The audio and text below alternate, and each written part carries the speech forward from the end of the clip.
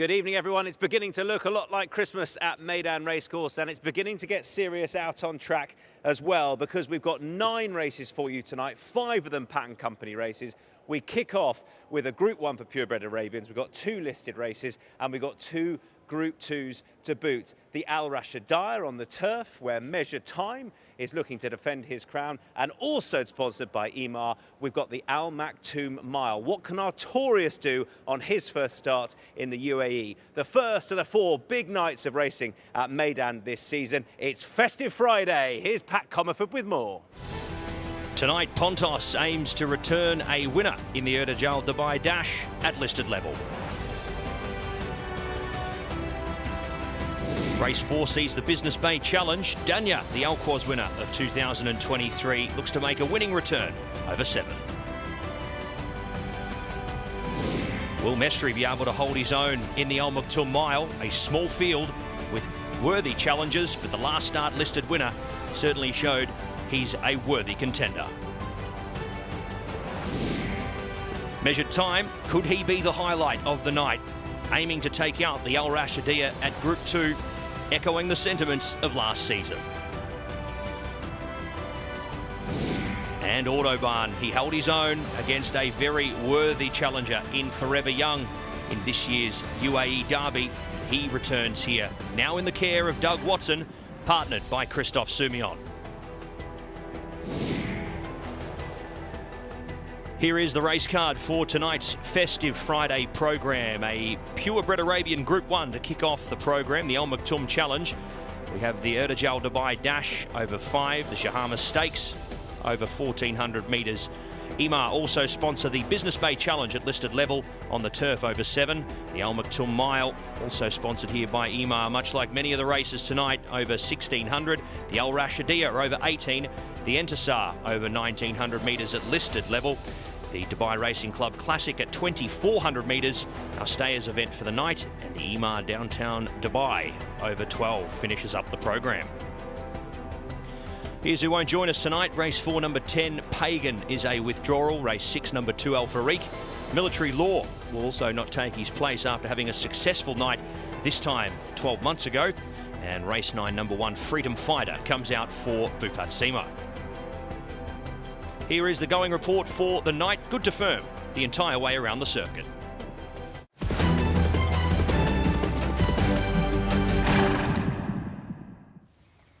Welcome out to Santa's Grotto. We are really embracing the festive spirit, as we should on Festive Friday, with 9 races ahead of us. And really good racing it is too, as you'd expect. Racecourse commentator Pat Comerford is alongside. One thing you'd like as an early Christmas present tonight, Pat, would be what? Oh, geez, I'd like to tip a few winners. That'd go a long way, to be honest. It should happen tonight. Right? It should. You would hope. I'd say this is probably one of the more straightforward meetings we've had so far for the season, Tom, in the fact that... We're going to clip that up. Yeah, exactly right. I know. You've got 0 from 9, we'll play this one, and it's just within brackets. Famous last words. Exactly, yeah. Look, I think there's probably 3 on the card tonight that should be winning. Look, I'm not going to be declaring anything, because I mean, stranger things have happened, especially considering the fact that we're racing on the grass here for the first time for the season. But look, a very exciting program, and I think I mentioned it to you just before. Great to see a lot of former winners from Festive Friday last year returning to these races that they had success in last year, and hoping to go one the better. I mean, there's a few that have got much higher ratings than they were when they did take out the race. But yeah, look, a great card from start to finish, and really looking forward to it. We start with the Group 1 as well for the purebred Arabians. It's Al Maktoum Challenge R1. And we've got a 125 rated horse here in the form of Baraka. You know, I think Pat and I will come to it and agree that he should be too good for them. But, you know, you never know. This is going to be a starting point. And, you know, he has got form over a little bit further as well. But there are some good competitors alongside. We are going to have a look at Baraka in the Dubai Kayla Classic, Group 1 back on the 30th of March, finishing 2nd. Alakan back in 8th. I mean, this is a standout run, surely. Yeah, it's the standout piece of form, and every year that you come back to, you know, the earlier races in the purebred Arabian season here at Meydan, it's usually these Kahela Classic horses that that certainly shine through. And yeah, Baraka seems to be the class act here. The ratings suggest that as well. He comes into this on level weights against a bunch of horses that should be giving him quite a few kilograms in weight. So the fact he's on level weights here in this Group 1, it seems like he will be very, very hard to beat here. I'm going to respect the form of two horses.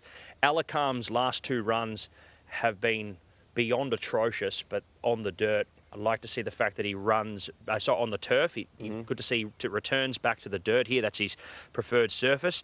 And I wouldn't knock the form. We saw Pasuelo PY on President's Cup night at Abu Dhabi come over from Qatar and run an incredibly good race in the racing there at Abu Dhabi last weekend. I wouldn't knock the Doha form. I think this horse, AJS Falak, number 2, has got to be given a lot of respect. He's undefeated on the dirt.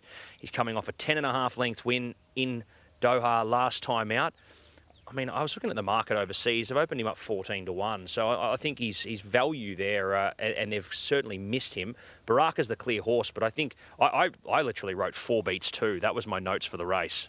The other horse who deserves a mention, I think, is Carnival de Faust, who finished second last time. Now, that was Unleashed, winning the Majani Stakes. Obviously, we'll need to step up on this, but, you know, comes here in good form off the back of 2 consistent efforts, I want to say, so far this year. And he has been busy already. This is going to be the 4th start of the season. Yeah, he's done very well. I mean, Adil Muchar, he's got to be given a lot of respect. His season has been phenomenal. I mean, he's going very well. Hamad El Marah, the same. I mean, these two have really got their horses firing early and reaping the rewards as well. So, yeah, a nice race to start, but Baraka a clear on top of for me. Yeah, this Baraka is rated 6 or 7 above this horse. And, sorry, even more, I think. Should you would imagine, be tough to beat off the back of that run in the Kahela Classic. Yeah, Baraka 1-2-5, Carnival de Faust 1-1-1. We're going to skip on to race number 2, and this is the sprint. Now, there's a couple of imponderables here. One is, where do you want to be positioned? Because last year we saw it change, that you seemingly wanted to be far side as opposed to near side. I'd imagine that'll transition again into this season. Pontos dominated this far side last year, and he's going to try and do the same again, I would imagine. And the question coming into here, I think it's fair to say, as we take you through the rest of the runners, is Bill Hale or Pontos? Because that was the question I had to ask, and I think we've gone either side of the coin. I've gone Pontos, you've gone Bill Hale. They've got form in and around each other throughout last season. They have. Pontos has obviously had a lot of racing through the off-season since going back to Europe, so he's had ample opportunity to be racing throughout the middle of the year. So you've got Pontos who's coming in. He's had a bit of a break, but he's got I guess the race fitness in the legs here as well off that freshen up against Bill Hale, who we saw run a really nice second in his first up performance to Pontos last year in this race. So that was, incidentally, that's California Spangle winning the Alcoz, and you had Bill Hale finishing 4th, Pontos finishing 12th. And then in this race last year, you had Pontos winning the race and Bill Hale finishing 2nd, Mick Kias back in 7th. So, you know, this is Pontos doing what he, I guess, when it all works out for him, and he's a good horse normally fresh, he just dominated over towards that far side. Yeah, he did. Look, it was a great performance from him last time out in that first up run here in Dubai. He controlled the race from the front, as he likes to do so many times. He's got a little bit more weight than the rest of these, but I don't think 1.5 kilos should be too much of a concern to worry about if you are in his corner. So why aren't you? Well, I thought Bill Hale being drawn wide in a smallish field, I don't see him being too far off the right side of the track to be getting over and finding a spot. He is a horse that does like to settle around midfield and make the running there. So I don't see any of them going down the centre. I see them basically all working across to the far side, grouping up as one. Pontos will be leading them, but I just haven't, in my opinion, I just don't think Pontos is, from what we've seen him at the track and in his work, he probably hasn't been as electric as we've seen him in previous seasons, or previous last season coming over here at this point in time. So I'm just a little wary on where he's at and whether that may show in the later part of his race. So as a result, if I think that he's going to be capitulating a little bit at the 100-metre mark, I think Bill Hale's the horse that's going to be swooping over the top or be within striking distance to do so. So I've gone 3 from the 1, but I think it's a 2-horse race between those two. Race number 3 is the Shahama Stakes. It's for fillies, a conditions race over 1,400 metres on the dirt, the same trip which Ertijaal Dubai won over last time, and beat 5 of the other horses in here who we're going to take you through. I guess the one interesting newcomer is going to be Secret Combination for Jim and Claire Limited, who with Jamie Osborne won with their first ever runner out here on the dirt a couple of weeks ago. Right, Ertijaal Dubai beats Flamme Sunshine, Ruby Hamilton, Parisian Beauty, Tawaheen and Arena Rosso, and did so in pretty dominant fashion, Pat. Certainly did. Very good performance from Arigato Gozaimasu. It was a race and a night where we saw a lot of horses who, I guess, took the bull by the horns and went straight to the front, found themselves getting the rest of the field off the bit and not able to make ground. It was a confident ride by Bernardo Pinheiro, a ride and tactic I'm sure we'll see put into place once again here tonight, considering that she has drawn 10 and will need to jump and roll from the 1,400 metres to find a forward spot. So the intentions, I guess, and plan of how they're going to execute this race is known. As a result, that makes it a race that's going to have a decent tempo in the event. So, look, I think she's going to have a chance to control this race from the front. I'm just a little concerned that she's not going to get it as much her own way as she did last time out, where there was a few that were slow away and didn't really get a chance to run into it. Look, I think Doug Watson is very, very good at having horses improve for the run. I think Ruby Hamilton had what you could say was a failed debut. It didn't pan out, I'm sure, the way that they thought it would. She'd almost run her race by the time she got to the tunnel here. She was very temperamental there early doors, and just as a result, it showed in her race day performance. Hopefully she's going to improve with that, I guess, race day experience. I'd like to see her come back, and from an inside gate, if she can put herself into the race, maybe settle 3rd or 4th spot Arigato Gozaimasu a couple of lengths, I think we might see an improved performance here from Ruby Hamilton, and as a result, I'm not willing to knock her out completely. I think she's worth another chance in this event, especially early in this career. I think she could be a threat to the international market favourite. I thought the same about Flamme Sunshine. Secret Combination, as I say, in the colours that saw a first ever dirt winner for Jamie Osborne, and with a nice two-year-old a couple of weeks ago. Well, I guess if you look at Secret Combination, does a lot that you could translate to this surface right, but I mean, this is pretty hot to be launching her into. It is. Jamie Osborne has obviously proven with the performance of their other two-year-old that they have gone to the drawing board and tried to figure out what are the best horses we can bring here, and that we've seen from our experience over years that will handle this surface. I mean, they were right with their gelding. Who's to say they're not going to be able to be right here with their filly? I think, yeah, Secret Combination's a big watch, and I mean, if how the last horse was anything to go off, I mean, Secret Combination's got to be considered a worthy contender here. It'd be great for the meeting if they do go win another one. It's going to entice a lot more internationals to come out with juveniles in years to come. We will see. Race number 4 is the Business Bay Challenge, again sponsored by Imar. 1,400 metres on the turf here, won last year by Vaffatino, and Daniel was a touch disappointing, although did have a penalty last year, doesn't have a penalty here, and Daniel did win the race 2 years ago. Up against a good few Godolphin challenges, as we'll see on the turf.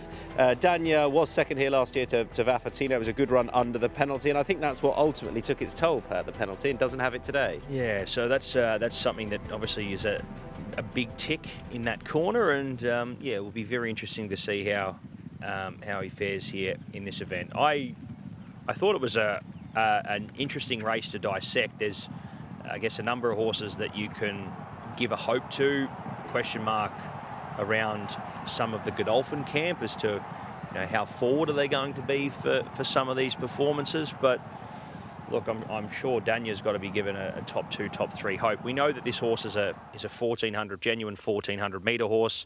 We know he's an Alquoz winner over 1200, and we've seen that time and time again here in Dubai that you need a really strong 1400 metre horse to be winning down the straight here at Dubai, especially in the Alquoz, which is a very tough race. Is this race Danya's, aim or goal? That's the big question I found with him. I mean, we haven't seen this horse since the 30th of March.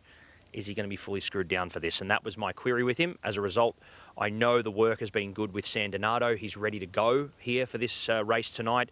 Sheikh Abeid was the previous owner of this horse. The horse was surrendered over to the care of His Highness Sheikh Ahmed and Michael Costa, and they've really found that they've got this 8-year-old gelding a new lease on life. Not to say that he didn't perform very well last season. He was an amazing Group 2 winner, but yeah, it's great to see that Sandonado's flying here, and he's ready to run a good race in this, and I think that'll take him a long way from a good gate. Good to have the 3-year-old filly here, Ziggy's Dream, who is another international raider. Alice Haynes setting another runner out to the Middle East. And Ziggy's Dream, well, look, she doesn't have a huge amount to find with the top-rated Dania. Dania's rated 111, so she's got £7 to find with that horse, and she's getting 1.5 kilos. So it's you know, I can make a case. I don't fancy her tonight to go and win the race, but with my sort of international hat on and sort of strength of the Carnival hat on, I'd quite like it. Yeah, look, she's going to get some nice weights in a few races throughout the season, being a 3-year-old filly if they place her right here. And yeah, look, she profiles as the type of horse that's going to go on and go quite well here.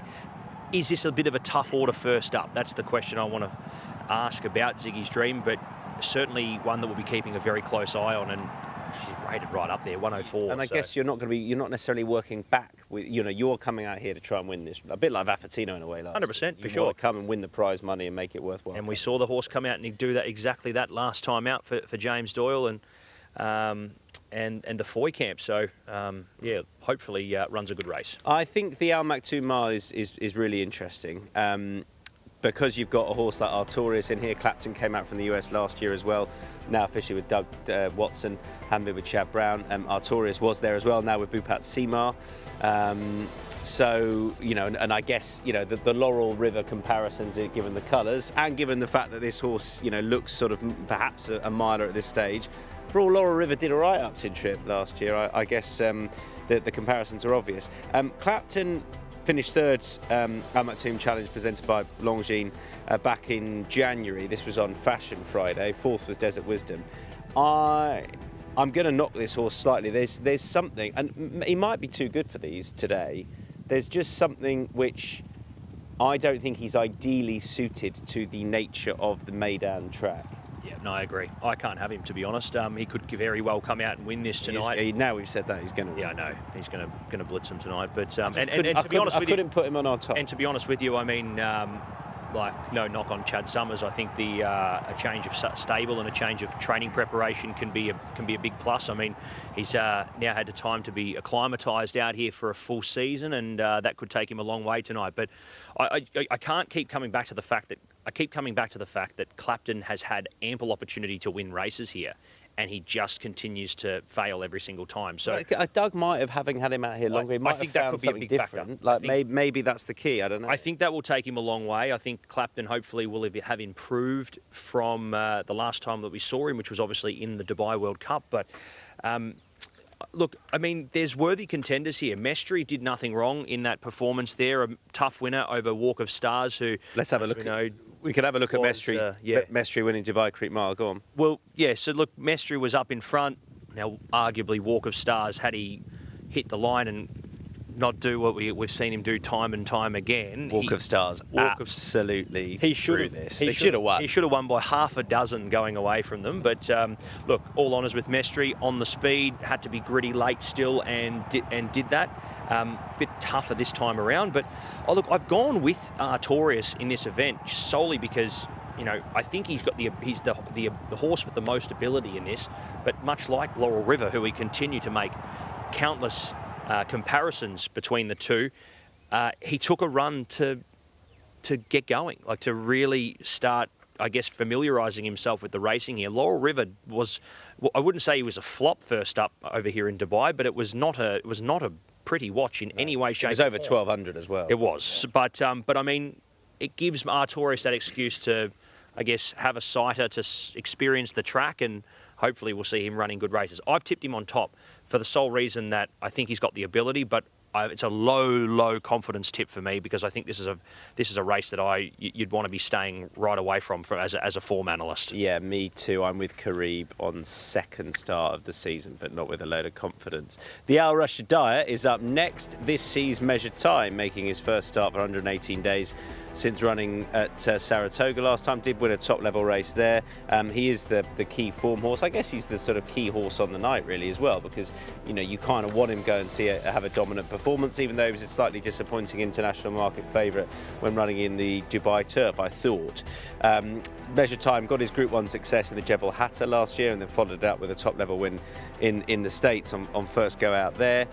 This was back on Fashion Friday. No doubt this will be his target, where hopefully he'll meet up against Romantic Warrior, which would be fascinating. But yeah, he's better found in the market than he was 12 months ago. And rightly so. I mean, if you listen to the comments as well from the camp, William Buick and Charlie Appleby have both been very adamant that this horse in the last 12 months has continued to improve. And I mean, if you saw the horse that they dished up in the Al Rashidiya last season, and you're saying that he's gone to a complete another level here, I'm very excited to see what he does here on a track where he has just absolutely dominated horses over the last 12 months. So very excited to see how he goes. I didn't look really much past this. I think he's I didn't make him the nap of the night, because I knew that 50 other form analysts will have made him the nap of the night, and it's I want to try and make it a little bit interesting. But look, I think he's the clear horse here. I'd like to say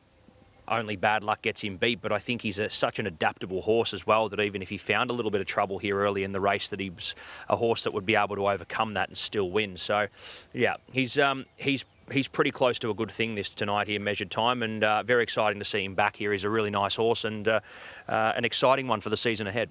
That's Measured Time, star attraction on the night. That's in the last of the Group 2 contests.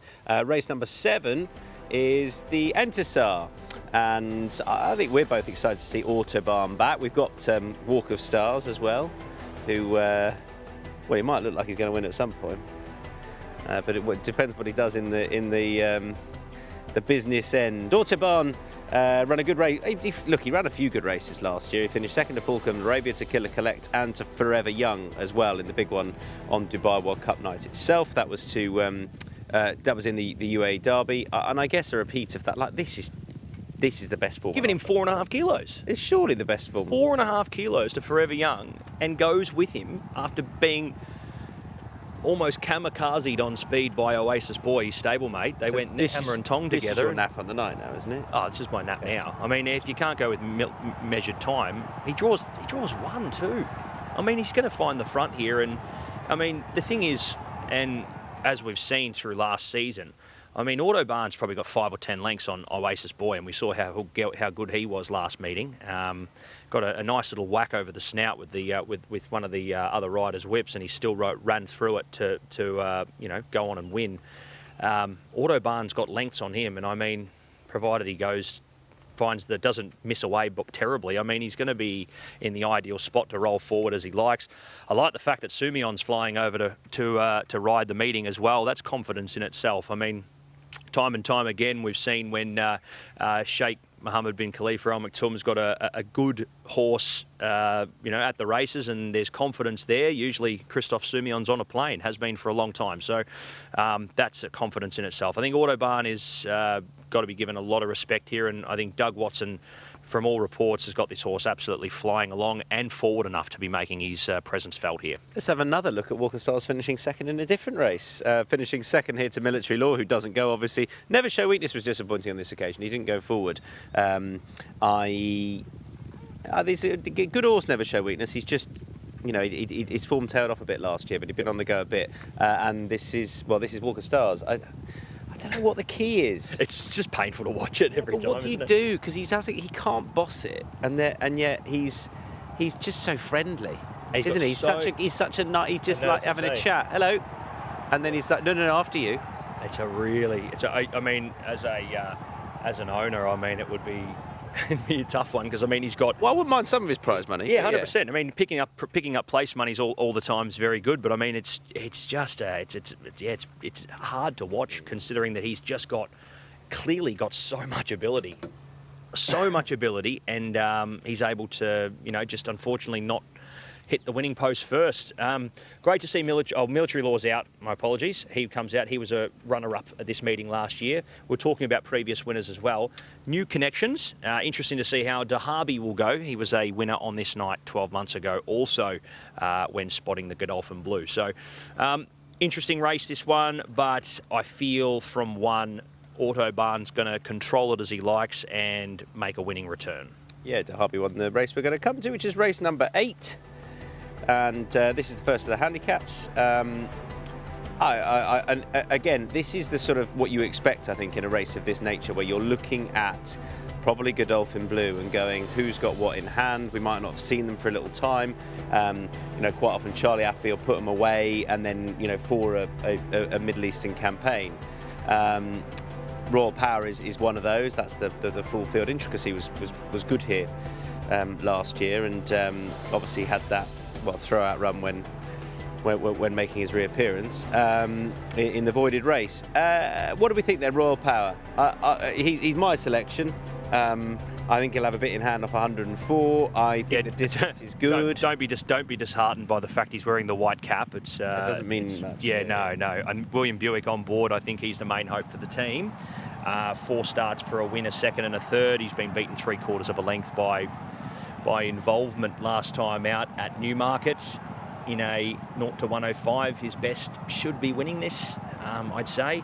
I mean, it's certainly not as confident of a tip, you'd say, as the previous 2 races, but look, he's done everything. I mean, in his time back in Europe, to suggest that he's, I think, a horse that will relish 2,400 metres here at Meydan, and I think it's hard to see, it's hard to tip anything. Not the saying that he's the biggest chance on the program as a whole, but I think it's hard to find anything in this race to confidently tip against him. Well, Intricacy was probably the one. I mean, I remember they were so confident, the team, for that race he won last year.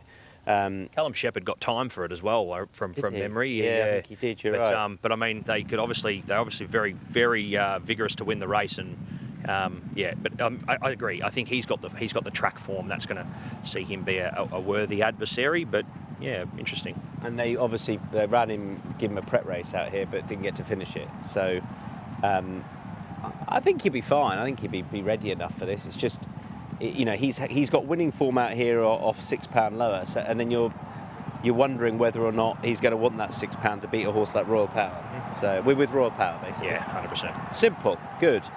That is race number 8 down. Race number 9, then we finish up with a sprint handicap on the dirts, 1,200 metres for this.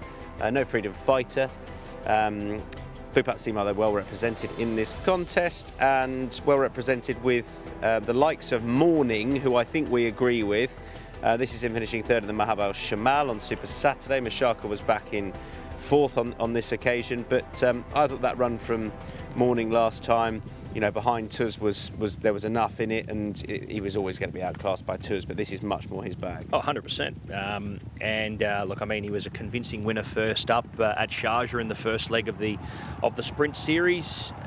He's got a great gate here in 2, and I think I had it sort of tied up between the 2 and the 3 here, Morning and Falcon of Arabia, who, looking at the traffic overseas, they were jumping out of trees to back Falcon of Arabia overseas, and look, unfortunately, ran into a nice one in Al Nasib, who, after a long break, returned a fabulous winner from coming back in the field, a very unlikely winner as well from where he was at the top of the straight. But I think Falcon of Arabia could give Morning a run for his money here. The difference I had was the gate. I think gate 2 to gate 8, over 6 here on the dirt. Morning gets my tick here as well, and he was a winner of this race last year. Yeah, this is Falcon of Arabia bit finishing behind Mujer. I mean, you've got Morning in here as well, Mashakal, Mr. Cafu as well. He was a bit disappointing this night, I thought, but he's better than this. But it wasn't. Yeah, again, I'm with Morning over Falcon of Arabia. For all I do respect the Al Nassim performance last time as well. I just thought this setup of this race out of 2 might be more a Morning job. Yeah, no, I agree. And he's a horse who's proven time and time again here that he does handle Meydan. He loves the dirt track here, and that's something that that will see him running a good race here. I think he gets all favours as long as he handles the 62 kilos, carrying a bit more. I think he was a winner off a rating of 93 or 94 this time 12 months ago when taking this out. So has a little bit more to carry, but Tygo Shea on board, good confidence from the stable there, considering that he's probably had his pick of a few and gone the corner of morning. So right, Pat's 9. He's going to take you through them then. Yeah, here we go. Baraka to start for the Group 1. I'll go Bill Heil down the straight. Ruby Hamilton, I'm willing to give her a chance once again. San Donato for Michael Costa in the 4th, having the first run for the team. Artorius in the Maktoum Mile, very low confidence. I'd rather not tip one in that race, to be fair. Measured Time should be winning. Autobahn is my nap of the night. Royal Power in the 2nd to last, and I'll finish it off with Morning, hoping to go back-to-back in the race. And we agree on those last 4, also with the opener Baraka, then Pontos. It was Pontos up Bill Heil, Flower Sunshine, Danya, and then I think from Measured Time onwards, Karib, and then Measured Time onwards, that should just happen, really. I mean, hopefully, anyway. Measured Time, Autobahn, Royal Power, and Morning. Good. You'd be disappointed if you don't have 3 or 4. I'd say so. I'd say if I'll be going home. I'll be going home with tears and my tail between my legs if you're not tipping at least 3 on the night here tonight. The most confident I've probably been for selections heading into the races this season. But look, great to have grass racing back, and hopefully we'll get a good idea of how the track is after a few races on the surface.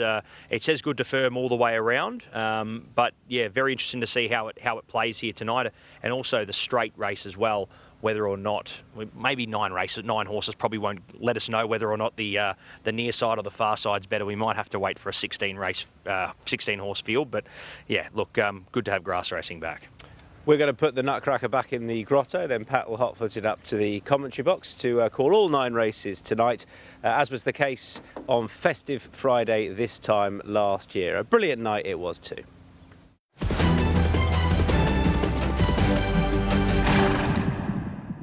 We are set to run here in the Group 1.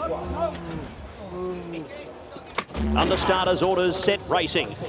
They all jumped as one. A beautiful dispatch here by the barrier staff in the first. Leading up on the inside here, Hiab Zaman working forward here with RB Rich Like Me. So Fauzi Nas 1-2 here as they jostle for positions. Deeper up here on the track, working up Jazila, Namrud. Deeper out on the track, Falar, Diamond Gem working up, and hunting up through the inside as well was Hamza. He wants a piece of it early also. Eros Delagarde's going to settle in behind that main pack. Is Dubai, 3 back on the inside, followed by Duryan. He sits 2.5 lengths back, just worse than midfield, running alongside Nadal Sheba Faris, followed there next by Unleashed, and the last 2 here, Reem by Nuna and his stablemate Snan, he has for company at the back. So they make their way down past the 900 metres. They're about to turn off the back section, and it is Hiab Al-Zaman at a pretty sedate gallop here, leading the way by half a length. RB Rich Like Me joins him there in second, Jazila 3rd, and Falar 4 deep at the moment, and still trying to improve, but has been deep the trip. Is Dubai in behind them. Eros Delagarde already felt for, followed by Duryan. He's still got a fair bit to pick up here. They're 4 lengths clear of Nadal Sheba, Namrud Unleashed, Al Momayaz back to Faris. Next in the field there, back on the inside was Hamza. He's dropped away with Reem by Nuna, Snan and Diamond Gem. They straighten up for home at the 350, and much like last week, Hiab Al-Zaman has a challenge on his hands. It is RB Rich Like Me. RB Rich Like Me goes up to a lead of a long neck. Hiab Al-Zaman sticking on here in the late stages. Running into 3rd here was Falar, but RB Rich Like Me here into the final 100 metres. RB Rich Like Me will go back to back. He takes the Group 1, RB Rich Like Me, 2 lengths on the line. Falar 2nd, Hiab Al-Zaman dropped away into 3rd. And we are set at the 1,000 metres away in the Ertijaal Dubai Dash. Pontos got away to a brilliant start. Mikyas rolling forward in the early stages. Bill Heil will settle down in behind them as well as they continue down the inside fence. Next was Ladies Church, followed there on the outside by Erasmo. He's racing on his lonesome towards the near side. Then came Thunder of Niagara. Niagara. In behind Rawi, Equilateral, Celtic Voyager as they make their way past the 550 onto the course proper. In behind, running into second last, Assad Zabil, and Mischief Magic with it all to do. Pontos, he's still got something in the locker here, and Fresu asks him to extend at the 300 metres. 2 lengths clear here of Bill Heil. Starting to pick up here, Bill Heil in the Sheikh Ahmed colours. He is trying to reel in Pontos, who is very brave on the inside. It is Pontos, a length and a half. Bill Heil tries, Bill Heil misses. Pontos in the Ertijaal Dubai Dash. 3/4 on the line. Bill Heil second. Third over a photo. Not much in it between Thunder of Niagara crossing over there with Mischief Magic. Set to run. And the Storm Coaster field is away. Race number 3 sees a beautiful dispatch, and it is Frosted Dawn who was out of the machines very swiftly. Manama Gold going up into second early. Onagiri the rail, tracking the leader. Deeper out Morjana. Lafferty sits 5th, only spotting the lead a length and 3 parts. Shamadia 6th and about 5 off the speed from Hala Abra. Back in the field was Fartanar, and the last one was Lighting Paradise. So they make their way down the back section of the track, past the 900 metres, and fractions are good.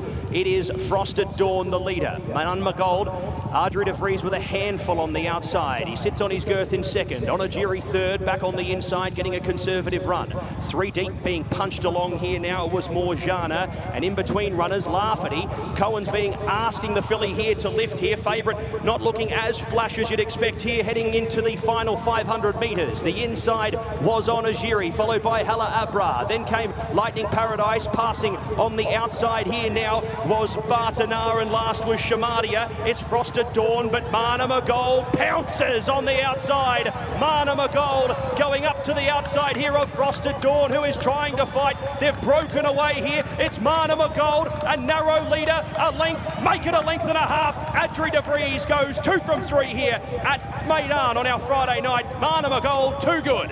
2.5 lengths on the line. Frosted Gold second. Third to cross over was Lightning Paradise, who's come from a mile back. Set to run. Racing. Lucius Tiberius stood there. Cloud Bridge was a bit fairly off the gates there as well, going back with Al Salt and Es Unico. Deeper out on the track here, working up in the early stages, was Zainhom. He's going to make his way across here. Story of Light Vaffatino handy with Bright Melody. Deeper out on the track here was Danya, but the gate has forced him to race wide here at this stage. In behind on the inside, Major Partnership, followed by Mysterious Night. Cloud Bridge recovers to 8th. A length and a half back here to Wild Lion. Then came Al Salt, 2 lengths to On the Warpath. From next in turn running along there was Tamol, third to last. Second to last on the inside is Unico, and Lucius Tiberius recovers and now tacks on to the back of the field. With 650 metres left to go, Zainham runs them at a good clip. A length and a half here on Danya, who settles up now into second and will begin to chase. Crowley looks like he's got plenty under the hood here at the moment here on the Alquoz winner. The inside was Vaffatino. On the rail back on the field now with the run here is Major Partnership. Runs coming out wide here, Mysterious Night. Wild Line getting into it as well with Bright Melody. Al Salt cut off for a run. Plenty of chances. Mysterious Night looking very good down the outside. Very ominous with Vaffatino. Danya on the inside. Major Partnership here. Good go. Major Partnership, a narrow leader. Danya, Vaffatino down on the outside here in the late stages. Vaffatino ahead. Beats home Danya in a very, very tight go. Al Salt recovered well to run into the minor placings with Major Partnership, Mysterious Night, Es Unico. Set, racing.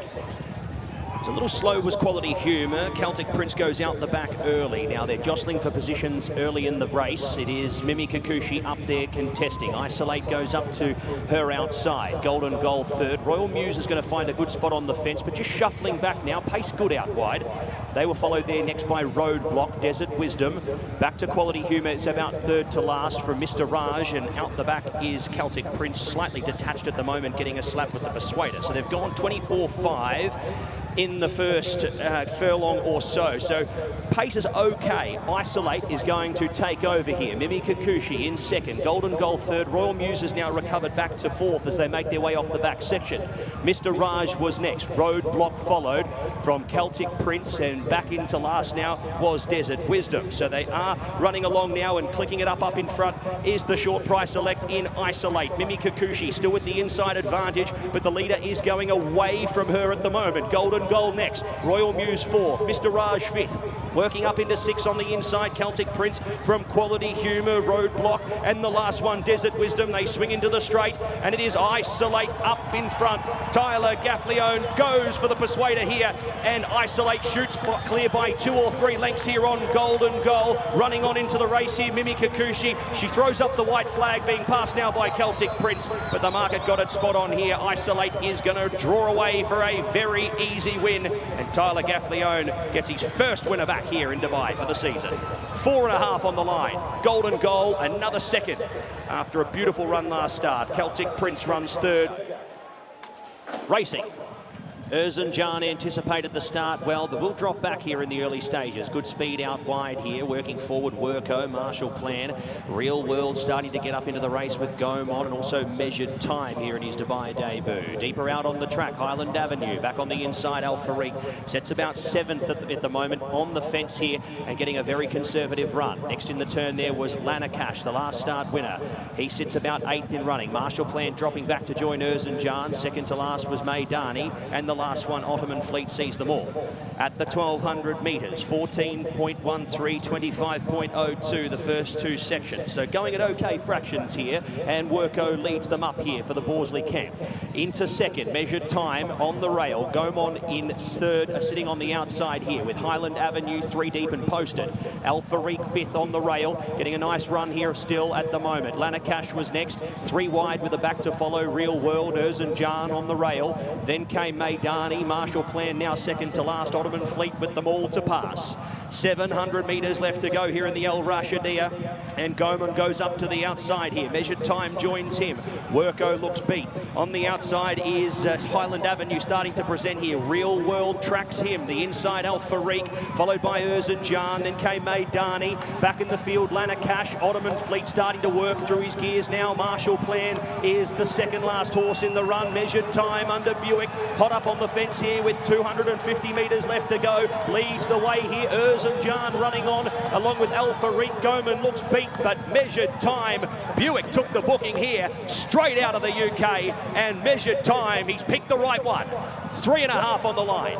Beats home a very impressive Ertijaal. He's run a nice eye-catching race. Real World third, followed by Al Farik. Under starters orders, set racing. Everfast shot out of the gates like a gun. He's gone to a clear lead here in the early stages. Al Jadaf trailing in behind him. Book Review going up to his usual forward position. Military Law sits in a nice position as well in that first 3. And Western Symphony is going to work up into a forward spot as well as they work off the back at the mile.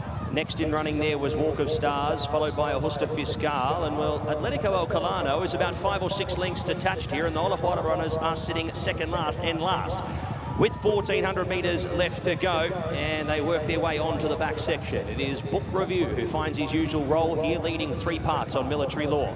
Third, Everfast, happy to hand up the lead, the 1-1 to Western Symphony, and 3 back on the inside was Al Jadaf, followed by Walk of Stars, 2.5 to Augusta Fiscal, and still 5 lengths detached is Atletico Alcalano. At the 1,000 metres, going at okay fractions for the 1,900. Book Review, he's allowed to get a bit of a breath here to fill up the lungs. Nothing pressuring him at this stage as they make their way in search of the half mile here, leading by a half length now. Military Law, rider with a handful here in second. On the inside there, working up into third, was Everfast, and Western Symphony peels out into a 3-wide line now to make a charge at the line.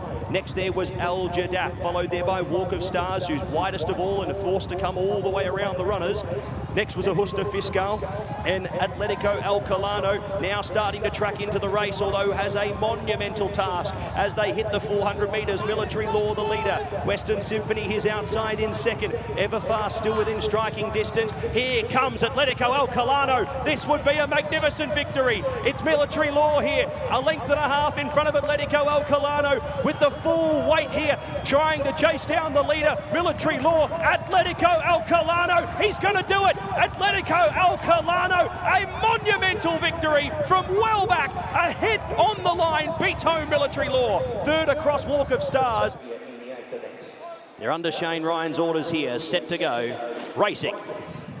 Rackies from the inside was fast off the gates, working forward. Lost Eden, La Resh, New Comedy, and deeper out on the track, working up into it, was Dubai Future. So Dubai Future up on the outside will go up and put it to Lost Eden. Rackies uses the inside to lead here with 2,100 metres left to go.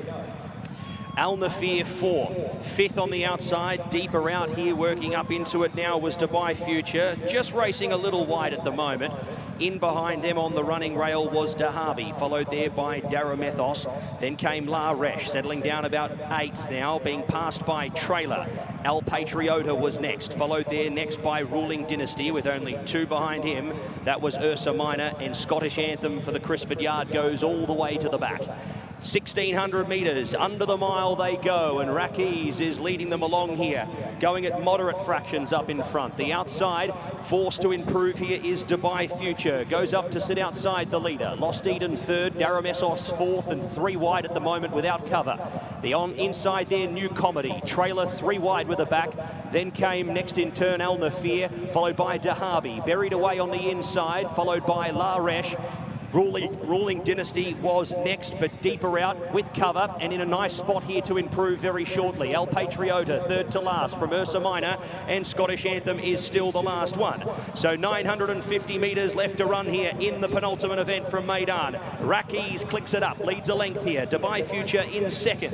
Third up on the outside, Daramethos from New Comedy, Lost Eden, and on the inside here, Dahabi. Trailer already under a ride here. Working up is Al Nafir from El Patriota, Ruling Dynasty, with plenty in front of him and plenty to do. Ursa Minor, third to last. La Resh drops out of the contest, being passed here now by Scottish Anthem. They straighten up for the judge now. In race number 8, Rackies leads ahead. The outside Dubai Future has done it tough, but he hits the lead here in the final stages under Christian De Muro. New Comedy third, fourth on the inside. Now out with a run here is Dahabi. Can he do it? Dahabi letting down on the outside here as they come up to the 16th pole here in the 8th event, and it is Dahabi who's going to draw away a conservative effort. He saved the ground, and it was a monumental A-grade ride. A great performance here by William Buick, who gets the double.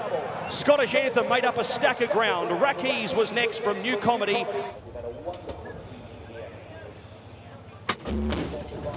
And we are off and racing in the At the Top, presented by Emar Handicap, over the 1,200 metres, and they got away to a great start. Morning from the wide gate heads back with Mythical Dancer. Out fast was Mr. Carfu, goes up to lead in the early stages. El Tariq was second, El Karama third, gets the leaders back on the rail. Working up deeper out there was Tarqui to find a forward position, but posted three wide at the moment. Next in turn was Shanagai City, followed there by Shanti Star. Deeper out on the track, recovering after the poor start, was Morning, working around with Ulstan Taller. They were followed there next by Thorbarn. Mozahim second to last with plenty to do, and the last one back on the fence there was Mythical Dancer. So they make their way into the straight, and Mr. Carfu shows them a clean pair of heels with 350 metres left to go, gives a kick. Al Tariq into second. Working up into it here through the runners here was Morning. It'll be a monumental effort to see him win. Shanagai City, Al Karama. Up in front though, Mr. Carfu getting claimed on the outside here by Al Tariq, and Al Tariq from Morning. Morning's going to make this very interesting. Al Tariq, Morning takes the last. An outstanding effort. Morning beats Al Tariq in the shadows of the post. Third across was Mr. Carfu.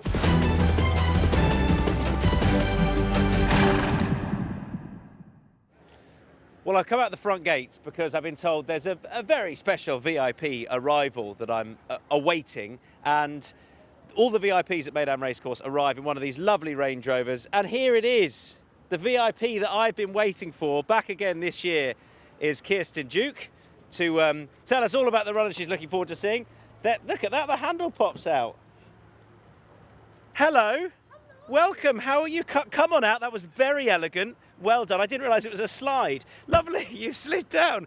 Kirsten, how are you? Welcome back. Oh, what an entrance. How was that? That was phenomenal. Apart from the dismount, that was really smooth. That's fine. You had to do it front facing, and that's not easy. I completely understand. But what a way to arrive. And it's fantastic to have you back, because I know how much you enjoyed Dubai World Cup night, and now you're back for the first of the Big Four Festive Friday. I know, all in the lead up to Dubai World Cup night. I'm so excited. A very different feel this time. I feel like Dubai World Cup was incredibly busy. I feel like it's slightly more family feel perhaps this time around. But yeah, very festive and very excited. There's loads to do, as far as, you know, from Santa's Grotto, where you saw Pat and I talking earlier on, to, I mean, Santa will be here later on. There's pony rides as well. There's loads for families to do. And as far as the action on the track, the slightly bigger ponies is pretty good tonight. Who are you looking forward to seeing? Ooh, apart from the obvious of measured time, I think actually Bahal, I think, is going to be really interesting. Yeah. I think it's going to be a really good performance. Bilhel taking on Pontos again from last year. We know that he likes the track. And I guess Artorius, what he can do on his first start out here in the Jumpmont coming. Yes, very exciting. Is this going to be a Laurel River take two? I think that's the question on everyone's lips. And I think there's also an exciting storyline of the idea of the clash of the US runners. Yeah, absolutely, which we're going to get with him and Clapton as well, now officially with Doug Watson, of course. Right, we better get inside. I know I billed you as the star attraction.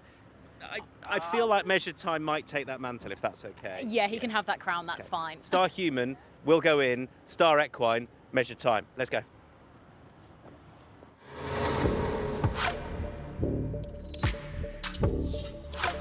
Racing. Measured time under Buick. Hot up on the fence here with 250 metres left to go. Measured time. Buick took the booking here, straight out of the UK. And measured time, he's picked the right one.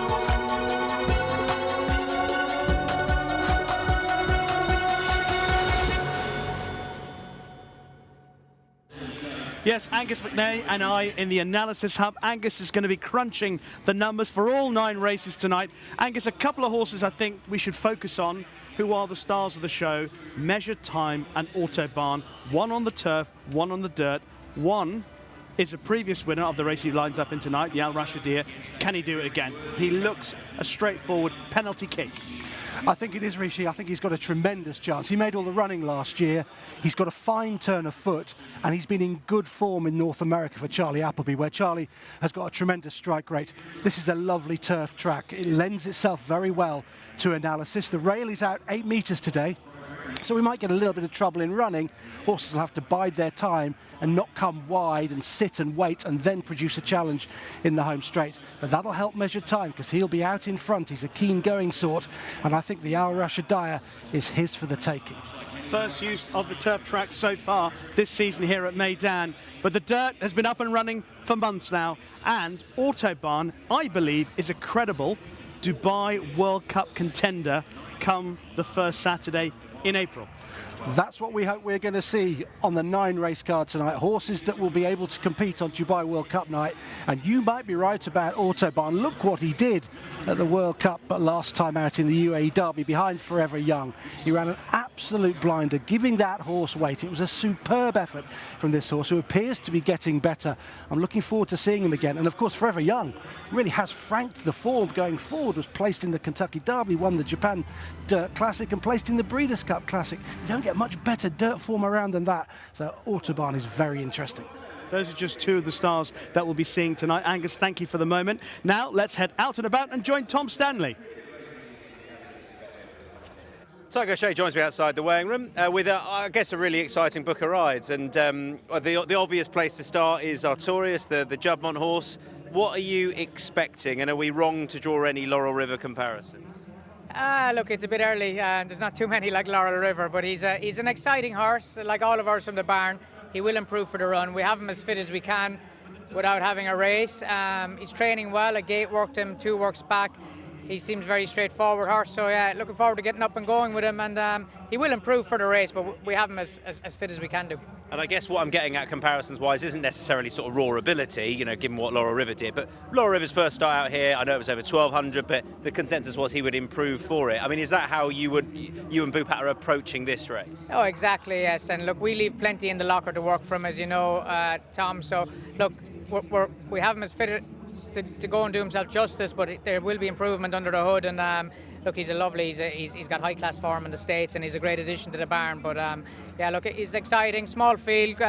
He's drawn the widest of the six, but there is only 6 of us. So no, looking forward to getting him started for his UAE debut. And just distance-wise, do you feel he's an out-and-out sort of miler, or could he be a bit more versatile than that? Yeah, I think a mile is a great spot for him. His mother was very good over 1400, and he's by Arrogate that's stretched out, and obviously won the Dubai World Cup. So I think a mile 9, and look, we'll see how we go today. He'll probably even get 10 eventually, but you know, a mile is a good spot for him at the moment. Okay. Just going back to the top then, obviously you're in the Al-Hajjaj colours.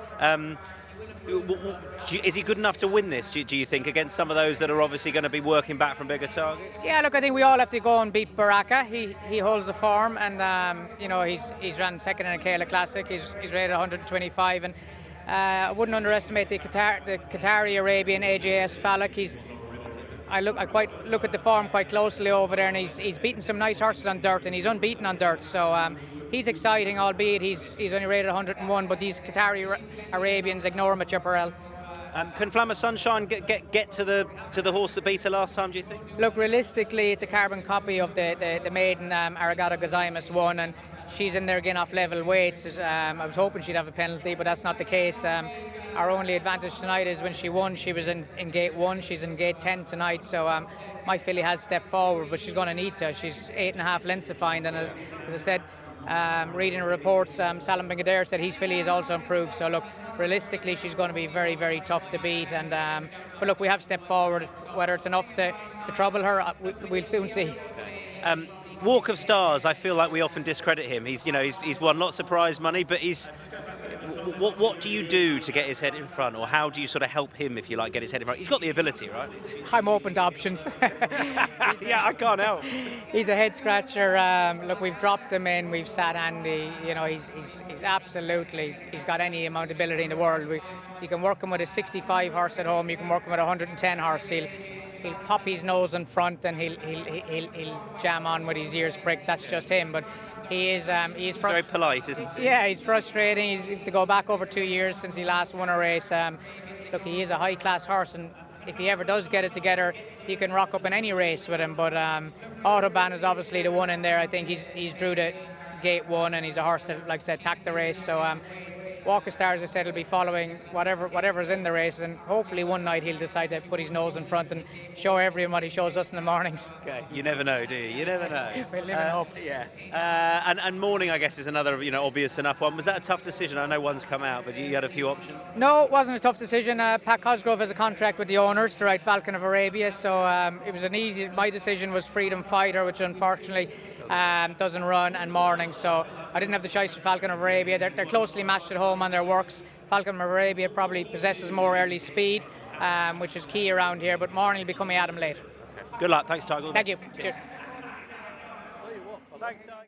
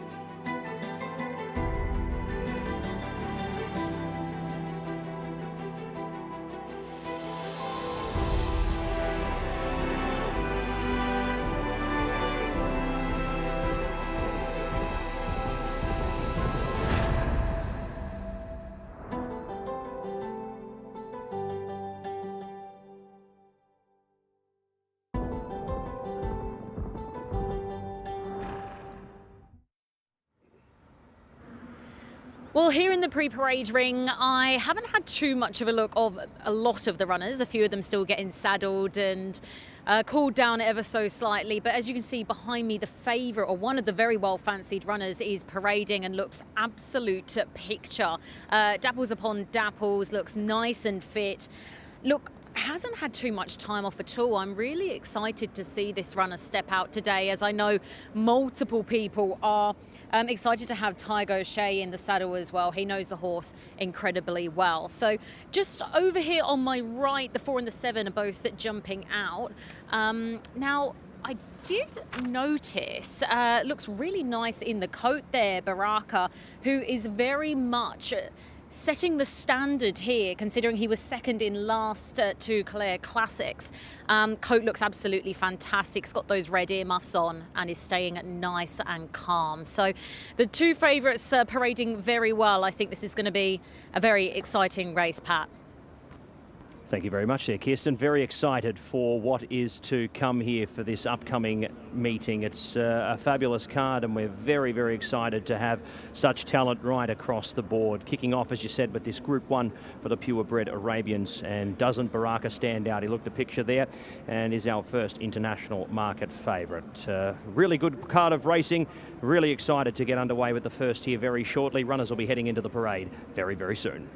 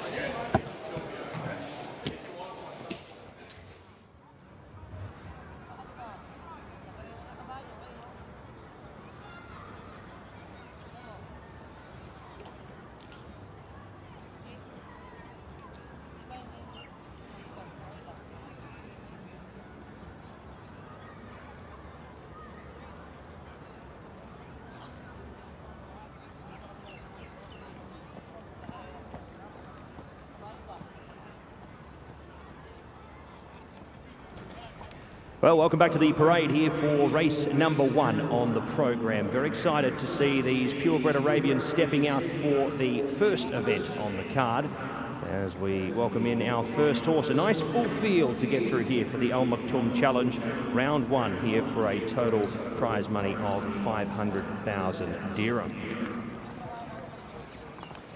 Number 1 is our first horse, AFL Ajaj, the 7-year-old entire by AFL Bahar, off the rating of 110 here for Ertijaal Dubai, Mr. Khalid Khalifa Al Nabuda. A very exciting horse who was very good at Abu Dhabi last time out in behind Paswalo PY. He returns back to Meydan here. He's had a few runs this season so far, so fitness no query whatsoever. And hopefully he can make his presence felt here off a rating of 110. Number 2, AJS Falak, 4-year-old colt also by AFL Bahar, 101 the rating here. He's undefeated on the dirt over in Qatar. He comes over here hopefully to replicate some of that form. Last start over 1700, a 10.5 length victor under Sespan Mazor, who does the riding here and makes his way to Dubai after a nice win at Abu Dhabi aboard another Qatari runner earlier on. This one here for Mohammed Al Attiyah and Al Juryan stud. Number 2, AJS Falak, a visitor.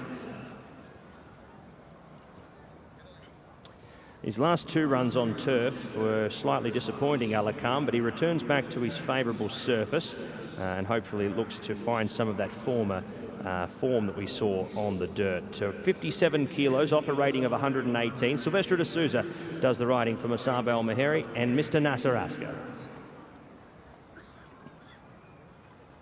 Here's our international market favourite, Baraka, the son of AFL Barak. 125 rater.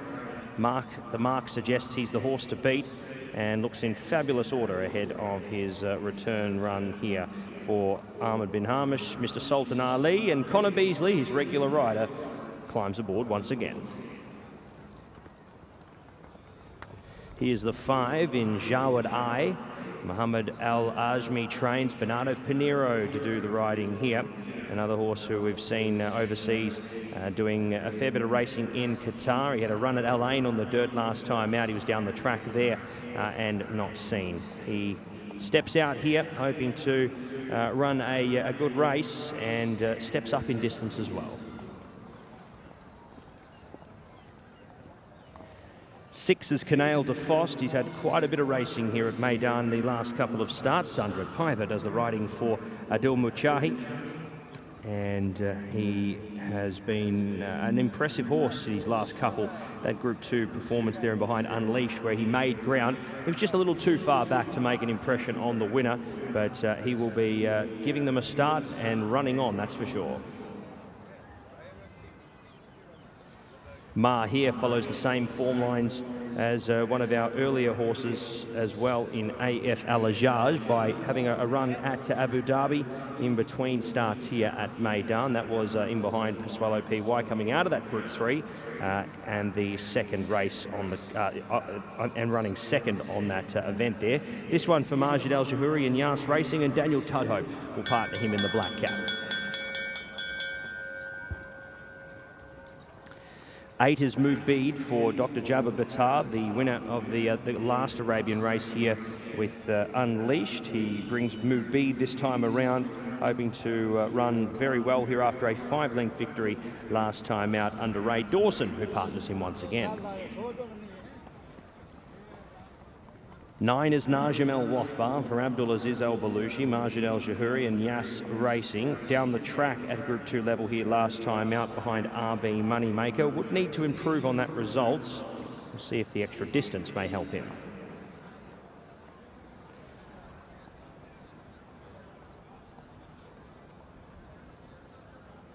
Saif El Balushi partners Quepos, the 7-year-old gelding by Altair.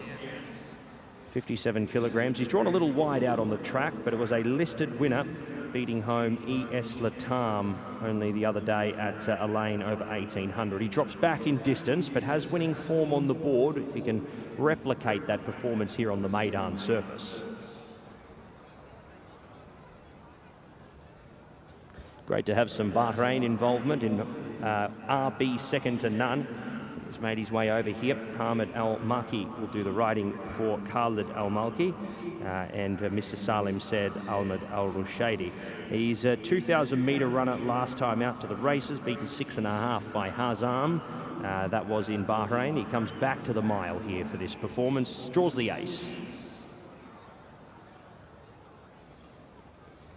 Dia, number 12, is the representative for the Liwa stables. Saeed Al-Shamsi, Kays Al-Basadi, 55 kilograms, coming into this as a 4-year-old filly, off a rating of 105. Probably a little shorter than she wants it, running over a little further than a mile, but drops back to this distance where she has had some success before, but would need to be very, very good from 12. And last but not least, Jazila for Oscar Chavez and Ahmed Al-Shamaili. 13, gate 13 is going to make it very, very tough here. Beaten a distance its last 3. Can't see it winning. Let's a look at our runners here as they make their way to the tunnel and out for the first event, our Group 1 Al Maktoum Challenge, to kick off the night.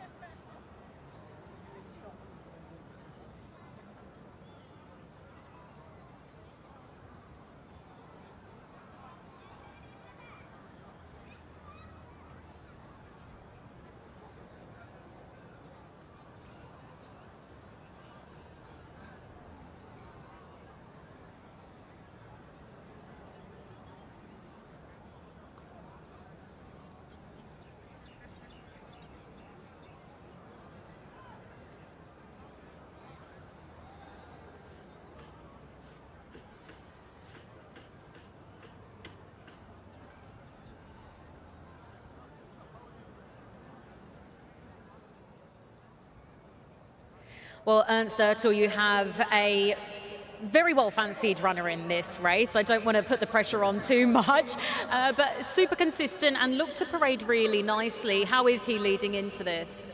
No, very nicely. You know, it's like we've been. He's got a bit older, and we've been most probably been a little bit soft on in his gallops, and so by now he's fit, and he ran a great race last week. And I'm hopeful. This is most probably his best trip, so we're here to win. And you have Tiger Shea on board, so in ultra safe hands, and he knows the horse well. Yeah, he loves the horse, and you know, there's no one better around Meydan than Tag. So you know, we've got 2 positives. So hopefully we'll get to win. And a reasonably soft draw of barrier 5. What are you going to do from there? We will be positive, because I think we've been dropping him in and it hasn't been helping him. He's got a bit older, and I think he's got the ability, and we just need to bring it out. Well, I hope we get to see that. Best of luck. Thank you, thank you.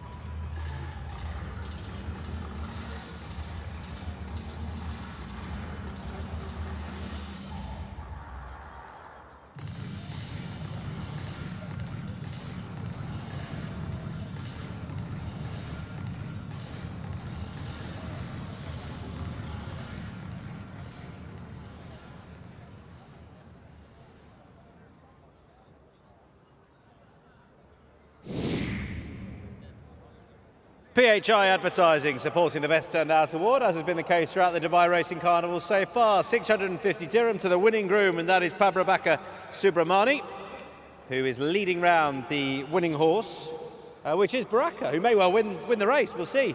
It's expected to go pretty well. Well done to Pabrabaka Subramani, who is the winning groom. He's being presented the award by the General Manager at PHI Advertising, Mohammed Morsi. Thank you to him, and to PHI Advertising for their continued support of the Best Turned Out Award.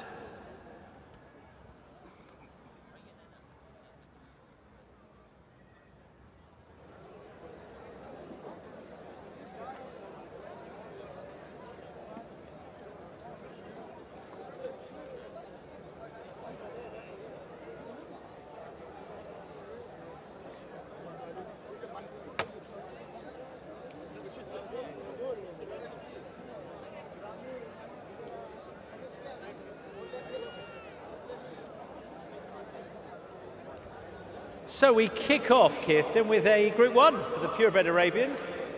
And Baraka's the obvious one here, based on that performance on Dubai World Cup night under Connor Beasley. He's a bit of a revelation last year, this horse. And, you know, he's just 6. He's got a little bit of age on his side, 4 and Arabian.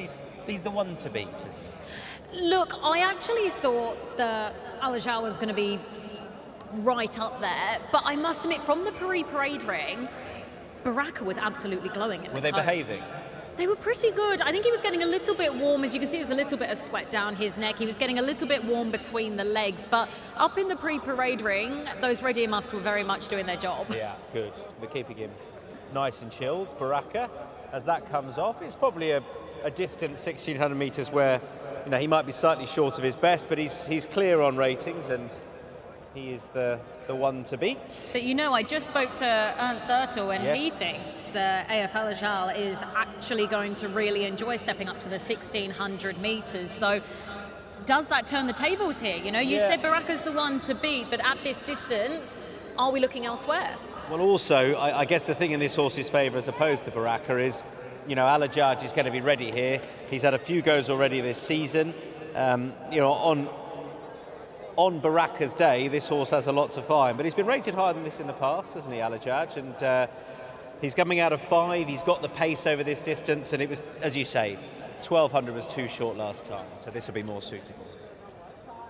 We've got a horse, Carnival at Faust, who has been on the go a lot. The trainer, Adil Muchahi, he burst onto the scene out here. Everything he sent out was winning, basically, earlier on in the season. It's slowed down a bit now, as you'd expect it to, but again, this horse is just 4, so, you know, he should have a lot of upside to him. It's just whether or not he's good enough here. I'm not quite so sure he is, but he's run a lot this year.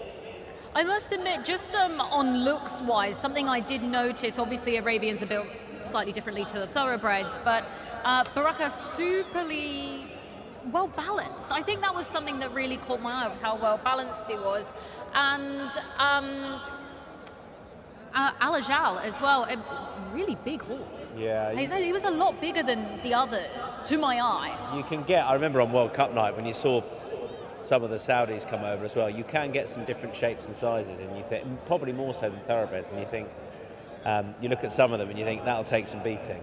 But they're loading up pretty swiftly. Who are you with?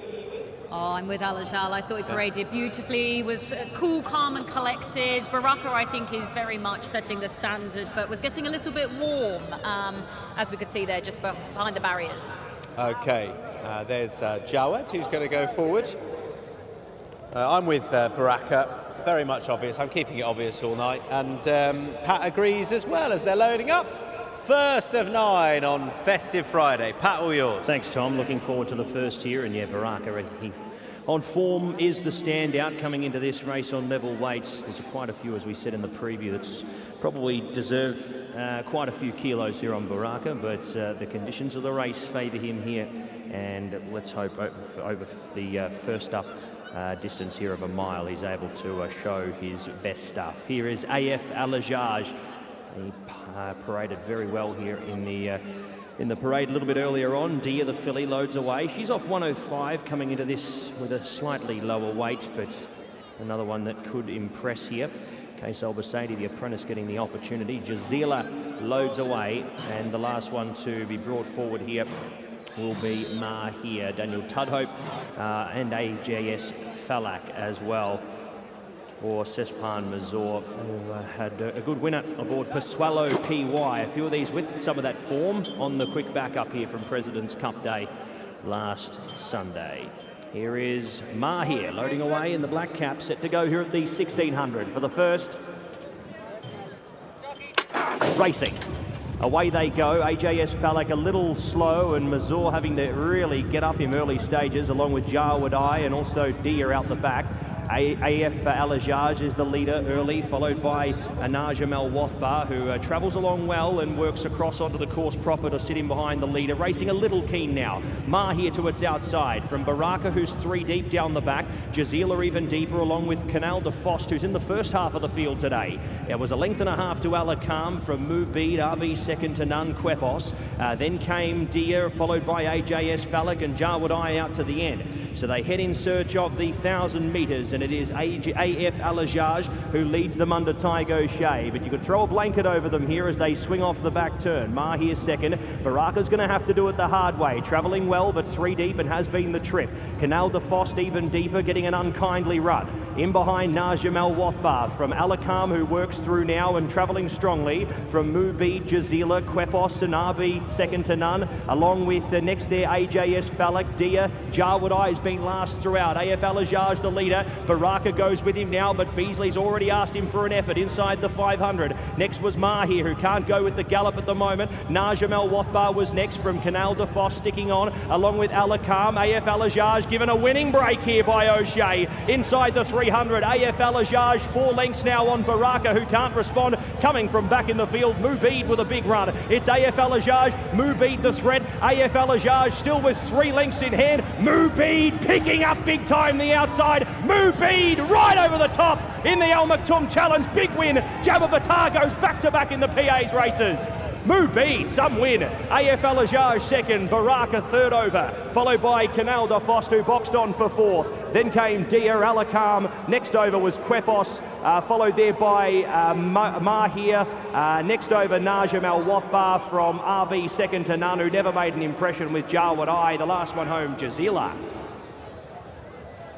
He's got him running through brick walls at the moment, Dr. Jabba Batar, and he has gone on to run impressively well. Mubid picked up from back in the field under Ray Dawson, who's got 4 rides for the night, a couple of 3-race gaps, but that will make it a lot more tolerable. A Group 1 victory for Ray Dawson on Mubid, and the Abu Dhabi-based Dr. Jabba Batar having a great start to the season. It took a few weeks for the horses to get going, but the last 3 weeks has been very profitable.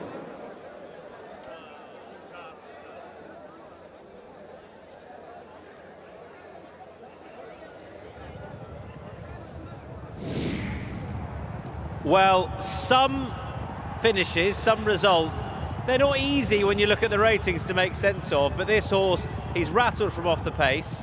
He is a rapidly improving horse. You know, he's a Group 1 winner as a 4-year-old now, rated 98. Well, he won't be off the back of this. But, yeah, he's just rattled home in a race that's probably set up okay, although Tygo Shea's been up there dominating throughout. It did look as though Alajaj was going to go and take that. Baraka's been passed by the winner as if he's standing still. He's run okay on his first start of the season, but Kirsten, you probably thought you'd selected the right horse until this came out of the clouds. Yeah, look, I think I was cheering in that home straight, thinking I'm home and dry. I've backed the winner in the first. Yeah, was very much denied that. What an incredible turn of foot. I was not expecting that. That's all I can say. It was the last thing I expected, was to see something rattling home from out wide and off the pace. Yeah, he was probably well positioned just to get a clear run at them in the straight, which is exactly what he's done. We can see here where he's come from. He's sort of mid-pack before he switches out. I think Conor Beasley was probably happy with where he was on Baraka, challenging just on the heels of the leaders, and well, Tygo Shea was definitely quite happy. When he kicked, he saw off Baraka very comfortably. And the result sort of makes sense if you look at Alajaj, Baraka and Canale de Faust, but Mubid had a lot to find. But you know, we talk about the ages of these horses. He's just 4. he will only improve from here, and he could have a really exciting season. You know, just watching this race back from that aerial perspective, I know that obviously when there is a strong pace up front, we expect these back markers to be able to run on well because they're led into the race. But what I didn't expect was one of the favourites to be so far ahead and then get pipped on the line. And especially when these back markers were off the bit and scrubbing, I was thinking there's nothing with anything left in the tank, but here we are. Hats off to the winner. Yeah, I mean, both of the first and the second, they contested 1200 last time. This is probably more like it for them, but he is a horse who's tried a little bit further. He's clearly not short of speed, having won over 1200 last time, but he's rattled home for a Group 1 success with Mubid, Ray Dawson, and Al Reef Stables for Jabir Bittar. Well done to them. And that is a real notable success for this 4-year-old Mubid, who is in the winner's enclosure at Meydan. Numbers here in the first event, the Maktoum Challenge, sponsored by Imar over the 1600, 8, 1, 4 and 6, 8, 1, 4 and 6. Mubid, a Group 1 winner, 145.58 margins, won by 1 3/4, 8, 1, 4, 6, race 1. Well done, sir. Good job, Connor. Go on, boys, carry on.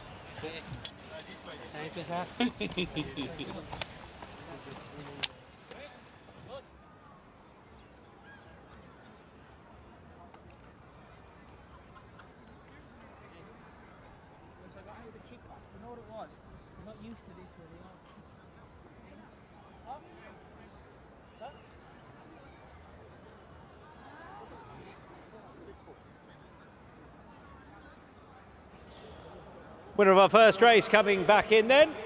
Well done to the connections with that Group 1 success in round 1 of the Al Maktoum Challenge, sponsored by Imar. The winner, Mubid.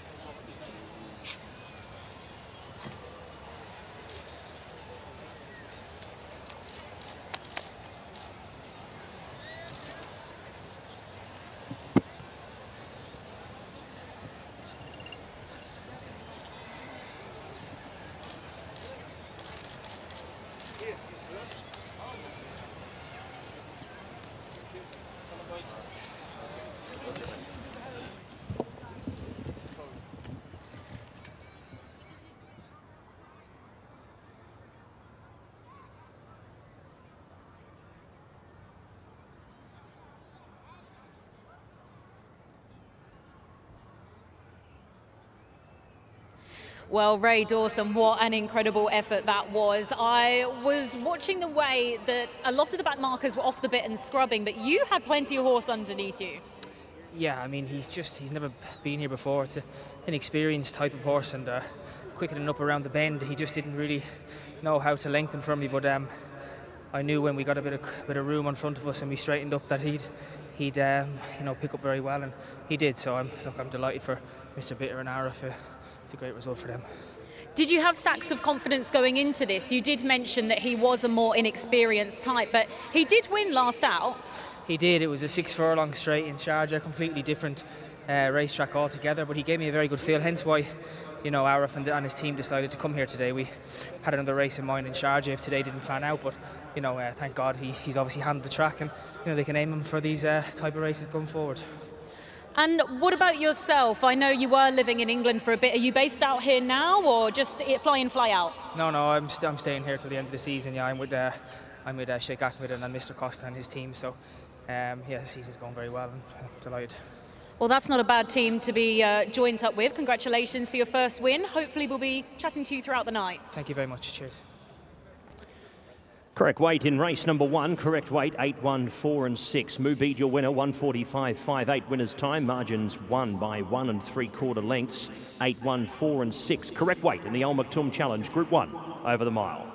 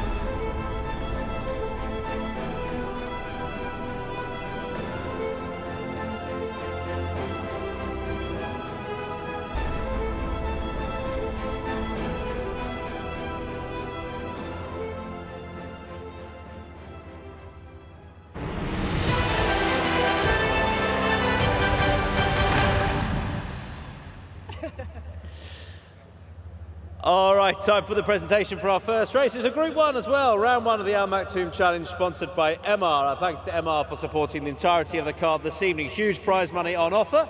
And the first of our presenters tonight, we will welcome on the stage to be presenting 3 awards. It's going to be busy this evening. Please welcome from MR, Mr. Ahmad Al-Matroushi. Our thanks to Ahmad.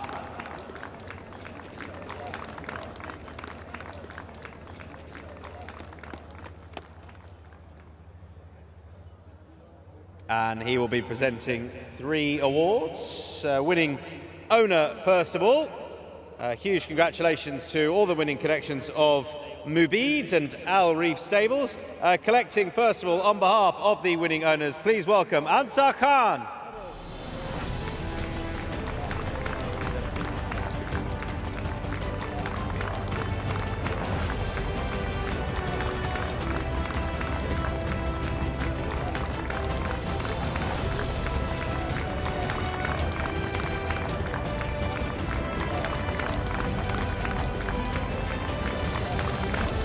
And now, please, collecting on behalf of the winning trainers, please welcome Arif Khan.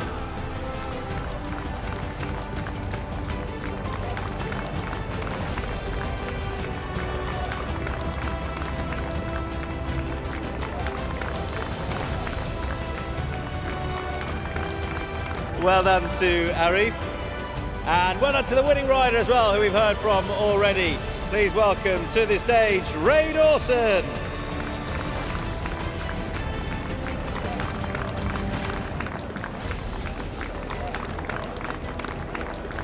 And then everyone can come back together again.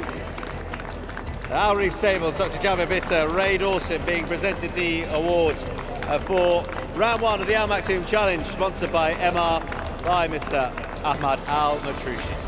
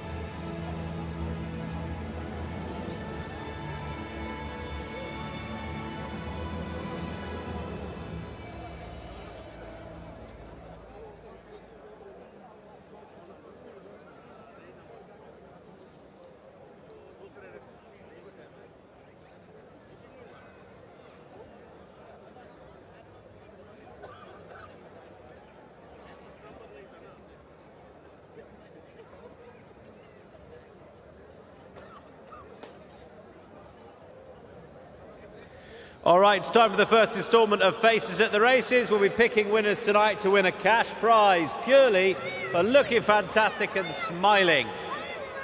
Anything you can do to enhance your chances of winning. Christmas hats, welcome. Wave your children, whatever you want to do. It's a very subtle wave from you, sir. I like it, but it's not going to win. Who's it going to be? Our first winning smile and our winning face tonight is, there's some serious form study going on there. That's a lovely smile, double thumbs up. We've gone over the lady with the child to the man behind. You've won our first Faces at the Races. Don't forget to collect your cash prize. You, sir.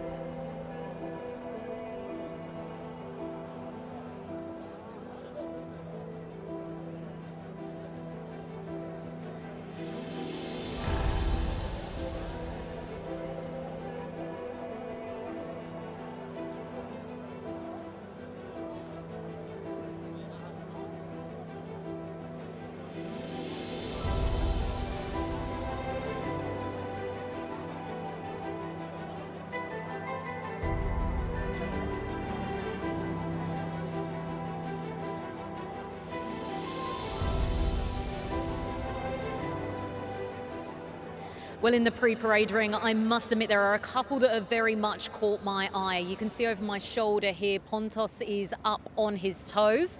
He is looking incredibly well. His coat is gleaming. He looks fighting fit and ready to go.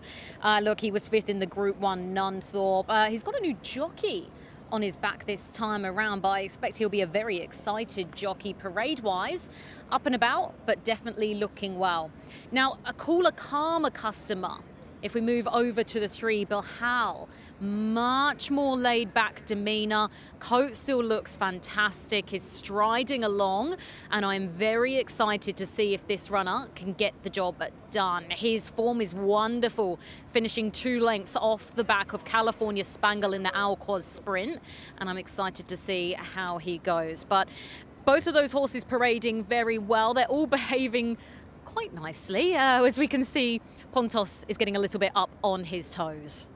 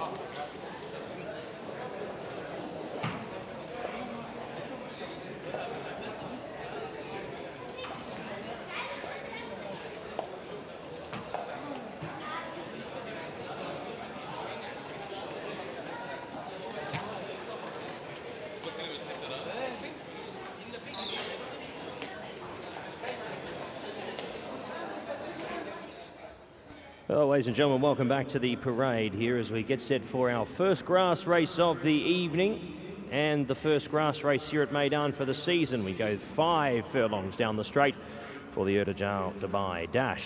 Let's have a look at our first horse here, Pontos. We welcome him back for Miroslav Nislanik and Pat Cosgrave. Great to see the son of power back here in the United Arab Emirates, the winner of this race last year. He spots these rest of these runners a little bit of weight, carrying 58.5 kilograms. Patrick Cosgrave rides, though, from an inside gate. Most importantly, he looks our likely leader in the race as he returns here to defend his crown.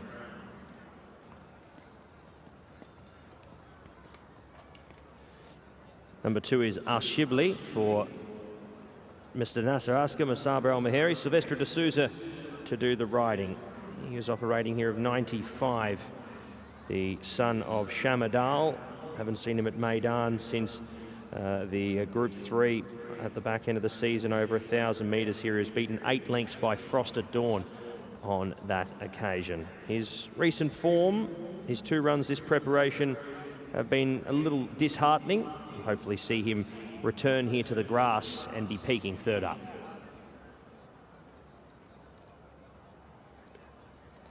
Bill Heil makes a return to the races here, but not seen since its 4th placing in the Alquoz Sprint behind California Spangle. Running on that day to be beaten 2.25 lengths by the likes of California Spangle, Star of Mystery, Diligent Harry as well. Nice field there to be running in behind. Provided Bill Heil's close enough to the leaders, he looks a major winning chance in this event here as he returns first up for the campaign. 6 is Mikyas, a horse we've seen have success down the straight here in the past as well. The 9-year-old now, gelding by Oasis Dream. Oscar Chavez, his regular rider, partners him once again, and he'll be looking to hopefully improve. Haven't seen him in 12 months. His last performance and last race day was Festive Friday in this exact race 12 months ago. Number 4 is Bombay Bazaar. He's the next horse we look at, the son of Kodiak. He's one of the youngsters of the field. 3-year-old gelding for Mr. Hussein Alabas Luta and Bupat Seema.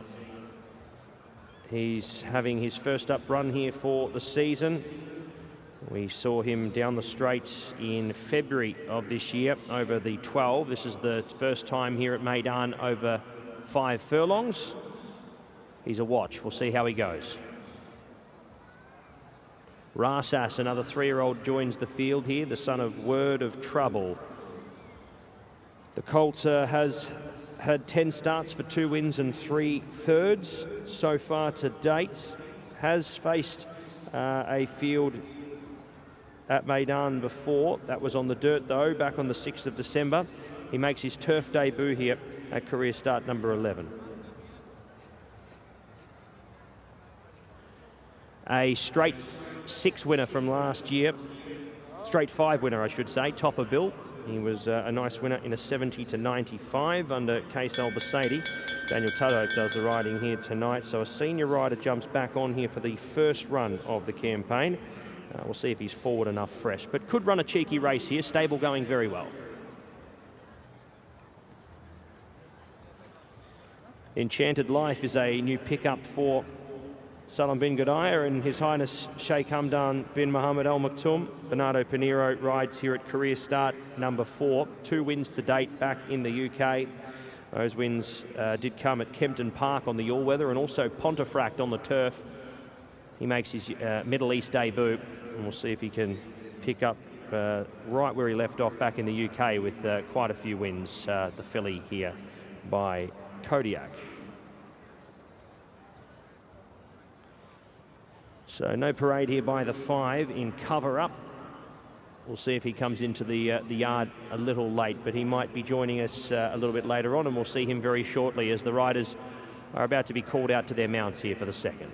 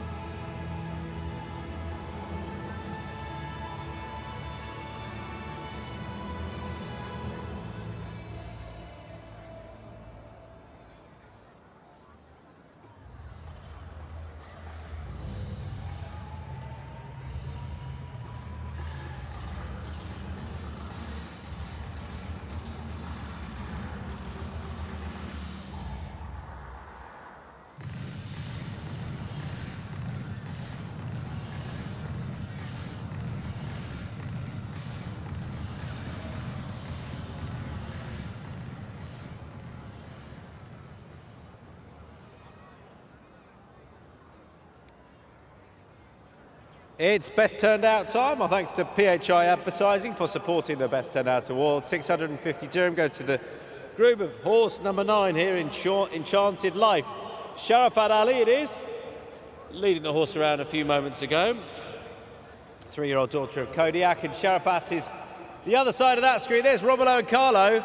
It wouldn't happen without them. It's as simple as that. Welcome back to you guys, and welcome back to Mohammed Morsi, the General Manager at PHI Advertising, presenting that award to Sharafat Ali, the groom of the Best Turned Out horse.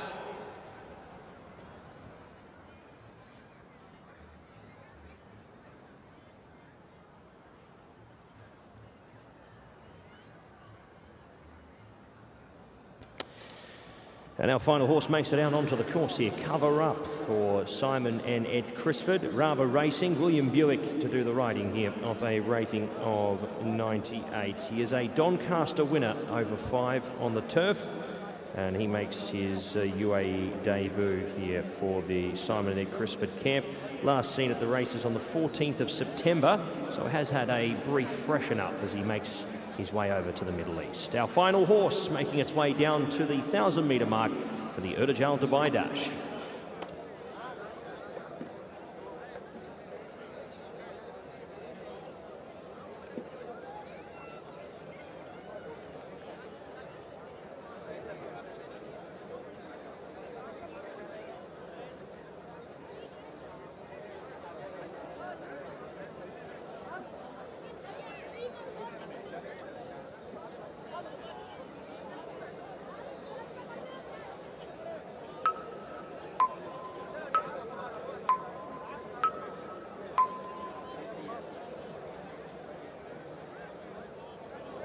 So 2 minutes to post. I reckon this horse will do well to get down there in 2 minutes. Yeah, we might want to see that turn of foot maybe before the race. I guess Owners and Connections would not want that, but those on a schedule might do. Yeah. He's getting a bit quicker now. I must admit, for a horse that I was expecting to be very much on its toes and sweaty, considering it couldn't come out into the parade ring and parade with the rest of the horses, he's got those red earmuffs on, he's very much keeping it together. Yeah, they're just taking their time with him, aren't they? They've got a companion going down there with him. He's got loads of talent, and he took a while for it to click last season in the UK. It did with that win at Donny on softish ground.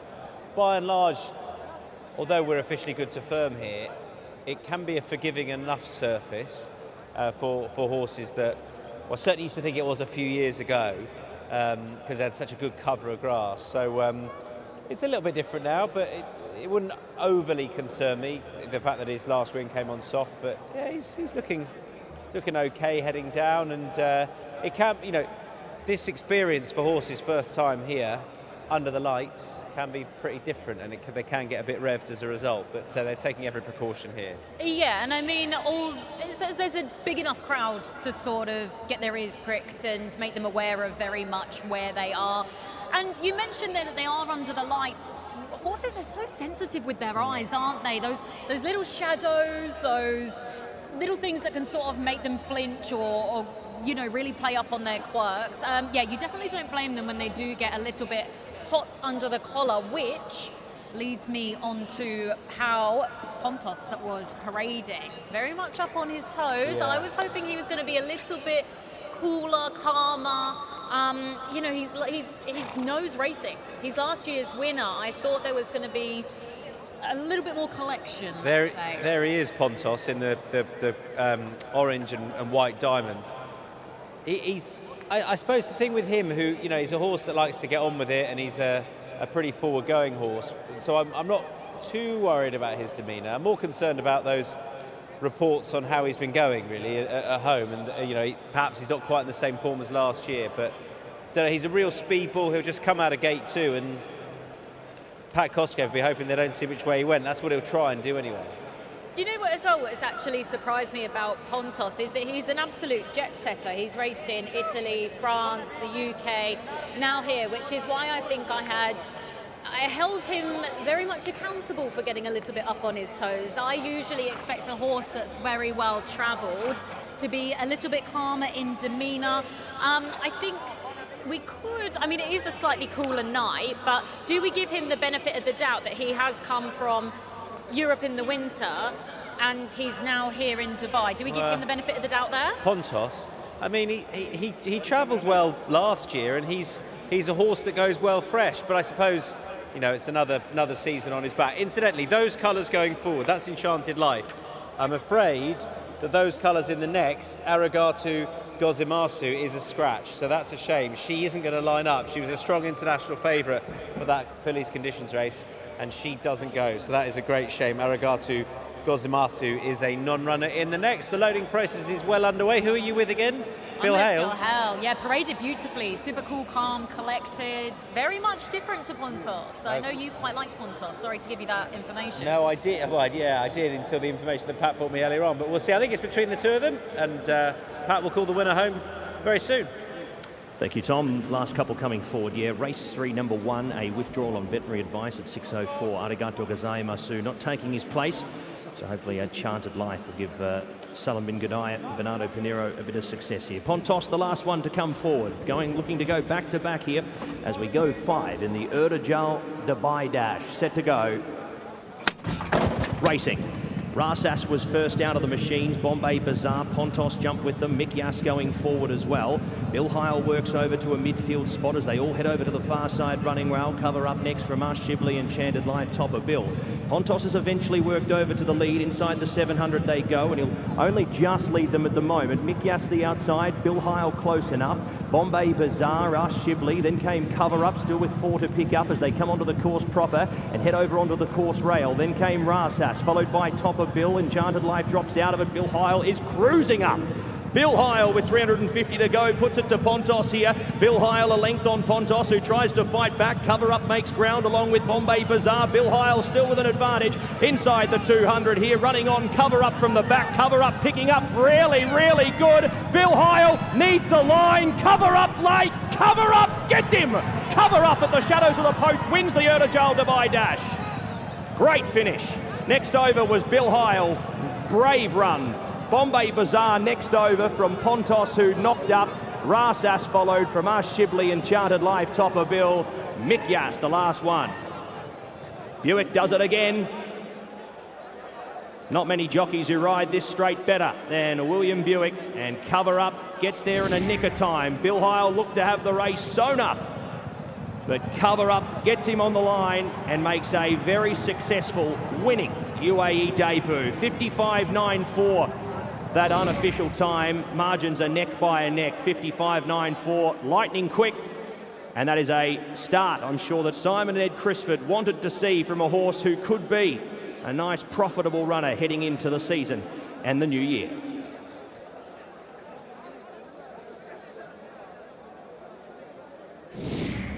Well, we talked about ground. We talked about his first start out here and how they took their time with him going down. Cover Up, he came out of stall number 3. He's been patiently ridden. He's virtually last at that point. They've gone quick here, Kirsten. That second section of 10.05, I think, is what's done for Bill Hale. It probably did for Pontos as well, because Pontos, yeah, he doesn't seem the same as he was 12 months ago, where he tried to repeat that trick of going forward on the far side rail. So I'd give him a sort of pass, if you like, whether or not he's quite the same. Bill Hale's done nothing wrong, because he's tracked the long-time leader, and Ben Coe must have thought he had the race won. But they've just, I think, gone that sort of mid-early part of the race too hard, and it's told late on. That's the second time that's happened to me. Yes, yeah, nutted on the line, yeah. How you feeling? I don't know if I can speak right now. That is racing. That is racing in a nutshell. I was cheering Bill Hale home, and as you mentioned, I think Ben Cohen thought that he very much had this race under wraps, and we overheard Pat saying there, Behal needs the line, and I was like, yes, he does, please get there, and he just didn't. That was a really painful watch. Well, I think that was what William Buick was hoping, because he wasn't the sharpest away, this horse. He wanted to take his time with him, let him settle into the race. He would have just been hoping they went too quick. It is not an easy track to come from off the speed on. You need a pace meltdown to do that, but we've had that. And as I say, that second 200 of 10.05, I think just did it, because it's taken its toll on those on the front end, and yeah, it's exciting. It was all changed later on. Exciting is a word for it, Tom, I will give you that. I can't believe that you've just stood there, looked me dead in the eye and said, you know, this race course doesn't usually like these off-pace runners, and what's happened in these first 2 races? Well, the dirt's different. So the dirt, obviously it can happen, and you see it quite a bit, particularly if they go hard. But on the straight course here, it's pace holds up so well. So the horse has done well to win, and that's an exciting one for Simon and Christopher to go to war with. Rubber Racing, they've got one later on as well, and Cover Up has taken out the first of the turf races.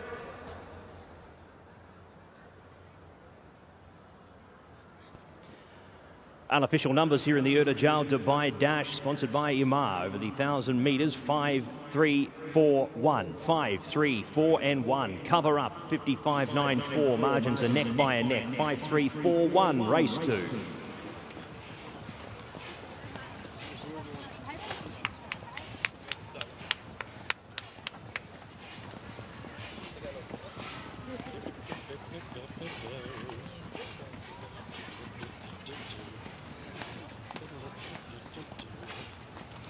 Simon and Ed, that's great.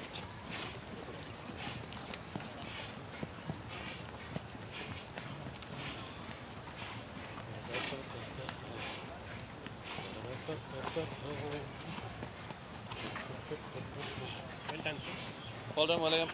Good job. Off you go, carry on. Put brakes on.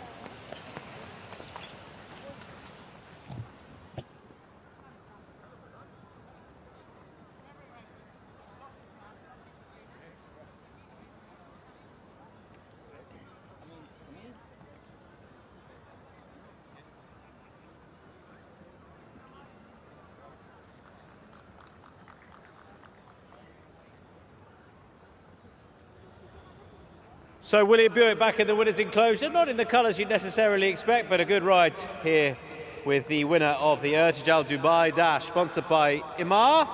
Please welcome back in Cover Up.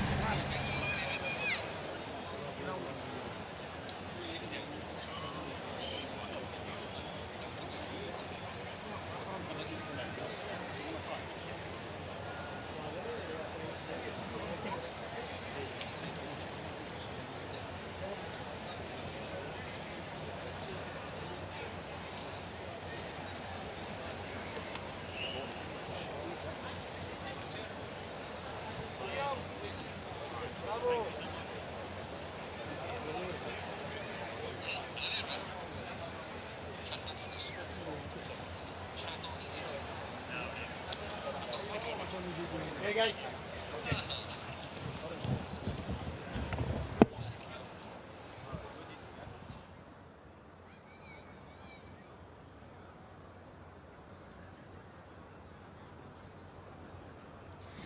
Well, that was an incredible performance there from Cover Up. William Buick, I think he broke a few hearts with that win. It was a very well-timed ride. Well, he's a horse who likes a fast pace, and he got that today. And look, he picked up the whole way from 400 metres out, and yeah, he put up in a good performance. You know, I thought it was a very competitive race. It was a good race, and you know, Bill Ale and Pontos set a very good standard. So he had to improve, my horse, but he did. When you won on him, his most recent win, you rode him. Is he the type of horse that does take a little bit of knowing to get the best out of him? Well, when you won at Doncaster last time, it was by default, really. You know, a lot of things went wrong for him, and it's always too easy to say afterwards that, you know, that was how you wanted to ride him. But honestly said, you know, he did well to win that day. So, and it was on soft ground, so back on decent surface today. He managed to put everything together. You mentioned there is a decent surface. How would you rate the track? Yeah, good fresh ground. You know, I thought it was a very even surface, and yeah, beautiful ground. Well, hopefully we'll be chatting to you later on in the night. Congratulations. Thank you very much.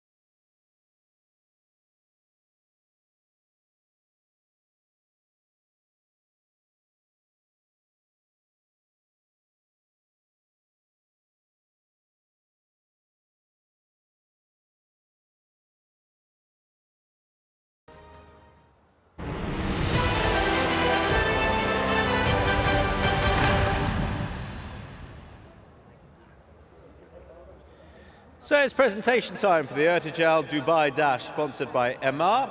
Excellent performance on debut out here by Cover Up to go and win. We'll see the connection shortly. To make the presentation for the Ertijaal Dubai Dash, please welcome to the stage Mr. Ahmad Saeed Al Falasi. He'll be presenting 3 awards, given this is a listed contest. And he'll be presenting to a couple of individuals. First of all, collecting on behalf of the winning owners, Rubber Racing, please welcome to the stage the assistant trainer of Cover Up, George Prince.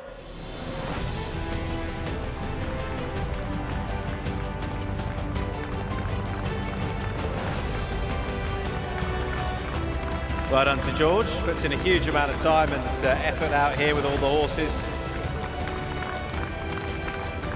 And that will have given him, as well as the Chris, a huge amount of pleasure seeing the horse win on first start. George, thank you. Pop that one down, and then I'll ask you if you can to also collect the prize for the winning trainer. If Ahmad can present that award to you. The winning trainers, Simon and Ed Christopher, George collecting on their behalf.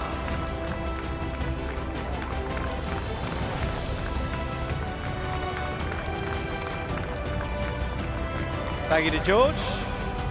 And a win for William Buick, who's going to make his way up very shortly. He's just having a quick photo.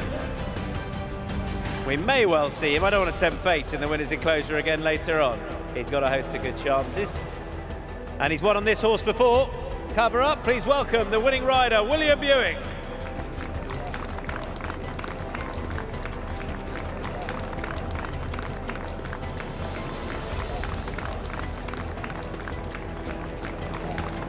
So George can come back together with William and Ahmad Saeed Al Falasi from MR. Please show your appreciation. The Ertijaal Dubai Dash winner, Cover Up.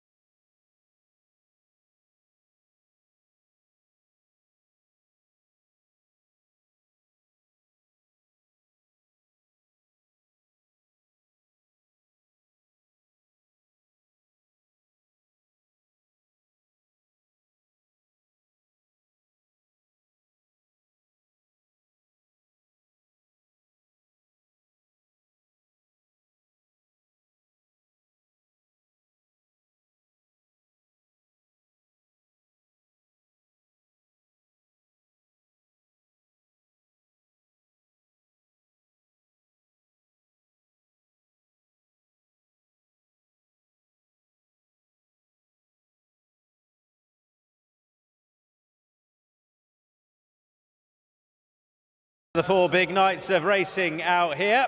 This is Festive Friday, and therefore we've flown in the big guns, and here for more in-depth race analysis, we'd like to welcome Angus McNay alongside Rishi Prasad. But Angus is poised once again. He is ready to go to tell us how this all unfolded, and how come when Bill Hale hit the furlong pole, looked all over a winner, he was found gasping for air in the last 50 yards, Angus. He was completely on fumes, as was Pontos in the closing stages of the race. It's Pontos I just want to pick up on just at the start here. Now, he's stalled too. It's quite hard to see, and that's what we're going to just be looking at the start here. He relies on getting out quickly and establishing a lead very quickly in his races, but he doesn't. Here we are. Look at that. He's slowly away. Mikias is quicker than him in the middle of the field there with the sheepskin noseband and the orange colours. That's very rare. Very rare to see anything in front of him. Yeah, he'd be in front basically by now. But look how long it's taking him to get to the front. And in so doing, he's working hard to get to the front. Meanwhile, Cover Up, he's dropped in by William Buick, got him nice and settled. Here he is, just sat there, William, off what is a very strong pace. In a minute, Bill Hale's going to go forwards here and press Pontos. And they do each other in. And how do we know that? Well, we look at the figures and we see with our eye that Cover Up finishes really fast from mid-division. The truth is, though, Rishi, he was just rated evenly by William Buick, 101.16%. His finishing speed percentage, so his final 400 metres, he's only 1.16% quicker than the rest of the race. So what's happening is he's kept going whilst those in front stopped. Bill Hale going for home now. Pontos already stopped, Pontos already tired, and Cover Up now gets to the weakening Bill Hale. The third horse running on well for Bhupat Simar against the rail, Bombay Bazaar. And the final call for the winner was good, 22.12 for his final 400 metres. So he's come home very evenly, really. He's running even 11-second furlongs through the race. I'm going to test our gallery team, our production team right now, because I'm going to ask our team if they can come up with the starting stalls from the normal angle once again coming out of the gates. Just to reiterate the point you make about Pontos. Yeah, Pontos won the race last year. He had to give weight all around this year. He's had a troubled journey over, so there was that in mind as well. But Angus pointed out he is lightning out of the gates. Normally he comes out, he's low and fast, and he's gone. Last year when he won this race, he had a length, 2 lengths lead going into the first 100 yards of the race. But watch, if we can, have a look back at the start of the race this time. Now, as we were watching it, and I'm just going to use my own, instead of going low and flat coming out, he went up and out the gates. That's it. I could not illustrate it better than with my fine assistant here. But because of that, he jumped. I think they'll say he jumped in the air. One of his main weapons was negated from the start. Let's have a look at it once again. Stall 2. It's not in the screen, but stall 2. Okay, let's watch. Gates open, up there he is. There you Does go. a little jump over a hurdle. It's a little hop, isn't it? But that's enough to cost him the normal 2 lengths that he would probably have earned with his normal speed from the start. And if you watch Pat Cosgrave's body language as well on Pontos, look, he's actually asking him to go. He's saying, right, come on, we've got to lead, we want to lead. And he's just saying, go, go. And in doing so, he's using up too much petrol early on. Not Pat Cosgrave's fault. He wants to lead on this also, he's got to get him to the front. He's tried to do so, then Mickey Ass takes him on, then Bill Hale comes and takes him on, and they all set it up beautifully for while Buick. we're watching it, if you were Ben Cohen, you're feeling pretty confident you've got your main danger covered here because you're going to beat Pontos. If Cover Up was closer, would Ben Cohen have gone as soon as he did, or was he compromised by the way? I think he was compromised. Anyway? I think he thought Pontos would take him further into the race, so he could sit and wait and wait. Pontos get him to the furlong pole, then go. I'm afraid he had to go sooner than he wanted to, and then that softened him up for the closer.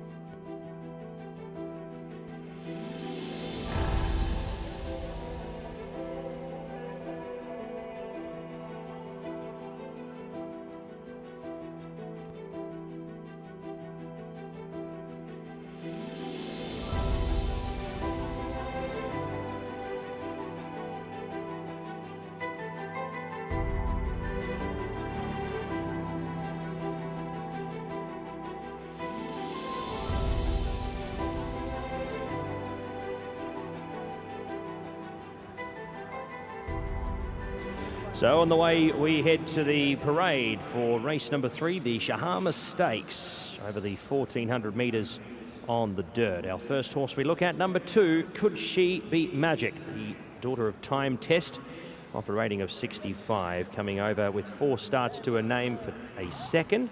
That came at Brighton over the 1,100 metres on the 28th of May this year, so she's had a bit of time off, hasn't run since the 28th of June. Could She Be Magic, our first horse we look at here for our fillies event. Here's Flamer Sunshine on her way out nice and early, the daughter of Flame Away.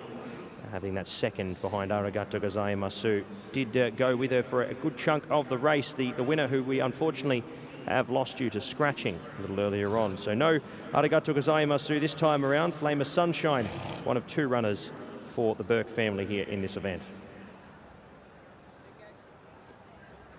Number 4 is Parisian Beauty, the daughter of Kamiko. Richard Mullen will ride for Mr. Nasaska and Bupat Sema.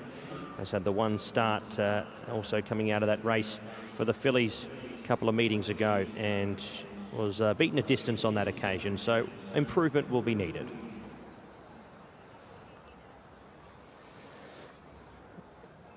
Number 5 is Pocket Phone, who draws the ace here and spots the red distinguishing cap. A debut performance here for the filly by Al Manzoor, and we welcome Chantal Sutherland for her first ride for the season. And she jumps on board this filly here, having its debut. She is the only debutante in the field. The only all horses have had at least 1 start, as opposed to Pocket Phone, who represents the debutantes. 6 Queen Azteca draws out wide the filly by Sharp Azteca. Carlos Lopez to ride here for Niels Peterson. Has had a couple of runs overseas, including a win where it won by 20 lengths on the dirt over 1,600 metres. Targets a shorter trip here and is off a freshen up, last seen at the races from the 22nd of September. An interesting form line brought into the race. 7 is Reina Rosso for Andrew Slattery, Bupat Sema and the NR Club LLC. Beaten a distance by Arigato Gozaimasu, much like Parisian Beauty, would need to improve off the debut run.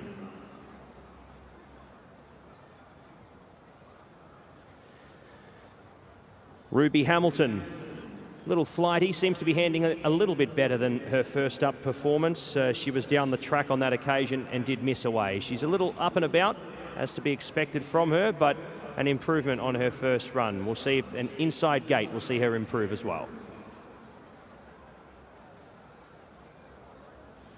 Salsabil Princess for Pat Cosgrave, Bupat Sema and Moldir Kusharova comes into this race here off a second in its only start to date and makes its way here to the UAE. We'll see if the 2-year-old filly by Honour Code can make a winning debut here in the region.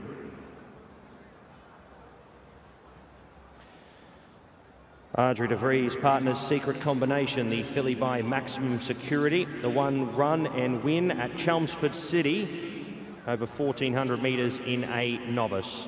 It's not much of her, she's a small filly, but she has got a win on the board already, and that will take and bring her plenty of confidence heading into this. And last but not least, Tazwaheen for Connor Beasley, who has yet to jump on the horse. Will be making its way down to the tunnel before he does jump on here. Tazwaheen for Ahmed bin Hamish and Sky Racing.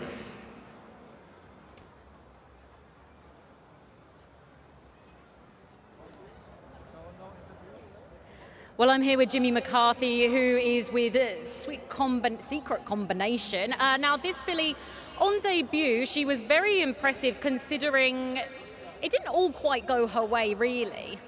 Yeah, no, she done it well in the end. She was a bit slow away and a bit green and got lost sort of in the middle of the race, but finished off well. Now, a couple of weeks ago, you had a 2-year-old who has a reasonably similar profile to this filly, managed to come out and win. Are you feeling confident to continue with that strike rate? Well, hopeful. Let's say this filly is quite the same. It's a bit of a fact-finding mission.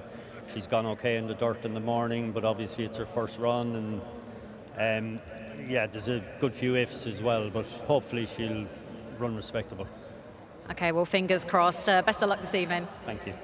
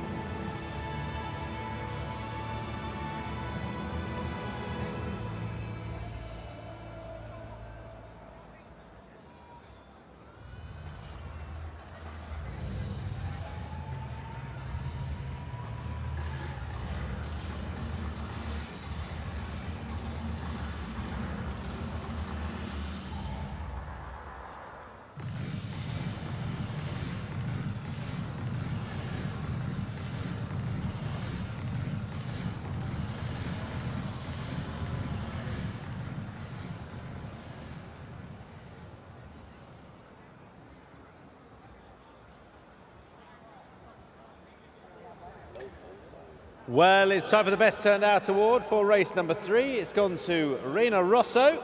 Well done to her winning groom, who we'll see alongside us very shortly, Jabbar Singh Sao Singh. And he is being presented the award on behalf of PHI Advertising. I know what you're thinking, by the way. There should be a Best Turned Out Santa Award.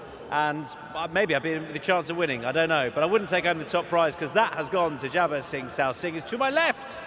And he's being presented it by Mohammed Morsi, who is the General Manager at PHI Advertising. Huge congratulations to our winning groom, 650 dirham to you, sir.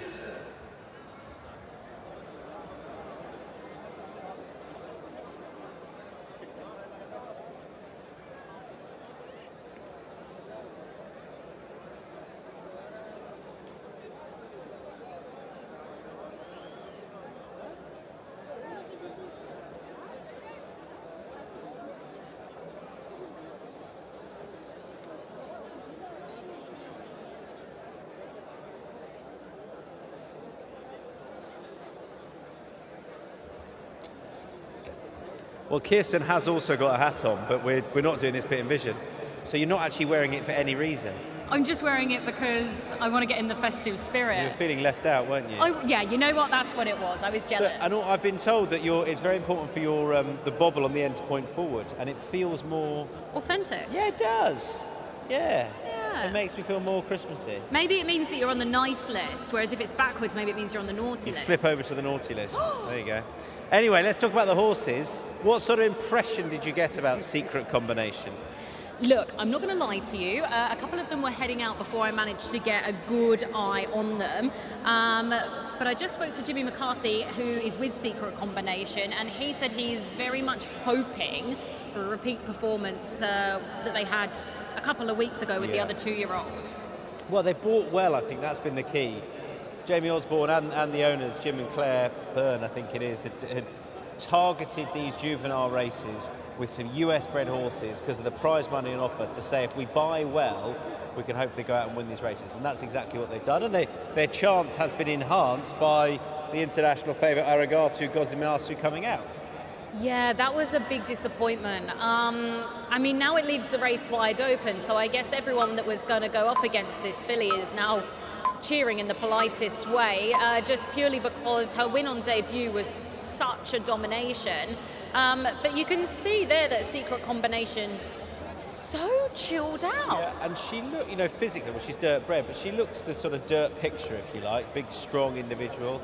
Oh, she just started going a bit there. But yeah, I think physically you can see it. I think she'll want to be maybe a little sharper away than she was last time, but the other thing that might happen to all of them is, oh no, of course that's out. So it's going to be, it depends whether something comes over really, I think, and kicks a bit of dirt in her face, and see how she reacts to that. But she's in 8, which might be no bad thing. If she's not had it before, hopefully for her, she can get out and steer clear of them. And that's what their 2-year-old did a couple of weeks ago. I think Flamma Sunshine might, well, finished second last time, of course, might go pretty close here. And they were taking their time with her. They took her down early.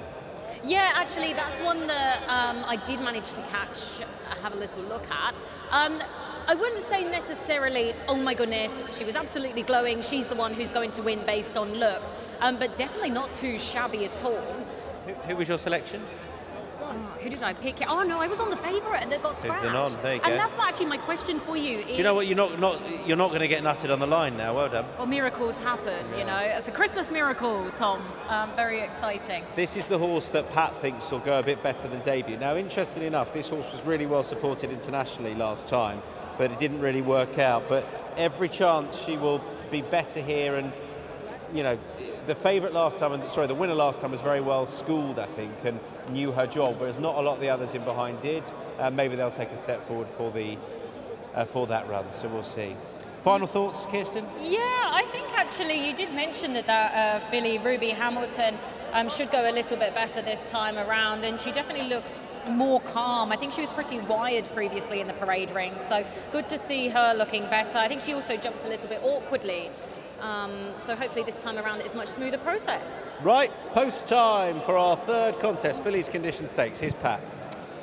Yeah, thank you, Tom. It's an interesting withdrawal, the one Aragatu Gazema. So I think the most important part of it is the pace completely changes the race here. I knew that there was going to be a hot pace with a leader drawing wide, They knew that the intentions were going to be to lead at all costs with Ertijaal Dubai Dash. Now it comes out, the question is who takes over the leading role, and these horses in like Ruby Hamilton, like Flame of Sunshine, if Flame of Sunshine decides not to take up the running, who is going to provide them that genuine tempo if they are looking for a fast pace up front. So it does change the map around quite a little bit with Ertijaal Dubai Dash coming out. We are left with a few to go. Queen Azteca proving to be a little bit of a pain behind the gates here, not wanting to load forward. Does so now for Carlos Lopez. Niels Peterson with a nice team of runners here for the season. Flame of Sunshine loads away. Pocket Phone will spot the red cap for Chantal Sutherland, who we welcome here to the UAE for her first ride for the season. Salsabil Princess will be the last one. Bhupat Seema with a great hand of runners in the event. And we are set to go here for race number 3 of the Shahama Stakes. Racing. Away fast the outside Queen Azteca, Tazwaheen, ridden with gusto, Flame of Sunshine. Working up there as well was Salsabil Princess, and Ruby Hamilton into a forward spot. A nice spot as well. Then came next in running Secret Combination from Kuchibi Magic, Pocket Phone. Queen Azteca has to sneak back to third to last from Reina Rosso. The last one, Parisian Beauty. In search of the 1,000 metres they go here in the Shahama Stakes, and up in front leading the way, Flame of Sunshine leads it. Nice fraction. Salsabil Princess the outside in second, runs along well. 10.89, 13.71, those early sections. Into third position was Ruby Hamilton, who box seats in behind them as the leader two skip away here at the moment. From Secret Combination, Tazwaheen, Pocket Phone the first to throw up the white flag. Queen Azteca next from Kuchibi Magic. Reina Rosso getting mobile from the back. The last one, Parisian Beauty. Into the race running they come here, and it is Flame of Sunshine who heads in, a narrow leader up on the running rail from Tazwaheen. Salsabil Princess drops away. Ruby Hamilton a little plain here in the late stages as they start to really hot it up here with 300 metres to go. Queen Azteca getting a run on with it late. Up in front, Parisian Beauty the leader. Up in front rather, it is a Flame of Sunshine the leader from Tazwaheen. Queen Azteca running on. Flame of Sunshine the leader though. Flame of Sunshine's got enough in hand, and Flame of Sunshine comes away to win the Shahama. Flame of Sunshine by 2.5. Queen Azteca a good run and will take plenty from that. Next over, Tazwaheen, Salsabil Princess fourth from Reina Rosso, Pocket Phone, Ruby Hamilton, Parisian Beauty back at the end with Kuchibi Magic, and the last one home was Secret Combination, not tonight. Flame of Sunshine took up the running. Ertijaal Dubai Dash took the pace out of the race with its withdrawal, and Tygo Shea said, no worries, I'll take the lead. Goes up to lead, dropped off Salsabil Princess, who joined it in the early stages. Queen Azteca, some run from the wide draw, back to third to last after the wide draw, and good start, and has boxed on to run very well into second, beaten 2 lengths. But all honours with the winner, and it is the daughter of Flame Away who goes on to win. Number 3, Flame of Sunshine, in a time of 1:25.5.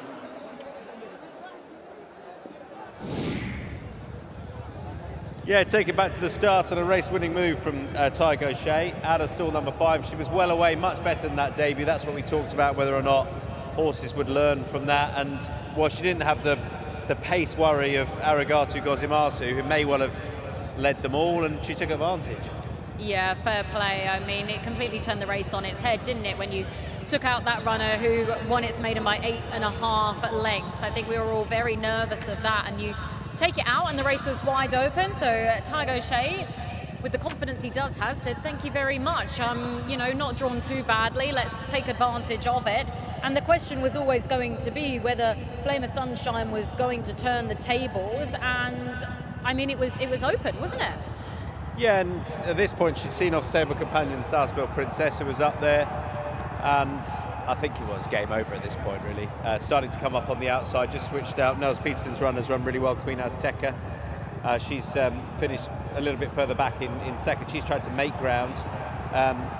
Tasha Ween again has tried from a little bit further back, but when you can control it like that on the front end, Tygo Shea made it look pretty easy. Yeah, he did, and he's so good at that, isn't he?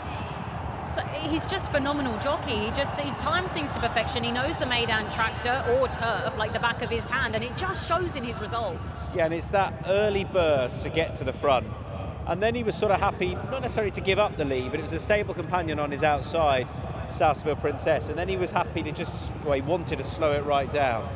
So almost go in two goes, go hard early to get the lead, then breathe, and then go hard again at the finish, and that's exactly what she's done. And that's how you lead a race, isn't it, really? You dominate from the front, you control the rest of the field by being up there. And yeah, he managed, like you said, to get that first early spurt of speed to get across. Said, whoa, let's all have a breather, and he had plenty left in the tank, so very impressive. Yeah, she is. It's sort of hard to know how much she's improved on debut, because she was beaten 8.5 lengths, she probably has, but every chance that the winner that day may well have taken a step forward as well. So I guess without Arregato Gozamasu in the race, it's hard to know how this form will stand up, but they'll be encouraged, and they'll no doubt be working back from a UAE 1,000 guineas, I'd have thought, off the back of that. So there she is, coming back, Flamma Sunshine, and she has won race number 3.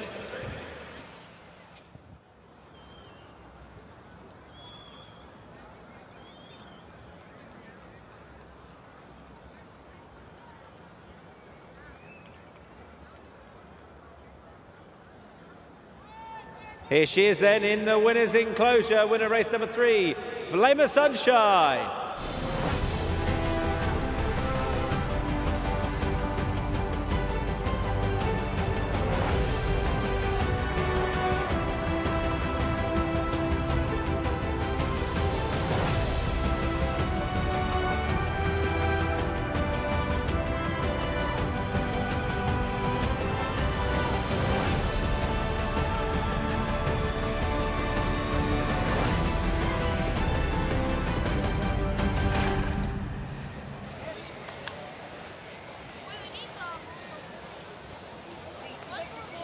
Numbers in the Shahama Stakes, sponsored by Imad, 3, 6, 11, N9. Flamma Sunshine, the winner, 125.50, 2 by 2.5, 3, 6, 11, 9, race 3.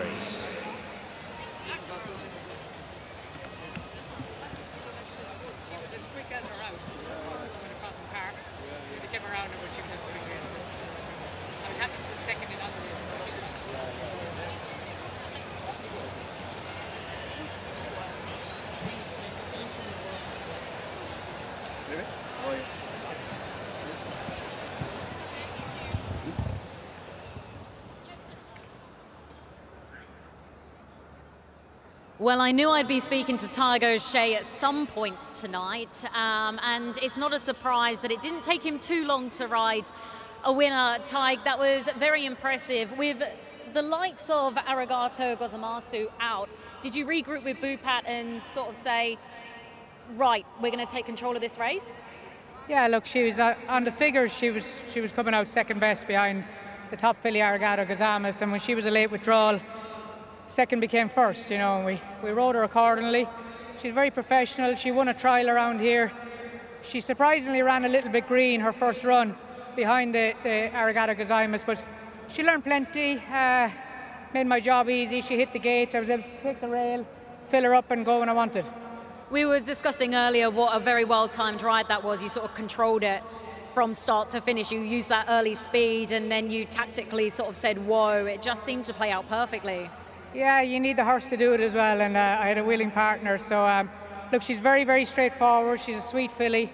She stepped forward well from her first run, and when they hit the gates on the dirt, it makes any jockey's life easy, So, as I said, very straightforward and a good willing partner. You mentioned that she has had a bit of improvement. If you were to come up against Arregato Gozamasu again, do you think you would still win? Look, it wouldn't be an easy assignment. That filly was very impressive first time, but like all of ours from the barn, she has stepped forward for her first run. I don't know how much improvement is in the winner. She was electric when she won, but I knew my filly would step forward enough to beat that filly if she ran tonight. That was anyone's guess, but look, she's a good willing partner and she toughed it out well. Appreciate your time, Tig. Thanks so much. Thank you.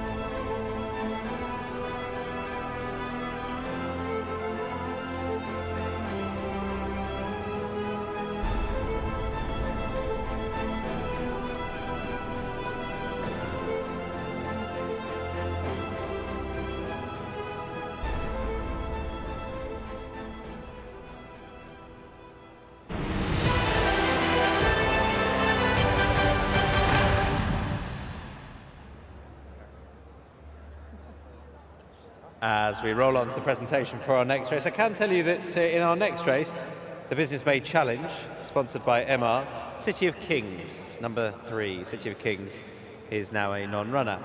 The presentation for race number 3 is upon us. We'd like to welcome back to the stage to present the award, Mr. Ahmad Al-Matrushi. And on behalf of MR, he'll be presenting just the one award this time. Well done to all involved with this filly. 1 or 2 in the race in these colours. Flame of Sunshine. And collecting on behalf of the winning owners, Nagar Burke and Mary Rose Connolly. Please welcome to the stage, Caroline Seema.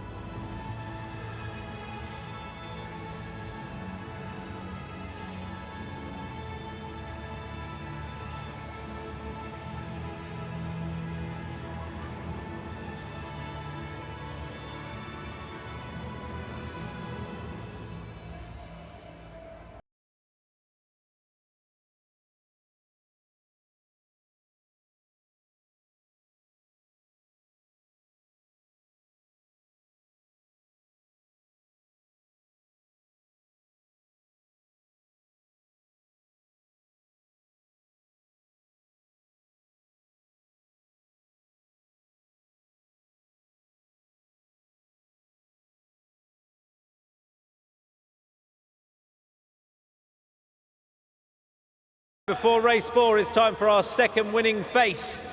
I know what you're thinking. To add to that food and drink, you want 500 dirham. Why wouldn't you? But who's it going to be? 500 dirham just for smiling to one of you. What can you do to enhance your chances? Just look fabulous, I think. And it's going to be one of you, but you need to smile a little bit. Our second winner of tonight's faces at the race is... Yes, I think it should be. It is you, Great Wave, well done. And, well, maybe this is Steward's Inquiry, I don't know which one it is. You have to share it. It's you, madam. Go and collect your prize very shortly. And as you can see, the waiters are very attentive up there.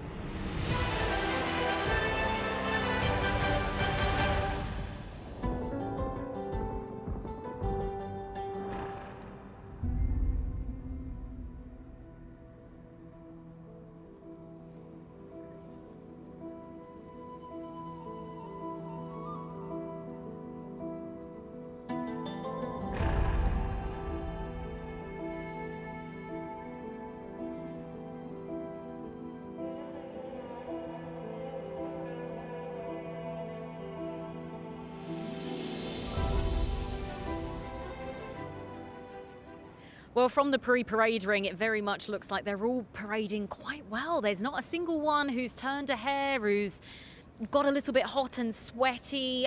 Just over my shoulder, you can see Native Approach. That is the 9, who's parading beautifully. Now, this runner, William Buick, hoping to have a double on the night so far. He might go a little bit more, but parading beautifully. Ultra Fit. Looks to be carrying a little bit more of condition, but I guess hasn't ran since April, so that is to be expected. Now, so I guess the question mark here, he was gelded post-Craven, so has had a little bit of time off, and the question mark is whether he's going to need the run under his belt, but parades beautifully. Just behind him there, Silent Defense parading well. I would love to take a mention for the 13. Now, the 13, Ziggy's Dream, she's a filly who, sometimes these fillies, I always watch them to see if they're going to drop weight at all coming over, but she looks like she's been eating quite well. She is a light type, and that's why I did have my eye on her, but her coat looks fantastic. So she's parading really well also there, guys. So I'd say overall, Ziggy's Dream has been probably the most impressive to me.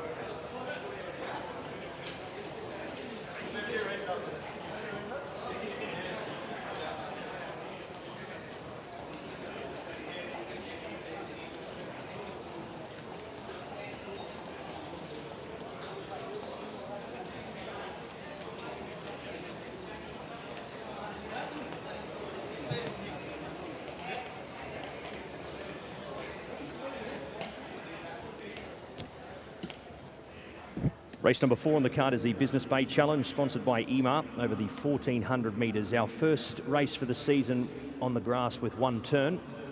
And we are about to get set here for this nice event, a nice even affair, as we welcome back the Godolphin runners for the first time this season. Very excited to have them back here, as along with a good representation here by Her Highness Sheikh Hissa with Shadwell, with 2 acceptors in the event. Let's have a look at our first runner here for the night here for the 4th event, the Business Bay Challenge, 500,000 dirhams. Sandinato spotting new colours here. Sheikh Abeid surrendering the horse to the care of His Highness Sheikh Ahmed Michael Costa. Great to see this horse now 8 years old going on with it, and he's seemed to have hopefully found a new lease on life here as well with a new stable and new surroundings. Great to see him back at the races. The Group 2 winner of last year, Ben Cohen, does the riding here for Michael Costa. Next runner is number 2 here, Sa2, the Entai by Catcher in the Rye. Francisco Leandro Goncalves does the riding here for Julio Olajuara, stud Las Manitas, and the breeder Abelengo, the South American, making his way here to the Middle East for his Middle East debut. Very excited to have him here. 4-time winner from 8 starts with 2 minor placings, beaten a length last time out to the winner, or rather, by 5 lengths last time to the races in a domestic Group 3. Number 3, City of Kings, is a withdrawal from the event. We head now to the Alquoz winner of 2023, Danya. Makes a winning return here, hopefully. He's a winner of this race in the past. Jim Crowley in town to ride for Masaba Al Maheri. He is our highest rated horse in the race, off a rating of 111. He'll spot the standard colours here, the 7-year-old by Invincible Spirit. Racing over a distance we've seen him do very well in the past. 5 is his ownership companion, this one for Ali Al-Badwawi. That is Eraz, Daniel Tudhope, to ride in the black cap. Son of Showcasing, drawn a little wide here. 11 from the 1400 is going to make it tough. He has had 1 run this season in a 0 to 100. He was down the track behind Billy Webster. He makes a return here, second up to the turf.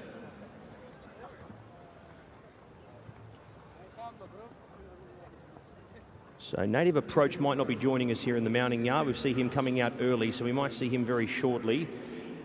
Number 6 is El Patriota, the 6-year-old gelding by Ecolago.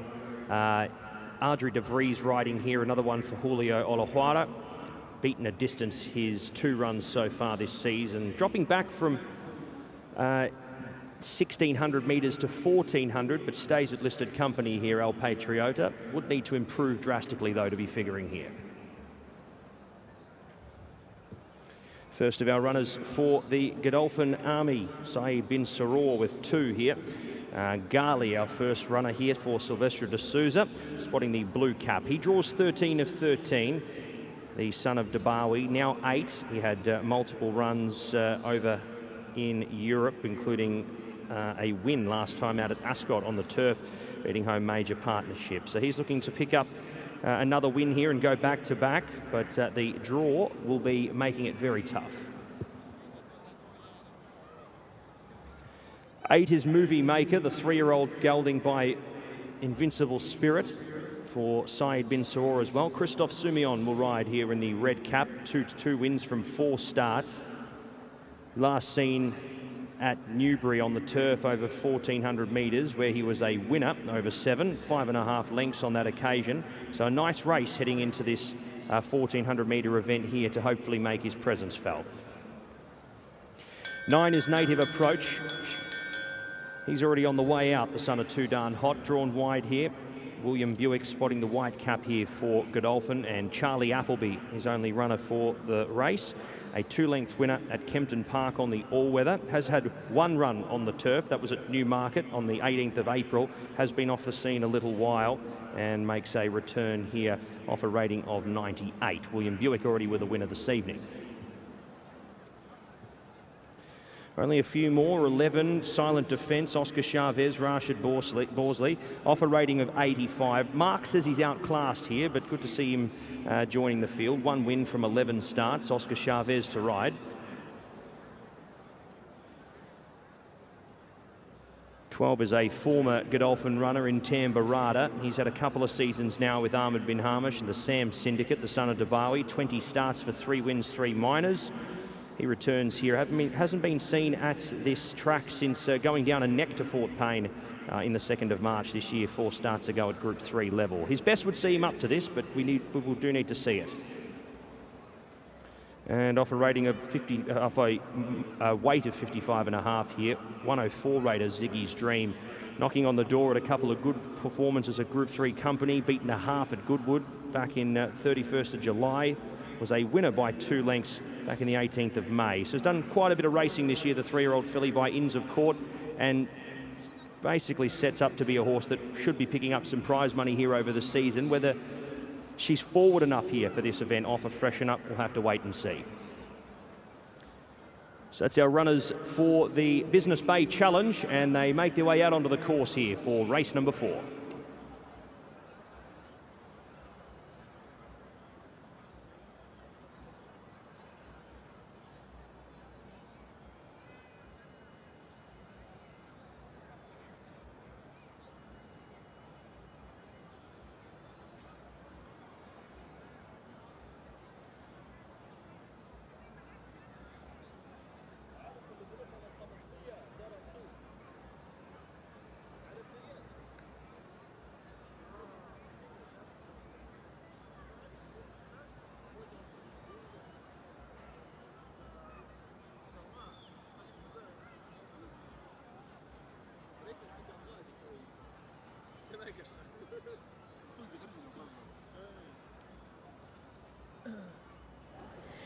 I'm here with Michael Costa, trainer of San Donato. Michael, you've got a very busy tonight.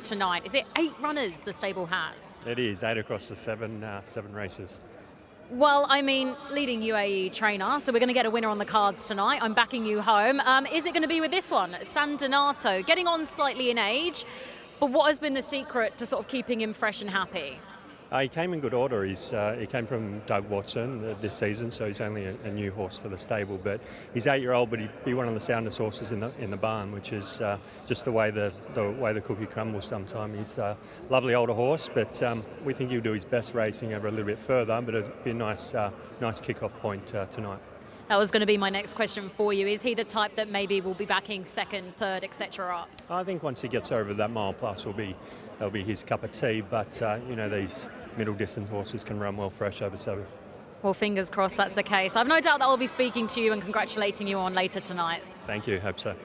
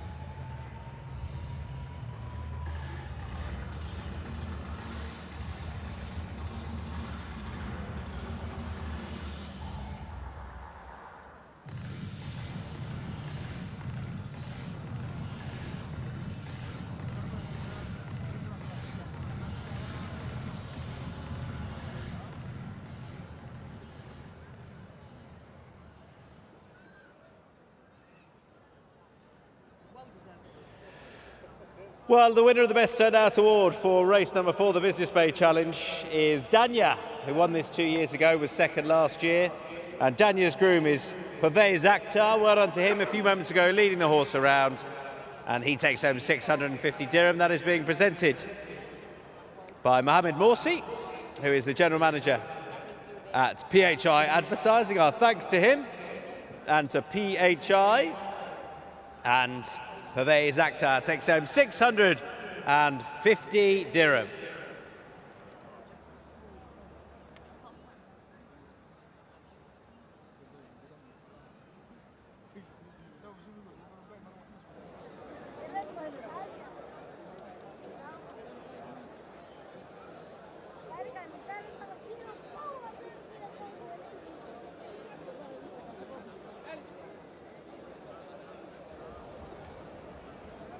Right, time to chat through these. I've had a mid-evening lull, I think. I need You need a coffee? Need a bit of caffeine, yes. As we build up to the pick of the race is coming now, aside from our opening contest, which was the Group 1. But this is a listed race. Then we've got those 2 Group 2s. This listed contest has Danya, who won it 2 years ago. I think he's the sort of star attraction currently, if you like. And he had a penalty last year, Kirsten, which probably cost him. Doesn't have that penalty here. I thought he would take a little bit of beating, and he's a previous top-level winner. Yeah, I was actually looking at the rest of the card, and I was thinking, I don't think you do need any caffeine. I think the racing's going to put a spring in your step. Yeah, but Danya here, yeah, I was going to say has a spring in his step, but in the best way, not in a above himself way. God, he's a good-looking horse, isn't he? Yeah, back up to the 1,400 meters. Looks to suit this horse down to the ground. He's got a big drop in grade here. Not to say that the rest of the field aren't very classy horses. They absolutely are, and multiple of them paraded beautifully. Actually, do you know who won that really surprised me? Go on. I was looking in the yard and I was expecting a filly by the name of Ziggy's Dream from the Alice Haynes stable. I was expecting her to be very light on, especially travelling over here, but she doesn't look like she's dropped much condition. Her coat looks really nice as well. I think we'll have a closer look at her here. She got to a pretty high level in the UK. She's rated 104. She was very consistent last year. That win abroad was a notable success for the yard in Italy, and then she held her form pretty well. Good run at Goodwood, not beaten too far. I I think an on-song Danya would be, you know, you'd expect him to be a bit too good, but, you know, she's getting weight, and I think other horses might be working back from something. They'll be out here for prize money straight away and wanting to go and score here, so it'll be interesting to see how she gets on. What sort of vibe did you get from Michael Costa? I didn't get to hear what he had to say on San Donato. He's an interesting new recruit for the yard. Look, he said, you know, this horse might be 8 years old, but he's probably one of the soundest in the yard. He just seems to be aging like fine wine in that sense. Just that maybe 1400 might be a little bit too sharp. I mean, you do look at that breeding, he's by Lope de Vega, and you look back through his form and some of his better racing has been sort of over the mile or the 1800 metres. So, yeah, it might be the type of horse maybe to black book and keep an eye on second, third, fourth up. We just saw Christophe Simeon going forward there on Movie Maker for Saïd Bin Saror. They've teamed up in the past with notable successes, including 2 Dubai World Cups on Thunder Snow. A Native Approach, a very interesting run as well for William Buick and Charlie Appleby, having been gelded first up for 246 days. Here's Pat. Thanks, Tom. Looking forward to this event here, and the field is almost complete. Godolphin back here, represented by both stables. Saïd Bin Saror with 2, Charlie Appleby with the 1. Here's Eraz coming up in the black cap to distinguish him from Danya, a former winner of the race, our highest rated runner. Jim Crowley doing the riding here off 111. Here's El Patriota loading forward. Andre de Vries, one of 2 runners for Julio Olajuara. Here's Tambarada. Last time over this track and trip, we saw him beaten only a neck. Set to go, Business Bay Challenge. We go 7 furlongs. Data likes them, away we go. Movie Maker slow, Native Approach the same, Eraz out deeper.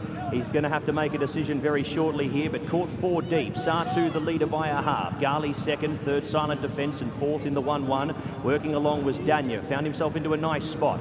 Then came Ziggy's Dream in 5th, followed there by San Donato. 3 back on the inside, will require some luck from there. Movie Maker next from Eraz, El Patriota, Native Approach, the last one, Tambarada.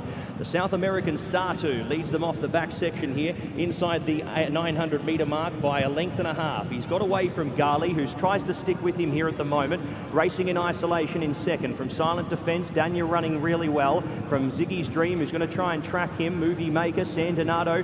The race is starting to open up, so he should get a run from there. Then came Eraz, El Patriota, Native Approach, Tambarada last. Sartu's going to try and do it from barrier to box here. Leads the way by about a length and a half, now 2 lengths. Gali makes chase, deeper out. Danya starts to work into it. Silent Defence still there. Runs from the back, Ziggy's Dream, Movie Maker. Out from wide there was Eraz. It's Sartu still leading. Silent Defence makes ground along with next in running Gali. Then came working through San Donato when it's all too late. Sartu still going.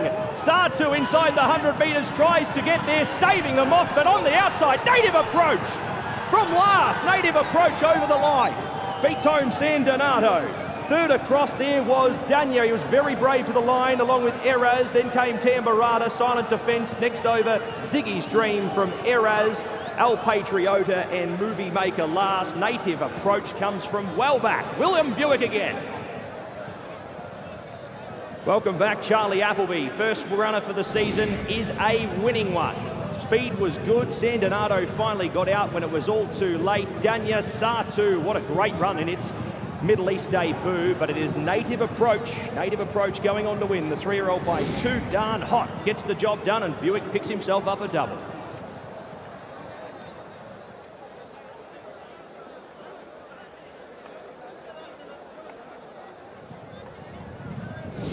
Yeah, really good performance from Native Approach at a good time as well, 121.6. The track record is 121.46, so it's only just outside of track record time that was set by stable companion Al Sahale last year.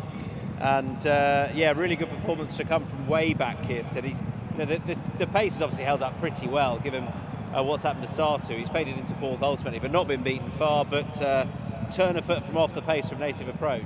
Yeah, look, a couple of them have been able to do that, haven't they? Made ground from the rear, and my word, another William Buick heartbreak. He's very good at this, isn't he? He's a heartbreaker, our William. Yeah, well, I think when you ride out here with that no sort of fear of getting beaten, you know, patient ride, he's switched him to the outside, and he's got him 1 run down the outside. It's not easy, particularly with the rail out like this, to win from off it, because you don't want to make your move too early in the bend because you're covering so much more ground if the rail's out. But he's waited and waited, and the horse has got a real turn of speed. He relaxed quite nicely from off it, and he's gone on to run out. Not a big distance winner, but probably quite a comfortable one. I thought San Donato's run a really good race, perhaps over a trip a bit short of his best, as you suggested. Yeah, I couldn't believe that. I tell you what, I mean, Michael Costa, he wouldn't want to be placing second for the rest of the night, but I mean, prize money wise, it's okay, and I expect he'll be absolutely delighted with the 8-year-old's Right, that's effort. the second close second he's had. It's not ideal, but still. I didn't want to reiterate that too much, but yeah, you rub that in, Tom. Look, maybe not for the rest of the night, because he's got 8 runners tonight across 7 races, so we will probably be talking to him later on in the rest of the night. I've got faith. Yeah, let's hope so for him, but the horse has run really well, and no other notable performances in there. I mean, Danyar, I think he's run okay, given they're going to be working back from bigger things, and we may well see him in the Algoz at the end of the year, but he's obviously won that previously. But I wonder how highly this horse can rate Native Approach. He's obviously got form over a little bit further. I don't think he's an obvious horse necessarily, as horses that have won this race in the past have done for Charlie Happy, to come back in distance. He looks to have wanted every bit of that, and it's obviously a tall order for him to be going up to the top level over 9, which are the options as they progress, but 7 and a mile probably suit him pretty well, and you've got to be riding with confidence to do it like that, Kirsten, to get there just in the shadow of the post. Yeah, so much confidence, but William Buick, he has absolutely stacks of that, and yeah, Native Approach, following the ultimate gear change of being gelded, got the job done. Yeah, he did. Yeah, there he is with the headgear on, and we'll welcome him back in shortly.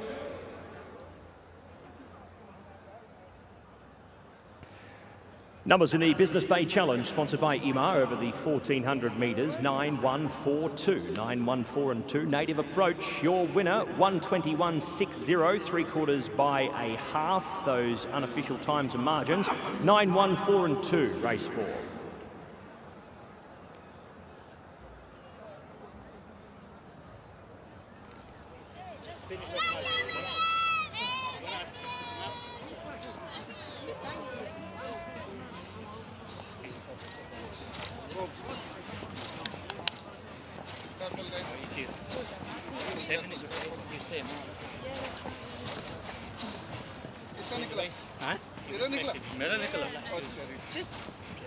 I can see in the morning now. It's much better.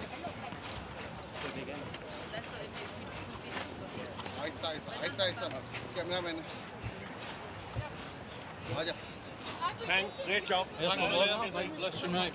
Thank you. Well done, team.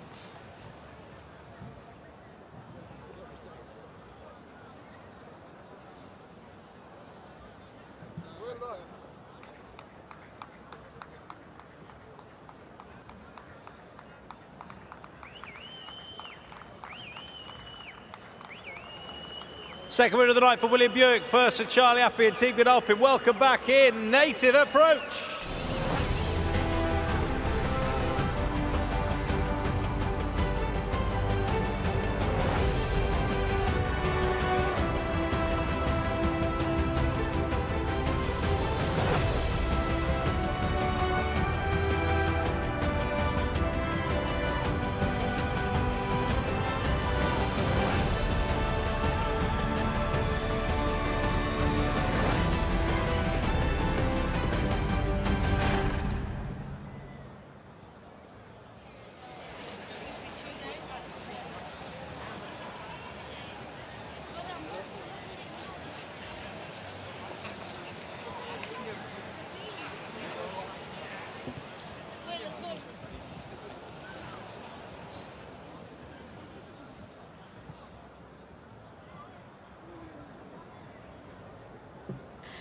Well, William Buick has done it again. This man has absolute nerves of steel, because yet again, William, you have managed to sit and wait, and you just timed that to perfection.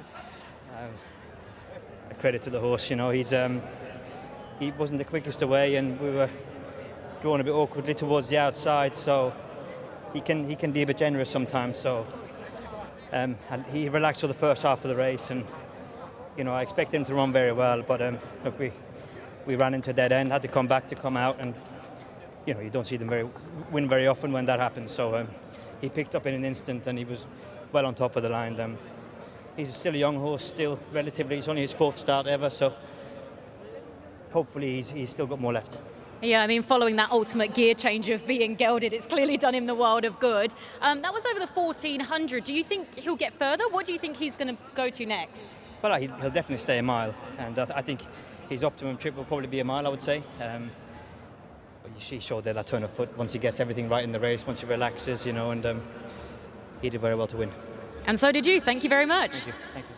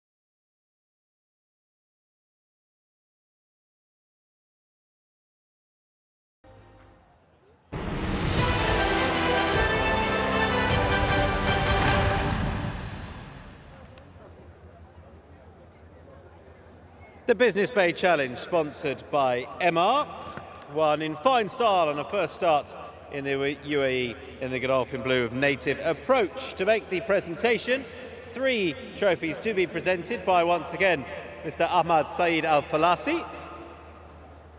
Thank you to Ahmad, who will be presenting those 3 awards for the MR Business Bay Challenge. 2 winning connections of our winner, Native Approach. And first of all, please welcome, connecting on behalf of the winners, Godolphin. Please welcome to the stage, Guru Sukavanam.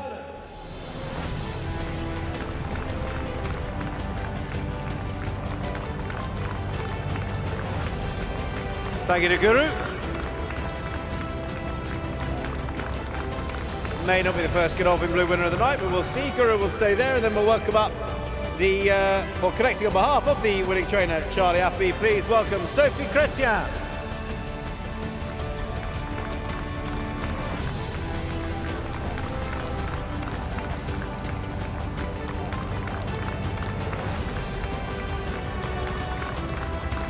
Well done to Sophie, huge part of the team, both out here and in the UK. And a second winner of the night for the winning rider, William Buick.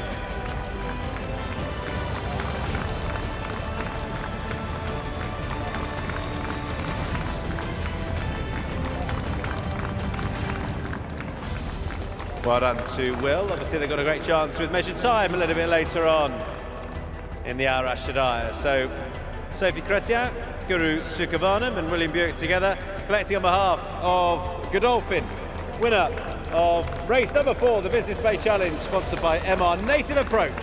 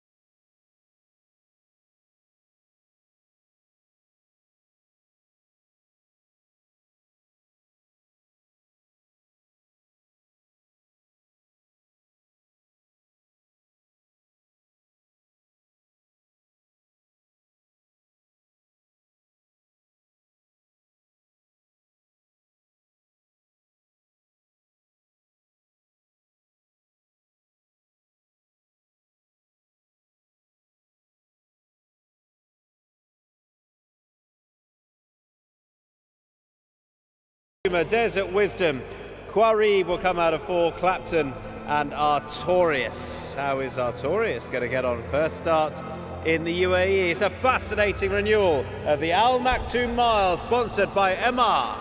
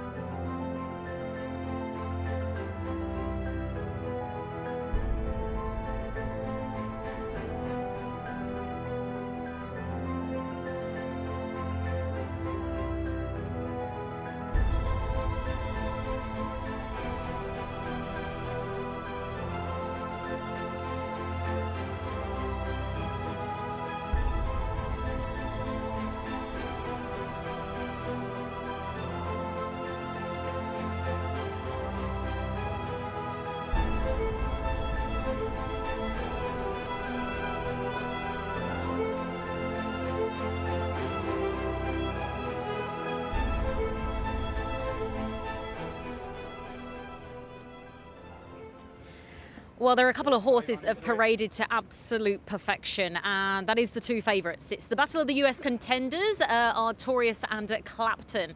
They are both looking fantastic as they head out now. So Artorius, my goodness, that coat is like velvet. It is that shiny and crisp. He is so cool, calm and collected. He has those earmuffs on and they're very much doing the trick, which is what we always like to see. I think he might have had the stallion chain on, and yeah, almost didn't look like he needed it because he was just had his head down, knew his job. You can see the horse in front of us here, the 6, and he's just caught my eye because you can see the dapples down the back of his hind quarters. That's another one whose coat is absolutely gleaming. So the 2 favourites parading incredibly well, and looks-wise, would also just love to mention quality humour there. So gets the inside draw, might be a little bit outclassed, but on looks, 10 out of 10.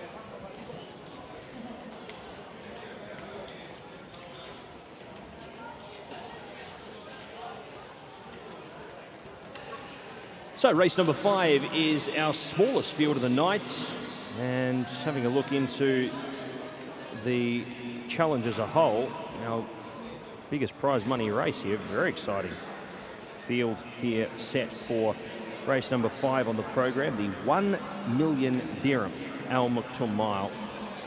And we have 6 contesting this event, all hoping to pick up the winner's paycheck here of 600,000 dirham.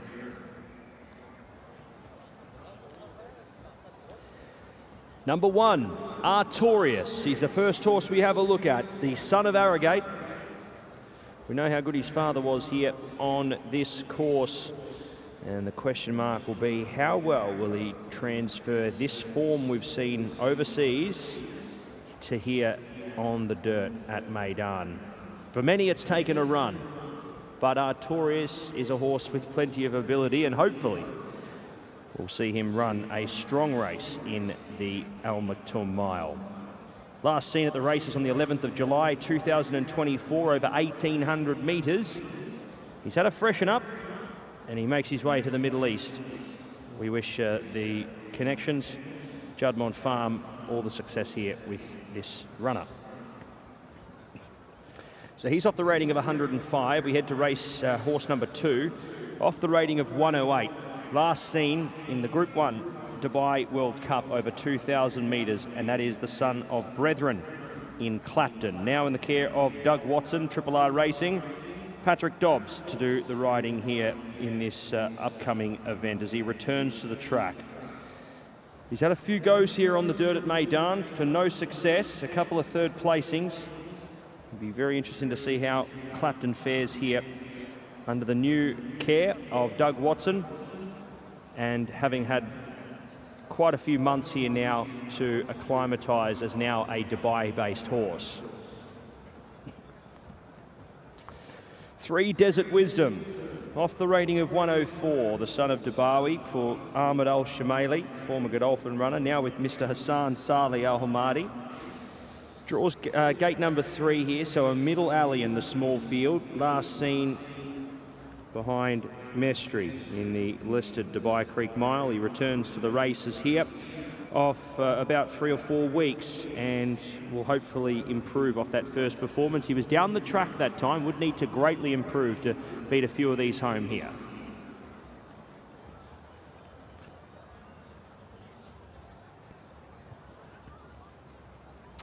Number 4, Mestri, a strong winner on the 22nd of November in that Dubai Creek Mile. A great performance there, picking up his 2nd win in a short career of 4 starts, the 4-year-old gelding by Medaglia d'Oro. He looks to go on with it.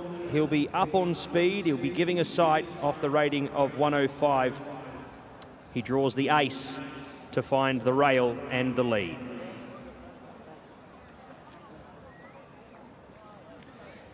Five is Karib, Silvestre de Souza for Masaba Al Maheri, Mr. Abu Bakar Kadora.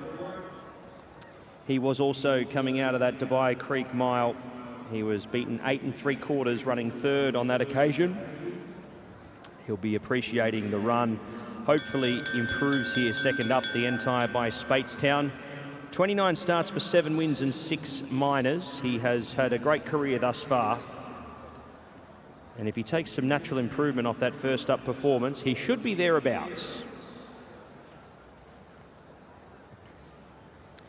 Quality Humour comes in off a rating of 97. He is the only horse not in triple figures ratings-wise, and comes into this for Mr. Sultan Ali, Ahmed bin Hamish, Connor Beasley, having his 19th career start tonight. He's only a one-time winner. He'll be up against it here this evening, but we wish them the best of luck. Worst case, 6th position picks up 20,000 dirham. Every horse in the race will pick up a paycheck tonight in the 1 million dirham Al Maktoum Mile.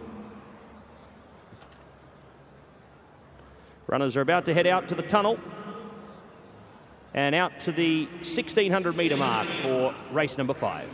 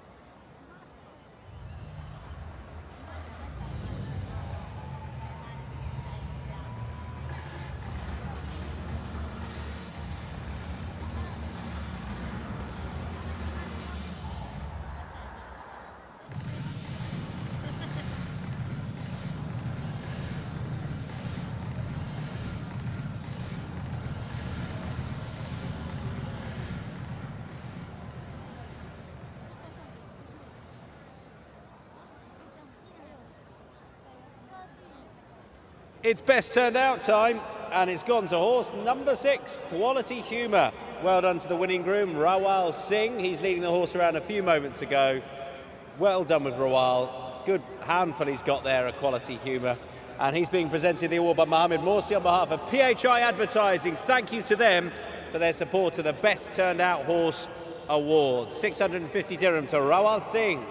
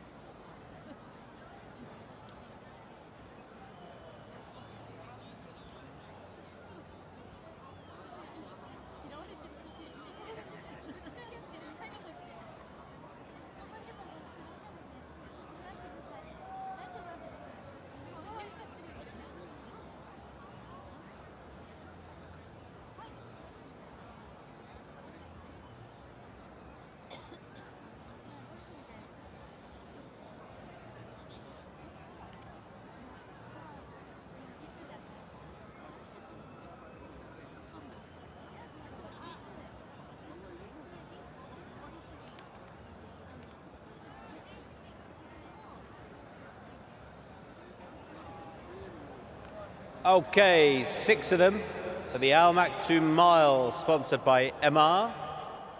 And there they are, Artorias, Clapton, Desert Wisdom, Mestri, Quarib, Quality Humour. I feel of all the races tonight, Kirsten, there's sort of more question marks about the runners here.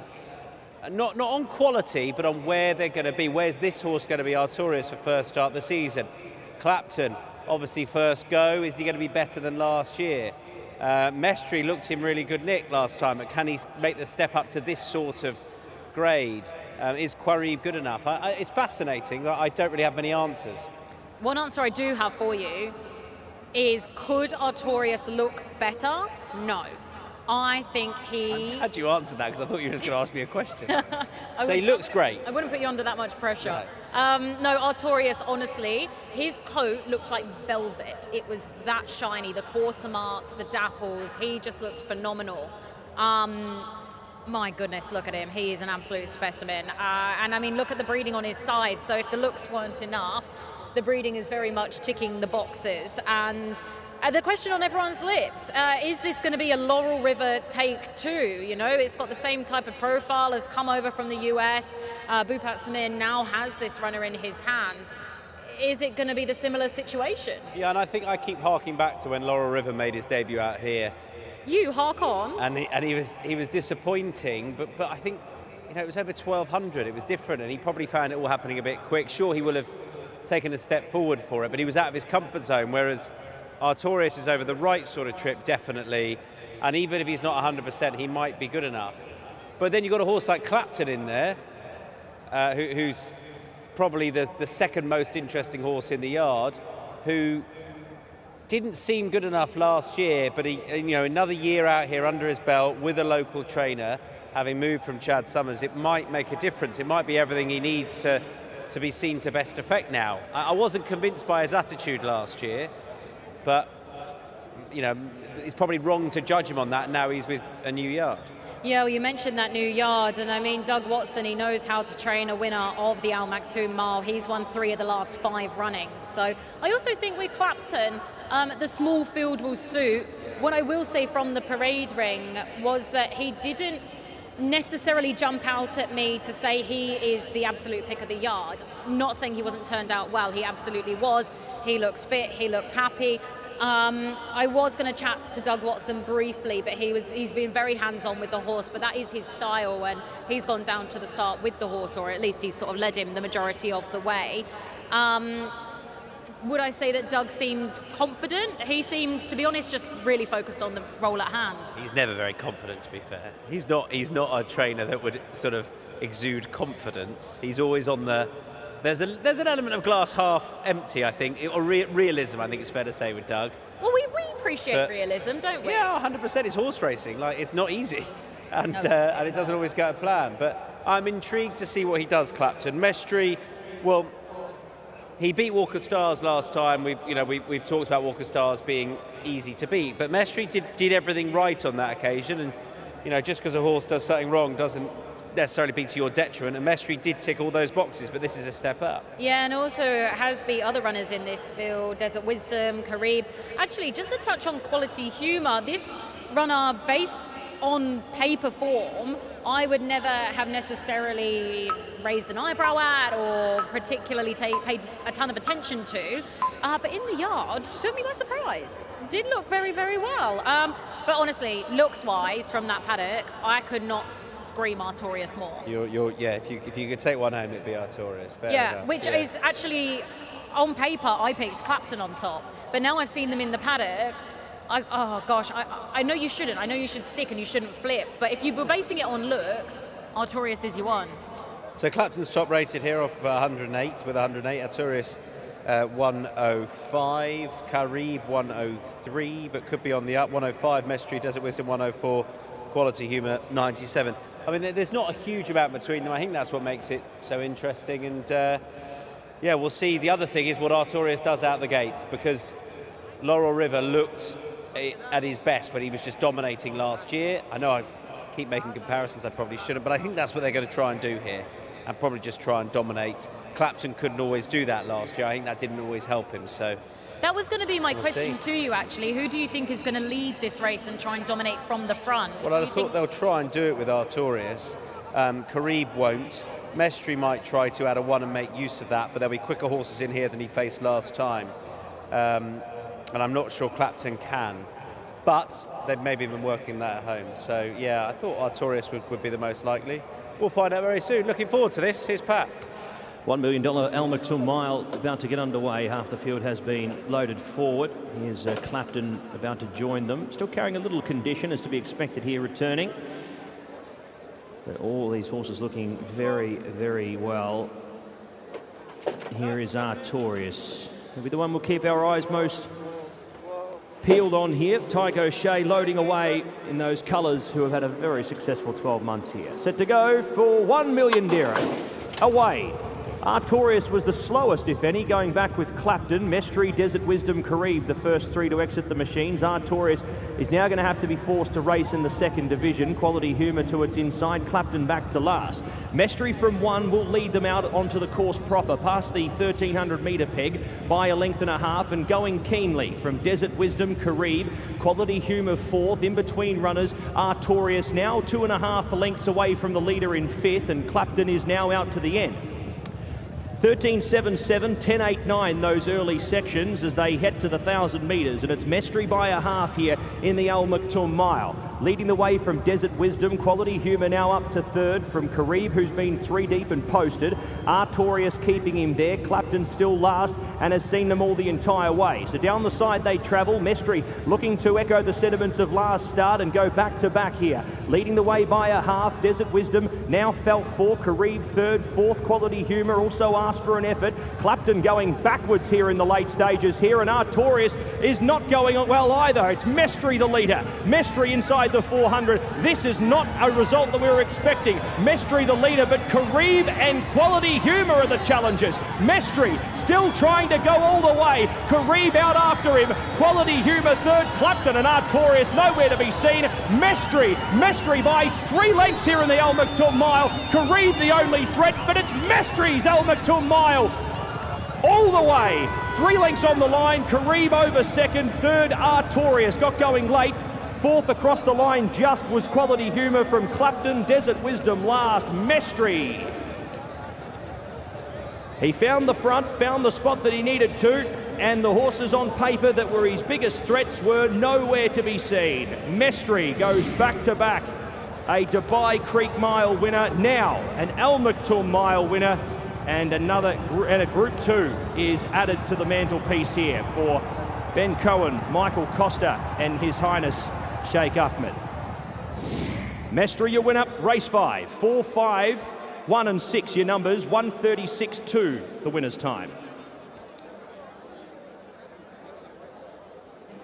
Well, let's catch up with the winning trainer immediately after that and get Michael Costa's immediate reaction, because You know, last time was good, and he beat a horse who, you know, we weren't sure about what he did, but that felt like a real step up, like a really professional, dominant performance. Yeah, we thought last start, with the blinkers on, he was just still having a look around, so I put the visors on tonight just to give him a little bit of a view of what was coming, and just the last couple of weeks he just kept on putting on condition and thriving, so he didn't take a backward step, and we saw that in the stable. It was just good to see it on the racetrack. Early part of the race, he got to the front nice and easily, sort of travelling well within himself. Yeah, it's good. We didn't do too much with him between runs, but you know, Ben ran him really well, and ran a few close seconds earlier tonight, so it was good to see him go across the line with a bit of breathing space. Yeah, you've been a bit unfortunate so far to this evening, but that was much more like it. What were you thinking as the race developed?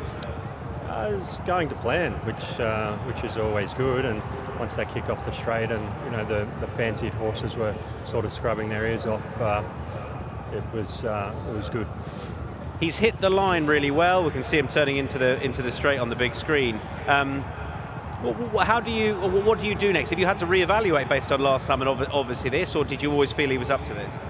No, we're pretty confident the way he improved. He's just been a horse which had a great summer, and it's just every time he steps out, he's still learning. So we'll see if we can keep him at the mile, or look to step him up to that 1900. That's the question with these types of horses, isn't it? You've got to want to try and go up because of the opportunities that's affords, surely. I'm pretty lucky that I've got a good boss that will guide me in the right direction. Good man, well done. Thank you. Cheers.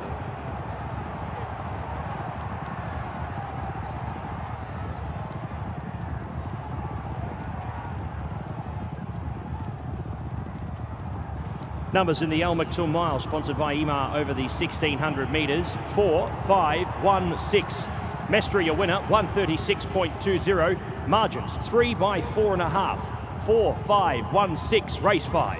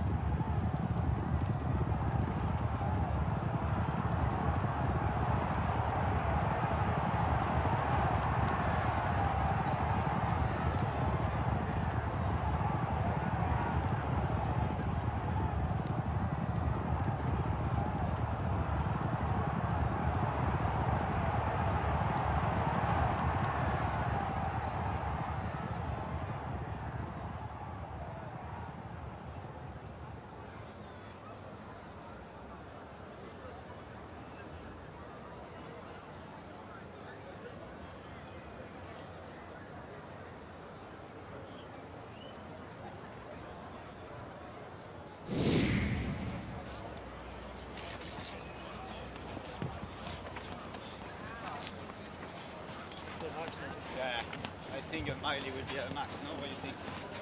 I think Mile suits him. Yeah, but Miley. Because he's paced, like he travels. He's very smart also, right? I think he's always in the reserve. When you give him the go, it feels like he's doing nothing. And he switched it good and everything now, huh? Well done. Well done. It's very important. Yeah, he's good, he's quick at it. Yes. Good job, Ben. Thank you. Well done, mate.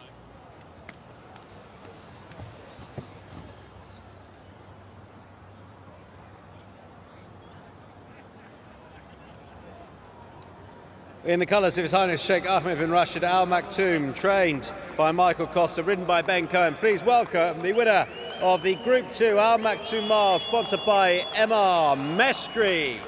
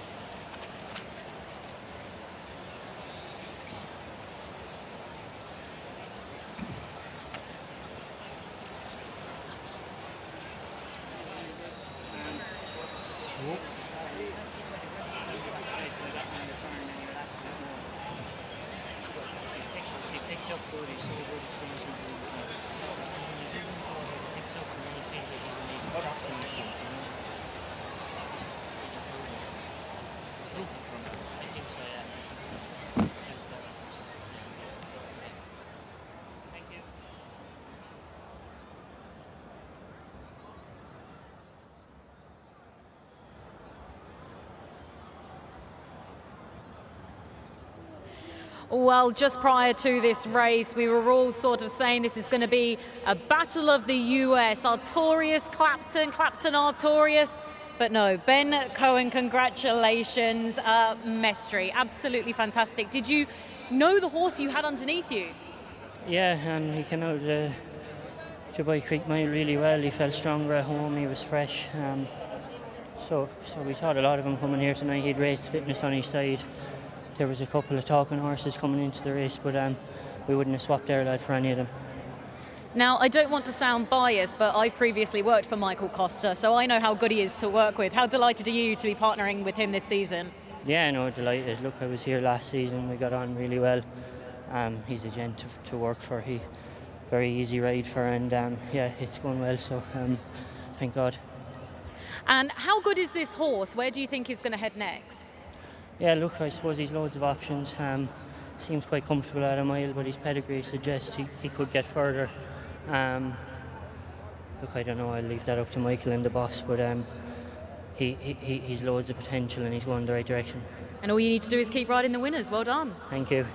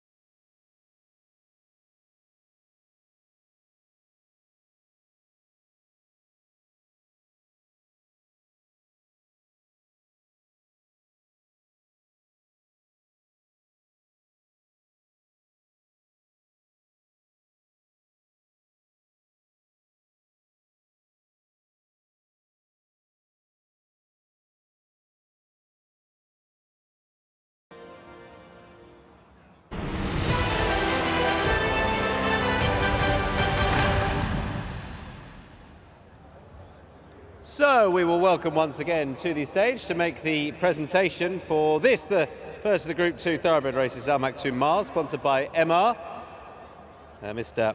Ahmad Al Matroushi. Thank you, Ahmad. He'll be presenting 3 awards for this dirt contest. Great performance, coming of age performance really from Mestri. Meet winning connections shortly. Thank you, Ahmad. And he'll be presenting to, first of all, collecting on behalf of His Highness Sheikh Ahmed bin Rashid Al Maktoum, his racing manager. Please welcome Mohammed Al Shehi.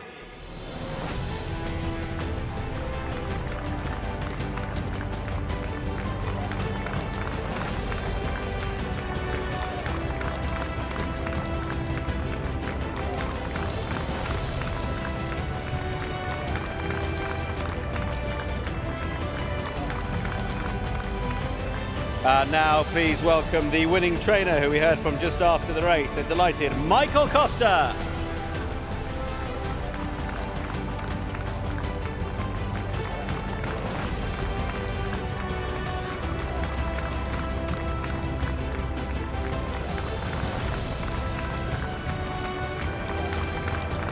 And ladies and gentlemen, the winning rider, Ben Cohen.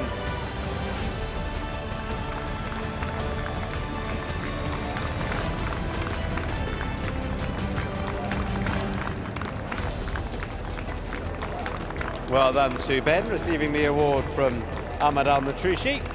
Our thanks to Emma and to Mohammed Al-Shehi, to Ben Cohen, Michael Costa. Well done to His Highness Sheikh Ahmed bin Rashid Al Maktoum. The winning connections of Mestri.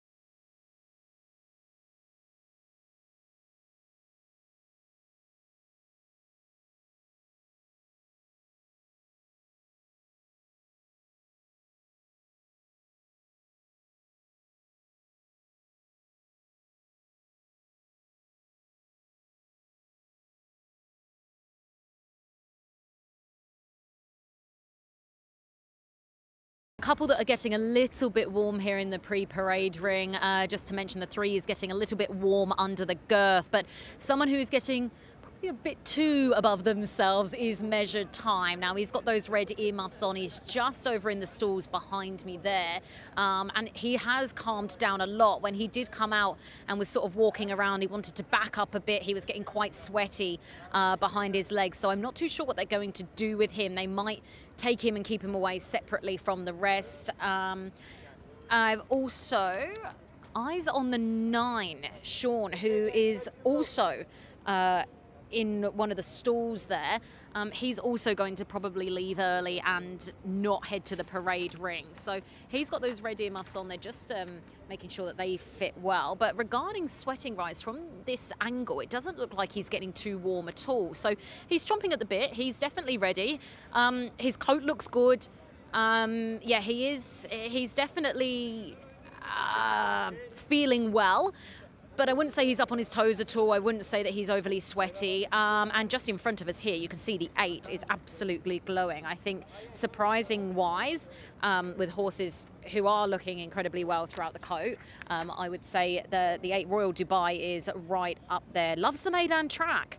Has had 3 Meydan wins and 2 last season. So will there be a repeat this season? That is the question. But yeah, Measured Time, the favourite. Just seeing him behind us come out of those stalls, and he's doing it again. He's sort of doing that back up. He doesn't want to walk forward, and he is getting warm behind those legs. So it'll be interesting to see how he is when he does get the jockey on board and gets up to the start.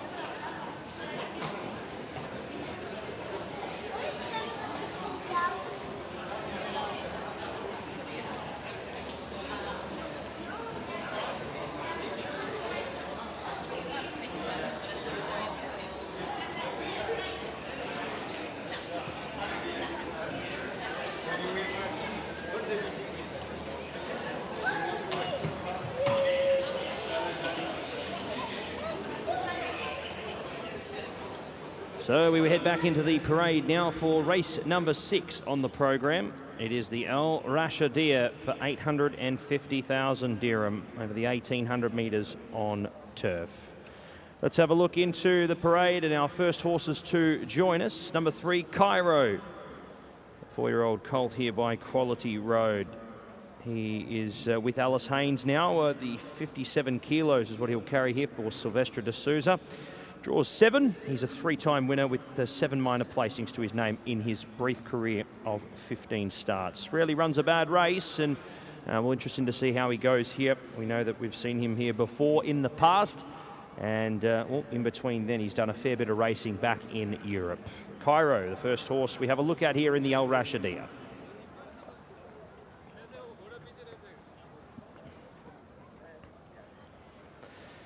Next horse we have a look at is number 5, Franz Kafka, who was a winner in January this year. Last season he's had a little bit of a break. He ran multiple times through the back end of last year, all the way up to the back end of the season. Also with a run there at Abu Dhabi before the end of the year. He's an 8-year-old gelding. He's had the 23 starts, the son of Dubawi, and returns here first up. 1,800 metres. He's looking for further. Number 6 is Homebrew. He draws the inside gate here. Ben Cohen, Michael Costa looking for a race-to-race double. He's had the 1 run at Abu Dhabi at listed company. He was a length and a half off Daramethos. A very good performance. This field, though, slightly tougher.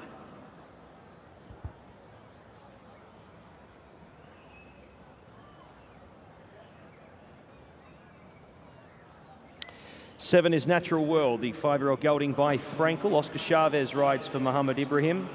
1 win and 1 third placing from 6 starts. They came early in the career. Hasn't been seen at the races since November of 2022. So a long time off the scene. He'll be a watch first up. Number 1 is Measured Time. Short price international market favourite. The winner of last year's edition of the El Rashidiya, along with the Jebel Hatter as well. Charlie Appleby and William Buick already with a win tonight. This looks the best chance on paper for them, so they'll be hoping to see Measured Time make a winning return here to the Middle East after a successful trip to the US in between seasons. He's off a rating of 117. Number 8, our next horse, Royal Dubai, Lucci Body and Daniel Tudhope. Has had a couple of runs back in the UK, but returns here for another stint after picking up a win last season. Number 9 is Sean. He's out onto the track early. Andrew de Vries partners him up once again. He had a few starts back home, but caught the eye on a number of occasions coming from back in the field here at Dubai. He's proven on this course.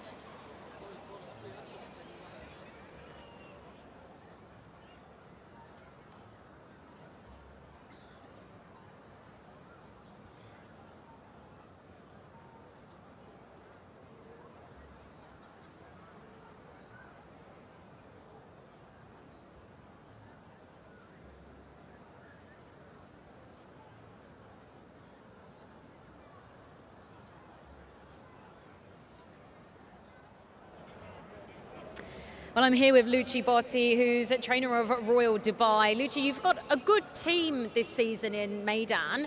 How confident are we feeling ahead of this race in particular? Obviously, group races are always tricky, but there are lots of group winners in this race, and we're hoping that sooner or later we can join that elite. Well, this horse in particular was good last season at Meydan with the 2 wins under its belt. We're thinking it's going to be another successful season? Well, we're hoping that he could campaign in the obviously similar higher grade, but we're hoping that he can improve again, obviously. And what's the plan from barrier 9? Well, that's up to the jockey. No instructions, just left it up to him? It always depends how they jump out and what everybody else wants to do, and he's experienced enough to make the decision. Well, best of luck. Thank you very much. Thank you so much.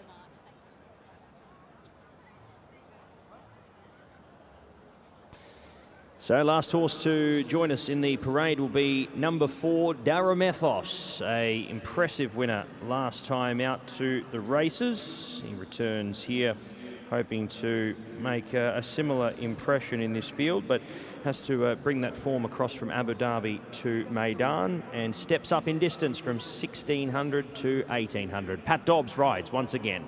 That's a look at our runners for the Al Rashidiya. The runners make their way to the gates.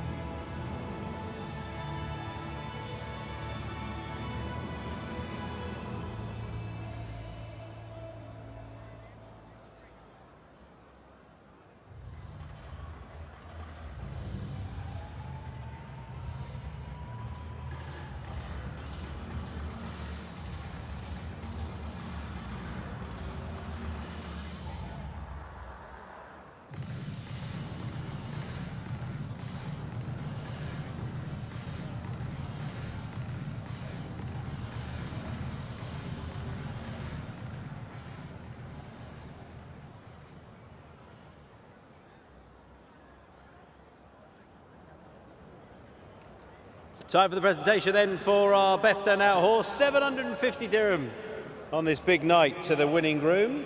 And that's Kanwaraj Singh. There he is, leading the horse around Franz Kafka a few moments ago. And I'm sure he'd be delighted to receive that 750 dirham. It is being presented by PHI Advertising. Thank you to Mohammed Morsi presenting the awards, their general manager. Our thanks to PHI Advertising for supporting the Best Turnout Award. Franz Kafka the winner, but Kanwaraj Singh.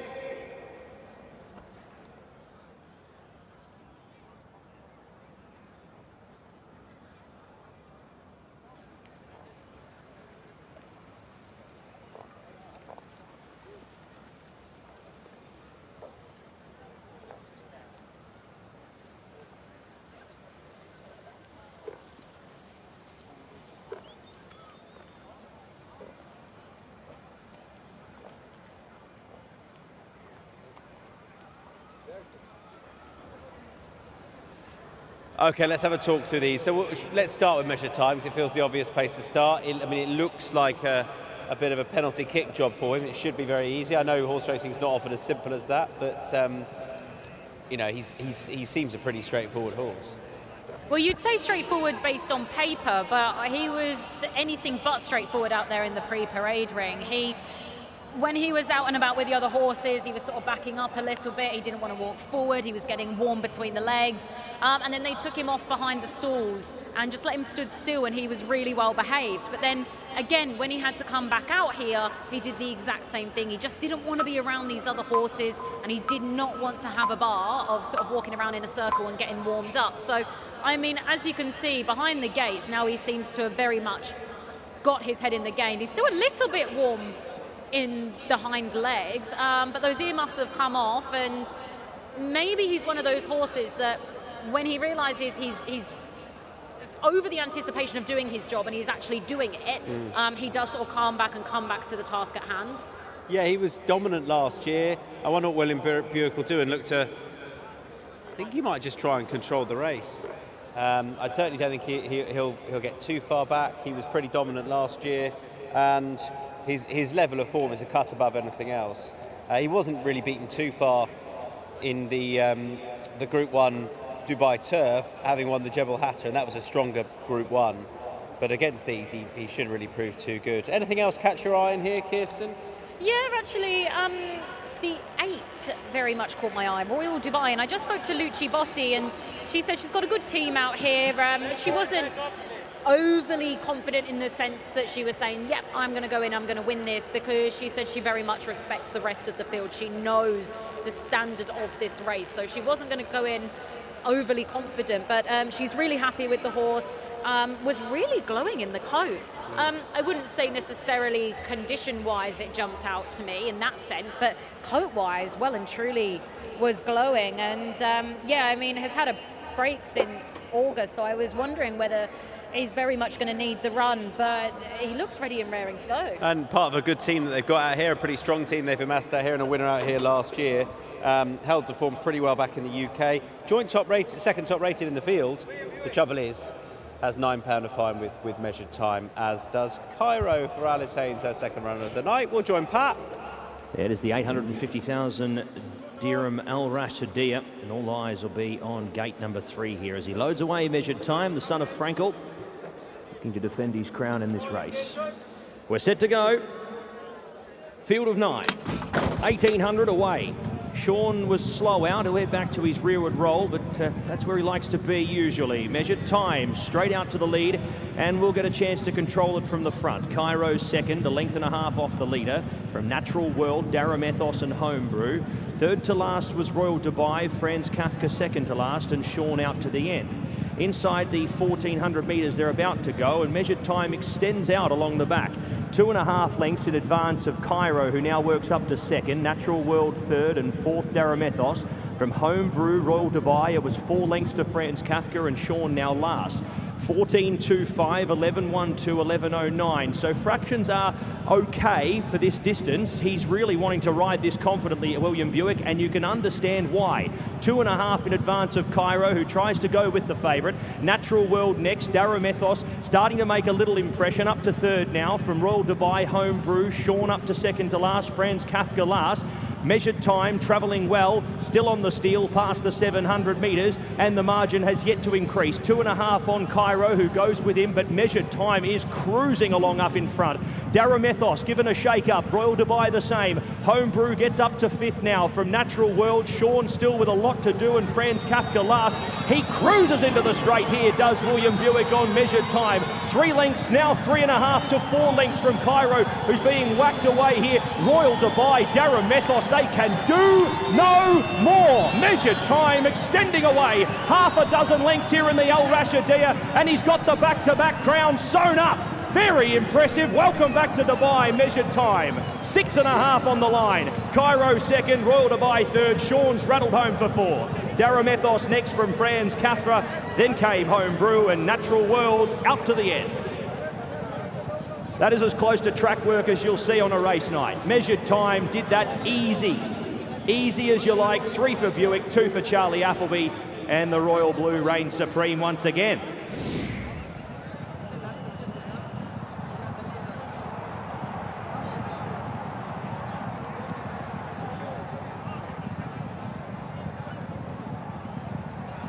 One, 3, 8, your numbers across the line. 1:45.11, 7.25 by 2 lengths. We'll get this confirmed officially, but that is a track record in the Al Rashidiya.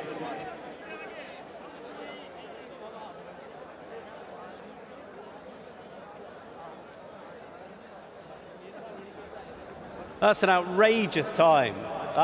Genuinely ridiculous. Just away his track record that he set in the Dubai turf back in 2014. 10 years ago, it'll be 11 by the time the Dubai turf comes around, and he's beaten it by nearly half a second. That's ridiculous. And he's dominated. And we were saying in the run, Kirsten, that he wasn't hanging around. Like, his fractions were solid. He wasn't nicking it, and that's been proved in the track record. He was willing to go at pace. He's absolutely blitzed them, and the time is so good. I honestly didn't think Just Away's track record would come tumbling down. No, absolutely agree with you. What's actually really interesting to the eye is it looked like William was almost not trying to restrain him at the very first few sectionals, but there was almost a moment where William thought, you know what, this horse is actually really going to enjoy stretching out and bowling along. And that's when you said, you mentioned there, the sectionals weren't overly, no, they were, also, the rail's out 8. So he's gone further, definitely, than Just Away ran. And he still did that time. That's crazy. Yeah, that was beautifully timed by William Buick. I mean, at this point, do we expect anything else from him? I'm really impressed. You can't not be really impressed by that. No, absolutely. It was all about him, and we thought he'd win, but he's definitely done it in more impressive fashion than I think you could expect on first start. Yeah, just a quick mention actually to Cairo, who came second from the Alice Haynes stable. This colt was super brave in defeat. He just kept battling on there, and he did put a good few lengths between himself and the rest of the field, between himself and Royal Dubai and Sean, and a nice colt that will be interesting to watch moving forward, but measured time, all honours very much to him. Yeah, and good to have international horses in behind. Cairo for Alice Haynes, Royal Dubai for Luci Botti, also based out here. Sean in there for Jamie Osborne. Great name. The trouble is, it's a great name, isn't it? I bet he's got a lovely character.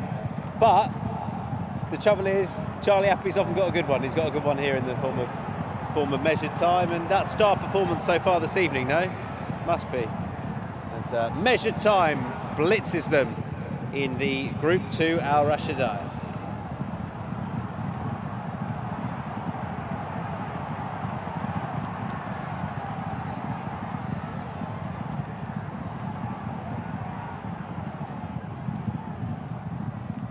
And those results are confirmed. 138 and 9, 138 and 9, 145.11. A track record in the Al Rashidiya. measured time victorious here, 7 by 2, 1, 3, 8 and 9, your numbers, race 6.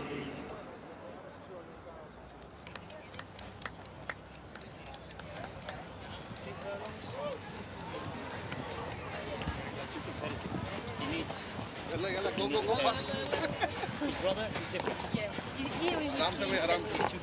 Excuse me. He had a hard race and he needs.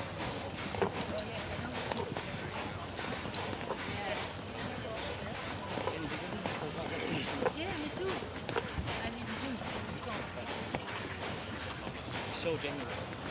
Race.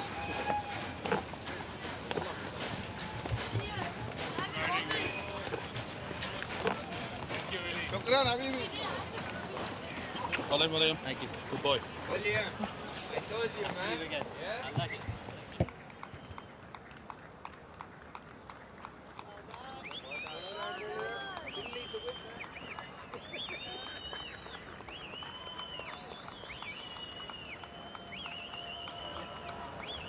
Second success for Charlie Appleby tonight. Third for William Buick. This one in the thoroughbred feature on the turf. Welcome back. Measured time.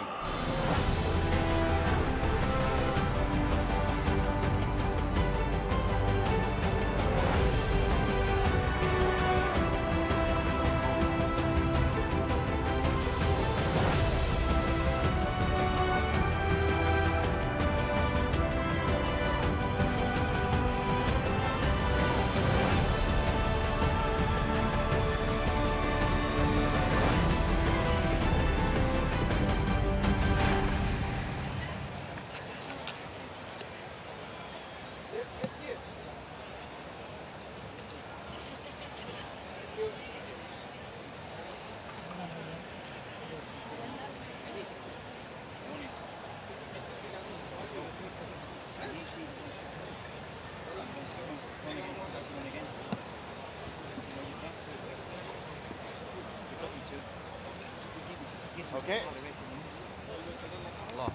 To go? Go one more. Okay.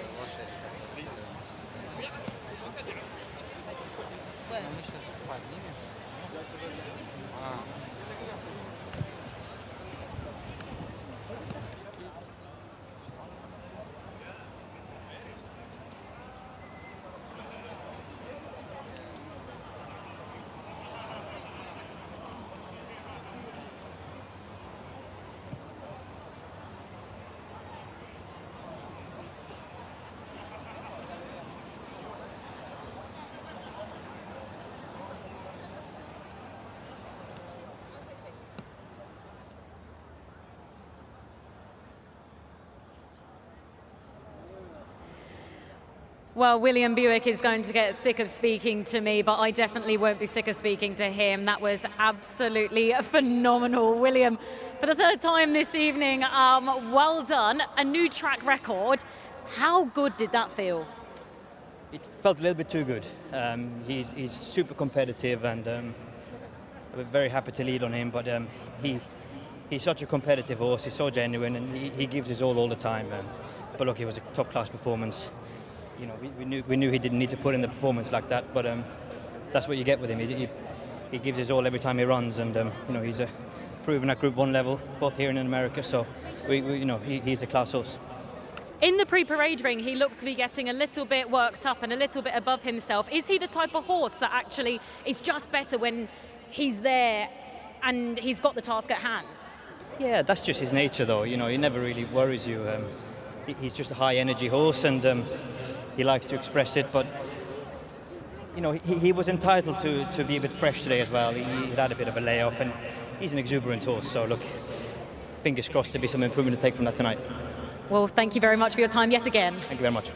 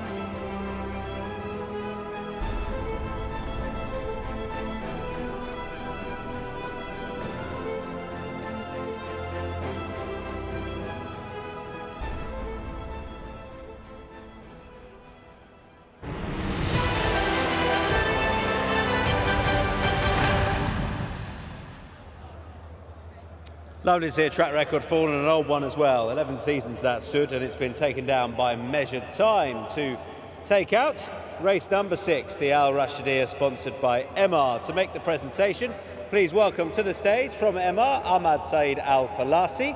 Thank you to Ahmad in presenting those 3 awards. And a second winner of the night for Godolphin.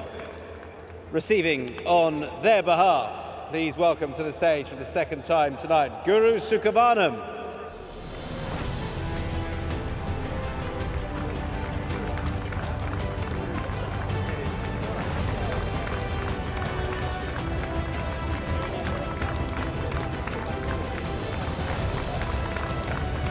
Second winner for Charlie Appy tonight, and collecting once again on his behalf, please welcome Sophie Chrétien.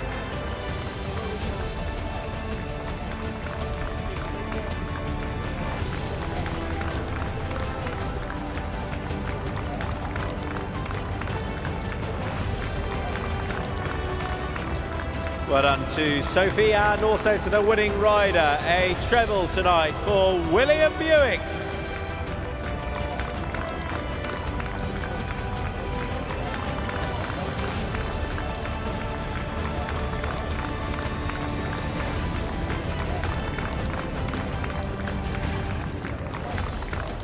And everyone could come together once again. Our thanks to presenter Ahmad Saeed Al Falasi from MR, presenting the award to the winning collections of Measured Time.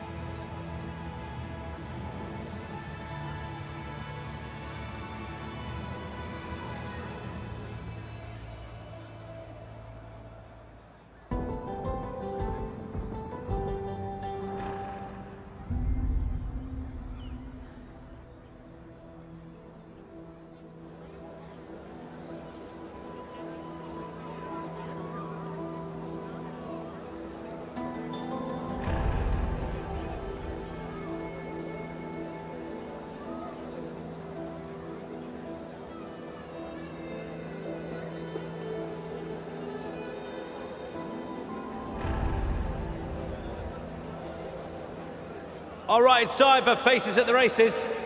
500 dirham to one lucky smile. And if I could give it to you, I would with the Santa, but it's not my decision. I like that. Waves are good, but we need smiles to win 500 dirham. And you can go and collect and pocket it after this. But who's it going to be, our third winner? Is it the lady with the child, the boy with the child? No, it could be. No, it's going to be... Lots of suspense. It's going to be you, sir, at the back, I think, with the glasses. At the back, it's you, We can just about see you. You have won. We will notify you directly, don't you worry. 500 dirham to you, sir.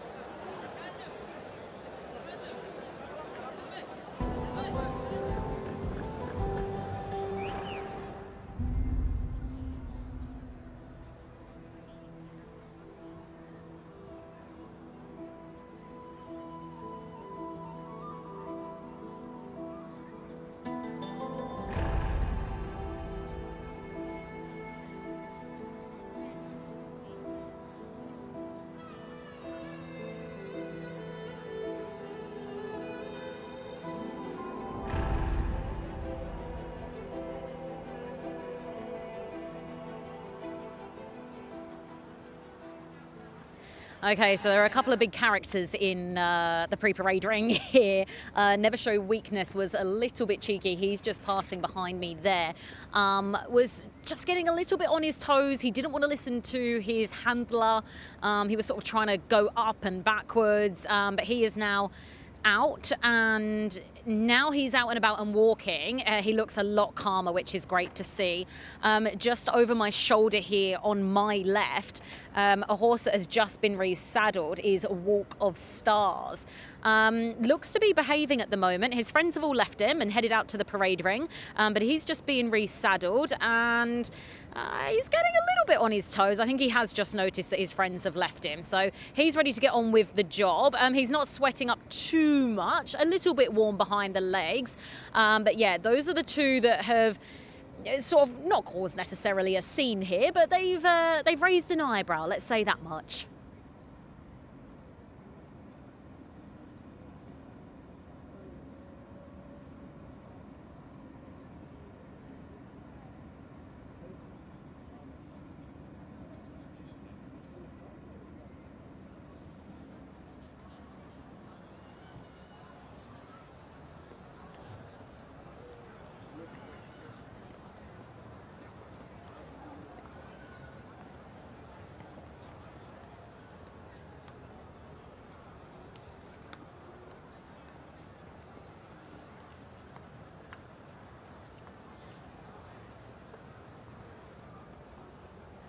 Well, welcome back to the parade here after a very exciting 6th event. We move on to the 7th here, the Entisar, brought to you by Emar over the 1900 metres. And we head into the parade here as the runners start to get set. Walk of Stars might not join us. We might see him a little later on, but let's get into the field here. Military Law is a withdrawal. Number 2 is our first horse we look at, Autobahn, off the rating of 112, coming off a strong second to Forever Young in the Derby on World Cup night. That's superior form to anything in this race. He is first up, though, for the new stable. Doug Watson and Christophe Soumillon does the riding here aboard this runner. We'll get all favours from the inside draw to find a forward position. He looks a major winning hope on this on the card as a whole and in this race. Well, Dahabi was a winner in the Royal Blue this time last year on Festive Friday, albeit in the Dubai Racing Club Classic, which we'll see on the turf in the next race. He jumps, he's going to be ridden by Richard Mullen here for Osama Rafai. Has recently changed hands, the 3-time winner. Yet to really impress on the dirt, so that's the big question mark here, but great to have his presence here once again on a night that he has had success on. Flying Hunter comes out of a conditions event, beaten 10 1/4 at Jebel Ali last time out. Ahmed bin Hamish and Connor Beasley combined would need to be very much at his best, if not better than that, to be figuring here against some of these higher rated horses.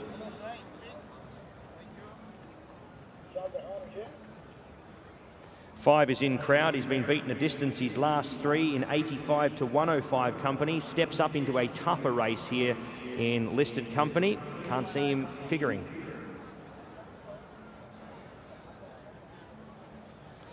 Six is Local Dynasty. William Buick rides for Raba Racing. Simon Ed Crisford, already with a winner so far this evening. a runner in Bahrain last time out to the races. That was in February of this year, so he's been off the scene for quite some time, very similar to a few of these horses out this way, yet to race, and he comes back here first up over 1,900 metres. Interesting to see how he fares here on the Meydan dirt, tackling it for the first time. 7 never showed weakness. His last couple of runs towards the back end of the season, he tailed off. He was a little bit disappointing, the son of Lord Nelson, but his best work was fresh in the campaign, and that is what he is here today. So hopefully we see him back to his best here, up in listed company. The company he faces here today will see him up against it, but hopefully the freshness will help him a long way. Well, it's been over 1,000 days since Godolphin was able to pick up a victory on the dirt surface here at Meydan. Passion and Glory represents them here. Daniel Tudhope rides for Said bin Saror. He was last seen at Goodwood under Oisin Murphy, beaten 9 lengths by Novus. All that racing is on the turf. So the dirt, a big question mark here with the son of Cape Cross.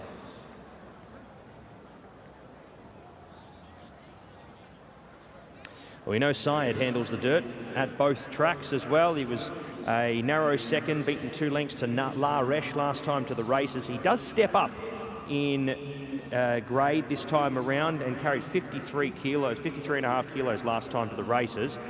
Ben Cohen does ride here off the weight of 57, off the rating of 99. He's up against it, but the recent form has been good so far this campaign.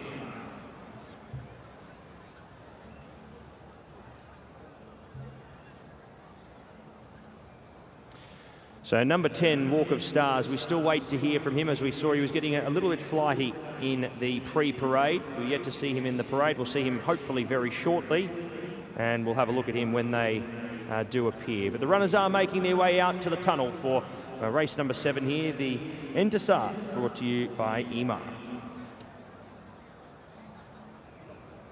Doug Watson, trainer of Autobahn. Doug, he's had a little bit of time off. How is he? He's a nice horse. He's in great shape. We got him as fit as we want to get him to get to this race, and obviously I'm sure there's bigger and better things ahead. But we think we got him pretty straight, and lovely horse to be around and straightforward, and looking forward to the run. Well, you mentioned bigger and better things ahead. What is the main aim this season? I imagine, the World Cup. So hopefully we can get to that. Running behind Forever Young last year and giving him 4.5 kilos. Obviously, Julio did a great job with him last year, and we got him this year. But looking forward to seeing how he progresses over the season. So are we feeling confident tonight in this? I'm never always, with anything, I'm never really confident. But we have him in good shape. Fresh horse. A little bit worried about the layoff going 1,900, but he's in good shape. And we had a nice few works over here. We were training at a different track, so we came over here 3 or 4 times with him, worked a nice one out of the gate with him, and he's a very straightforward horse who likes to go forward and breaks well, so keep our fingers crossed. You've got him as good as you can, so best of luck. Thank you very much, appreciate that, thanks.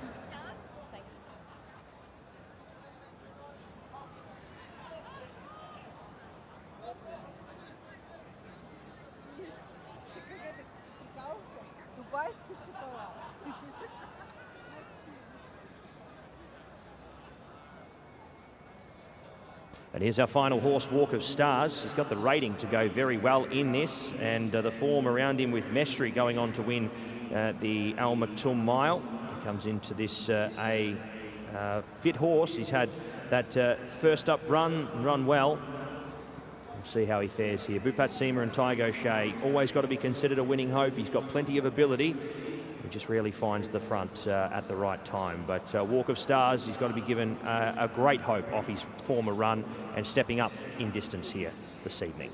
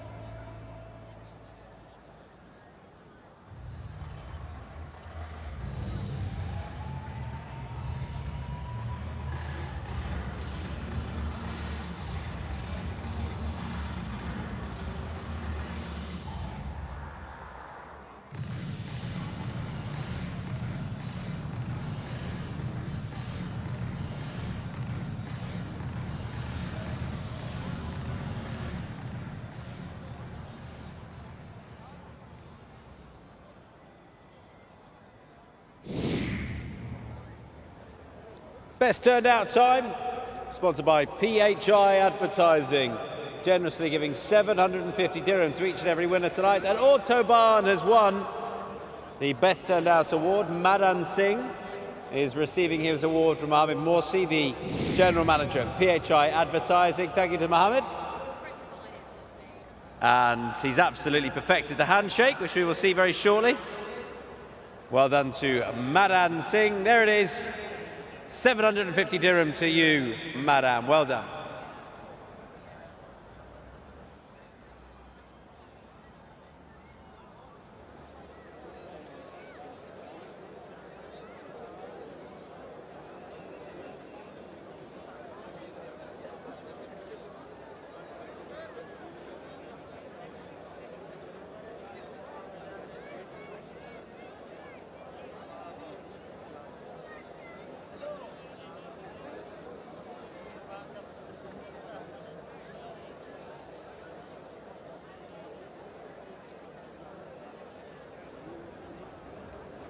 Okay, let's have a closer look at Autobahn, running in the Entisar. Kirsten just telling me that Entisar means victory in Arabic. Is that right, Kirsten? Good. And Autobahn may well come to victory here. I think out of one, he'll try and dominate and go and get that victory. Yeah, look, I just spoke to Doug Watson, and we spoke previously about how Doug isn't the most bullish of people. He's not going to stand here and declare a horse. But he said he's got high hopes for this horse this season. He's got him as good as he could be off the back of a long bit of time off. And yeah, May name will be World Cup. So, yeah, interesting. Yeah. Well, I suppose it makes sense, doesn't it? You know, off the back of that run last time in the UAE Derby, when giving Forever Young way, why not? Yeah, and Doug, you know, Doug's got Kabir Khan as well. He was nervous with that horse last year, who obviously went to Saudi and here, and I don't know, I like seeing people with Doug's demeanour having runners in the big old races, because you can, like, he's obviously been training out winners out here for years, but you can see how much. Yeah, 100%. I love it. So, you know, hopefully they have lots of success with this horse. He stood like a picture there. Yeah, he's a good-looking horse, isn't Although he? I think He's a beautiful type. Christoph wants him to move. But there we go. Fair enough. He's got a race. He's got a job to do. Good to have a name like Christoph Soumillon out here riding again. I mean, obviously he's a regular out here, and he's had loads of success between the dirt and the turf. But he is one of the European riders that comes out and can really dominate the dirt as well. Yeah, there's a few of those, isn't there, who come out and make their presence very much felt. Yeah, absolutely. There's a knack to riding it, but he's definitely got it. Now this is Walk of Stars, who is was naughty in the pre. Oh, was he? What was he doing? Yeah, had to be resaddled. Cheeky. Just a little bit cheeky. Actually, do you know who was even cheekier? Never show weakness. Was he? Very cheeky. Yeah, he was going backwards and up a little bit, and yeah, I think Bupat sort of had to step in there with the handler and give him a bit of backup. But yeah. I think Never Show Weakness is an interesting horse because he was a forward-going horse last year. And I wonder if it didn't work out at the back end of last season if they try and do that again. And then Walk of Stars is the horse who the Mestri form looks pretty good now, but he did rather throw it away that day. Yeah, look, he did. He just, you described him perfectly earlier. You said he's just too friendly. He just likes to go and have a good chat with whoever is up and leading, and he's quite happy to do exactly that, make friends with them and not go past them. Yeah, it's just too polite. I wonder what they do, how to solve a problem like that, because I don't know how solvable it is. You know that he's going to be put into the race, and he might look like he's going to win it, but the trouble is, you know the horse too well, and that he might not go past. So we'll see what they do with Walk of Stars. So, loading press going to be on the way shortly. There's local dynasty for Rabba Racing. They've obviously had a winner already tonight with Cover Up. I thought was very impressive on the turf. This horse lining up on the dirt off the back of running in Bahrain when last seen behind Isle of Jura. That form's worked out really well with that horse coming to Ascot and winning subsequently. Final thoughts on this race, Kirsten? Yeah, I think Autobahn. I think just after hearing that Doug Watson has a very high opinion of him and has even bigger and better plans for him, I'm excited to see him step out here. I'm excited to see what he does. Yeah, and I know that Pat thinks he's the most likely winner as well. His nap on the card after the obvious one went in the last race. This one not so obviously findable, but still for us the one to beat, Pat, Autobahn. Yeah, he was, Tom. Thank you very much. Yeah, look, I think measured time was the standout. If you were going to try and find one outside of measured time, this is the horse, I think. Look, you can't say that a horse over this same distance who has given a horse like Forever Young 4.5 kilos and been pressured on speed by, funnily enough, his stablemate in the UAE Derby in Oasis Boy, who we did see come out and win in the last meeting. He's, to be able to go with him until the final furlong and only be beaten a couple of lengths is an amazing feat. And look, from a fitness perspective, he's come out here, he's trim enough. He looks forward enough to be going in and taking a race out like this. You only have to be at 80 or 90%, find the front here and he'll give a sight. Autobahn, and great to see Christophe Soumillon in town and obliged to take the ride here on Autobahn. 112 his rating. Here's Dahabi. As we said, he was a turf winner in the Classic, which we'll see in the next event over 2400. He hopefully will try and pick up another win on Festive Friday, albeit on the dirt. Here is Passion and Glory, hoping to break that Godolphin dirt streak of over 1,000 days. Walk of Stars. He'll make his impressions felt at some point, you'd say. And Syed, the last one to come forward for Michael Costa and Ben Cohen, looking for another win on the card. Set to go, 1900, and we are away in the Entisar. He went down on his nose there a little bit, did Syed. Going forward, Walk of Stars. He's going to go up and lead here. Autobahn's going to let him cross over. Dahabi was next from Local Dynasty. Never Show Weakness slides up to the inner. Then came Passion and Glory from In Crowd, Syed, and out to the end was Flying Hunter. In search of the mile they go, and they swing on past, out off to the back part of the course, and it's Walk of Stars leading them. 11.88, 8.31, 11.88. Walk of Stars, 3 parts on Autobahn. Passion and Glory happy to slide up 3 deep here and improve the tempo from Never Show Weakness as they head past the 1200 metre mark of the race. Next was Dahabi from Local Dynasty. Never Show Weakness in Crowd, about 3 lengths off the main pack. A further 2.5 to Syed, and the last one Flying Hunter. Walk of Stars continuing on with it. Autobahn sliding up there to second and still sitting about a length away at the moment. Passion and Glory third as they come in search of the 800 metres. Pace is still very good. Never Show Weakness, the inside, continues to track into it with Local Dynasty, and out wider was Dahabi, 3 wide with a back, followed by In Crowd, Flying Hunter, and Syed out to the end. It's Walk of Stars, and presenting up on the outside now, Autobahn. Autobahn gets within a half of Walk of Stars. Walk of Stars trying to do it the hard way all the way. A half length now on Autobahn, who gives chase. Third in running. Running into it here was Local Dynasty, followed by Dahabi. It's Walk of Stars though. Walk of Stars, could it be the day? Half a dozen clear of Autobahn. Running on late here was Local Dynasty. It is up in front here, running on very, very fast was Walk of Stars, and today is the day. Walk of Stars, impressive. 8 lengths, destroys them in the Entisar. Beats home Autobahn, who's run into second. Third across in line was Local Dynasty, followed there next over by Dahabi. Then came next in running Never Show Weakness, followed there by Syed, In Crowd, Passion and Glory. The last one home, Flying Hunter. Wow. Well, if you can't go past them, you may as well just lead. Walk of Stars shows his ability. He oozes class, this horse, and it just can't go past the leader. So they've led on him today. Tygo O'Shea made the intentions known early, and well, maybe they'll have to lead on him the rest of his career. 12 and 3/4 lengths, that winning margin over Autobahn. He blows them away, Walk of Stars. Some win, and a deserved win in the Entisar, sponsored by EMA.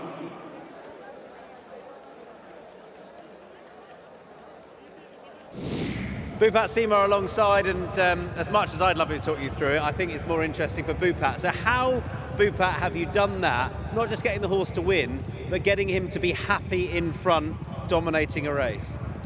You know, he's always been one of those horses that takes the lead and stops.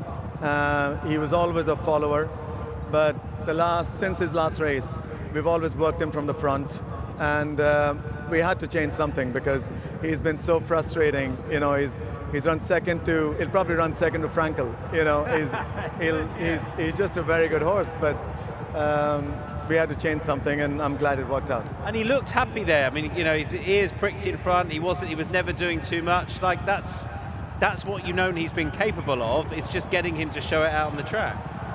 Yeah, exactly. I mean, look, Charlie Appleby ran him in the Epsom Derby, you know, so he must have, I know I could have probably messed it up, but, you know, Charlie obviously knew a lot about him, and he's a very talented horse, and it's finally great to see that it's finally come out of him. I mean, he's absolutely bolted up there when doing it, you know, that way. So I guess, well, that's it now, isn't it? That's what you've got to do with him, and just keep trying to get him to dominate out in front. In what now, do you think? Do you sort of reassess where you might go with him? Yeah, obviously this gives us a lot more options. You know, we've always thought he wants to follow someone, and you know, when even in the Godolphin Mile, he actually passed the horse on the inside of him, and then Doug O'Neill's horse came from the outside and just beat him. So he's just been very frustrating, but he's a very, very talented horse. What distance do you think is his best? I would think this is his best distance, or a mile and a quarter probably is his best distance. Okay, interesting. Let's see how far you've got some good mile and a quarter horses. Let's see how far he can go, this horse. And do you know what? It's nice to talk about him in such a positive light, because you know what it's like when you're talking about horses who don't go past. You don't want to be, you know, nasty about them or whatever. You know, he's obviously a kind horse, but how nice we can just say, wow, what a dominant performance from a really good horse. Yeah, you know, you're so right, because we brought him here last year at Meydan to gallop him, and he'd go past any horse and then he'd completely do a U-turn and he'd stop. So it's so nice to see that, you know, he can go in front. Hopefully this will do his confidence a world of good, and you know, from here onwards, he'll hopefully be a very good horse. Yeah, really exciting. Well done. Thank you so much. Thanks.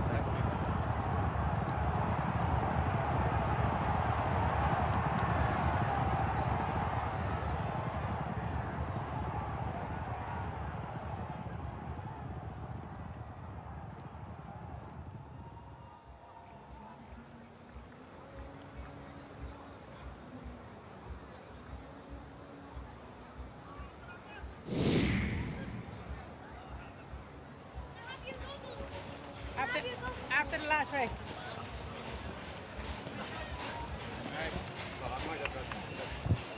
Thumbs up, Todd. Good boy.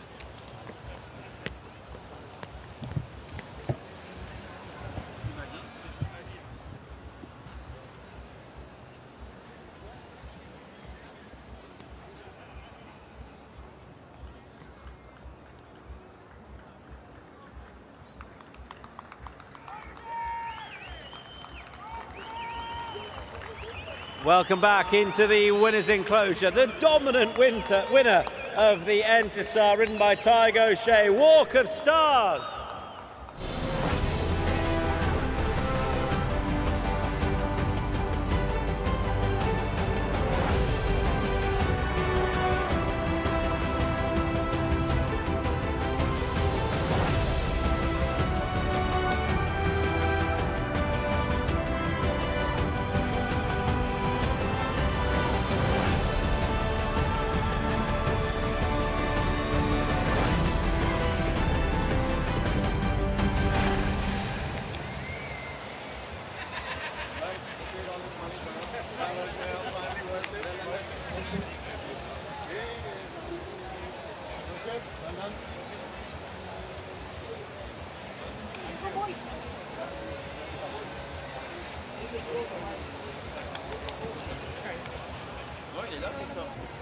Oh!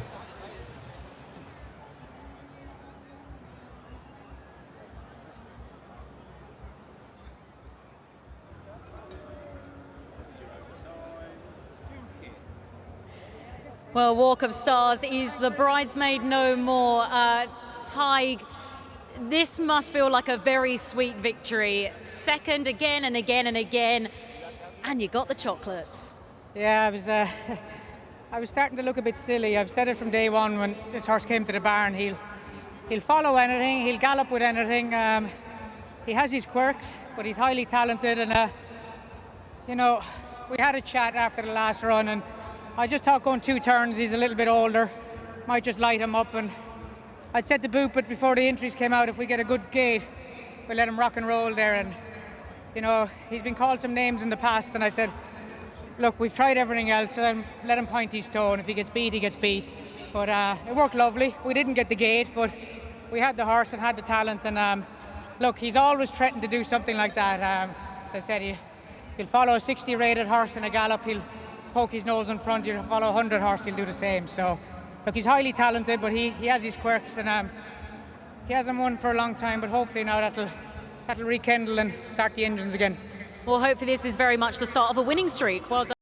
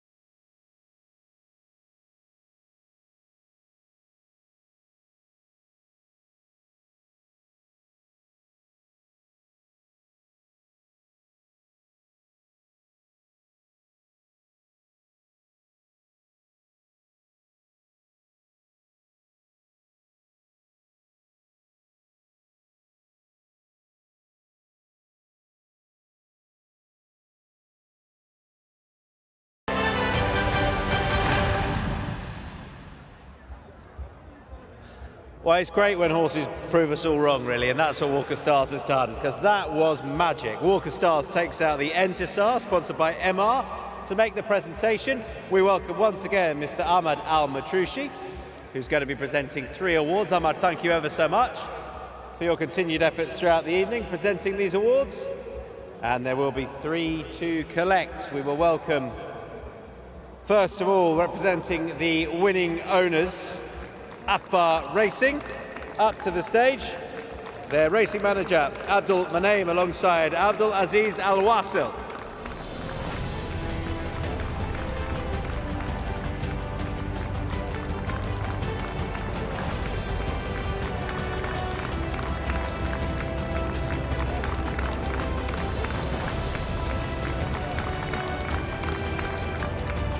Picking up the Entisar trophy from Ahmad Al-Matroushi.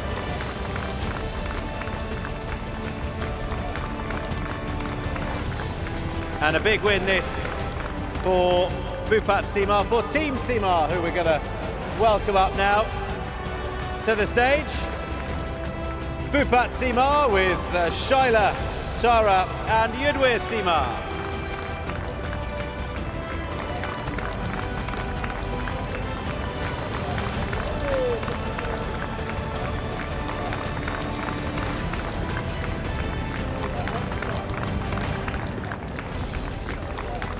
And the winning rider, ladies and gentlemen, with his boys, please welcome to the stage Tig O'Shea.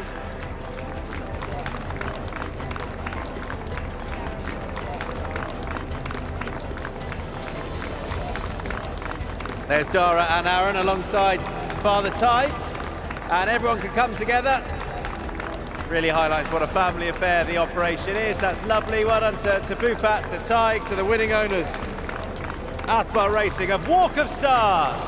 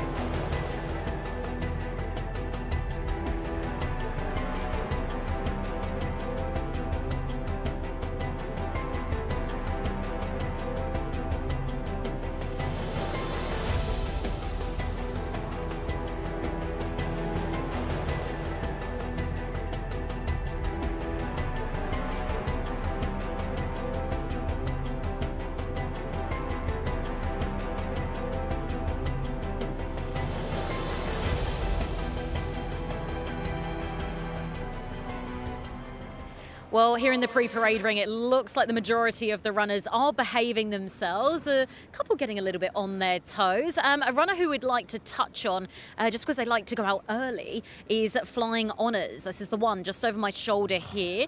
He's getting a little bit warm, but looks like he's internalizing a lot of it, bless him. He's getting warm behind the legs. He's got those earmuffs on, which are just keeping him together. Hopefully that remains that way, and he will calm as he does get to the barriers. So he'll be heading out. We won't be seeing him in the parade ring. And another runner that we'll be having a look at is the 6 Goldspur. Can't quite catch it out the corner of my eye here. I'm not too sure where he's parading, but the 6 Goldspur will be heading out. I was trying to see whether he's over there in the stalls, so he's been kept out the way. Regarding looks, they're all parading beautifully, really. There's not too many that are being too naughty, so the 11 has just come out there. And it's just, actually, it's got a really nice walk on at the 11. And the 11 is Deciduous. He's a local, and he's very much taking it all in his stride. He was here a couple of weeks ago. He's at Jabal Ali a couple of weeks ago. And he's not too above himself at all. So all parading pretty well. Not too many of them getting too warm. So thumbs up from the pre-parade ring.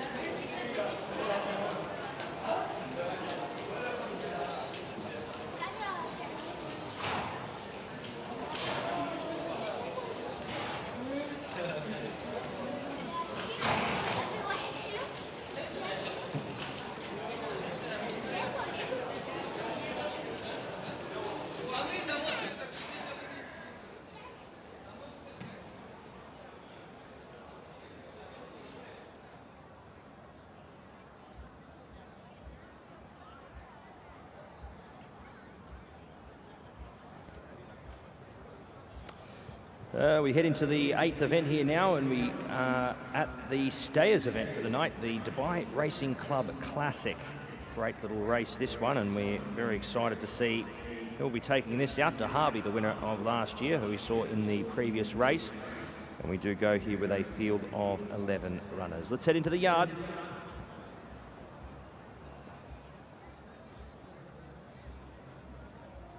First horse we have a look at here is Flying Honours. Charlie Appleby and Daniel Tudhope combined here off the rating of 104.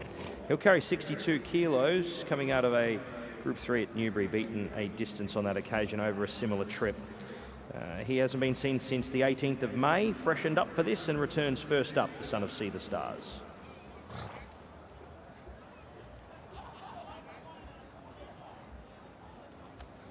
Next horse is number 3, Julio Olajuara, saddles up Rock Walk for Horace Phillipson.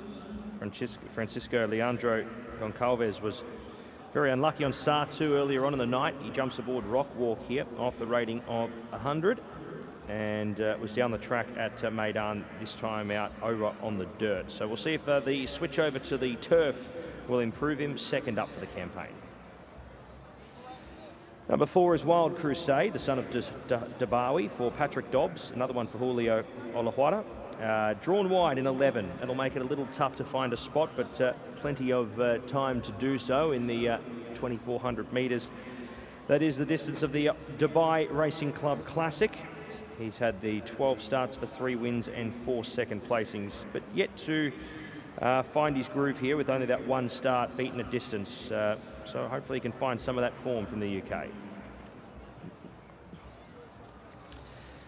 Number 2, our next horse, so that is Royal Power. William Buick and Godolphin combined here with Charlie Appleby. 4 starts for a win, a second and a third, a narrow second, beaten 3/4 by Involvement last time out to the races at Newmarket over 2,000. William Buick on that day, that was the 12th of July. He's been freshened up also.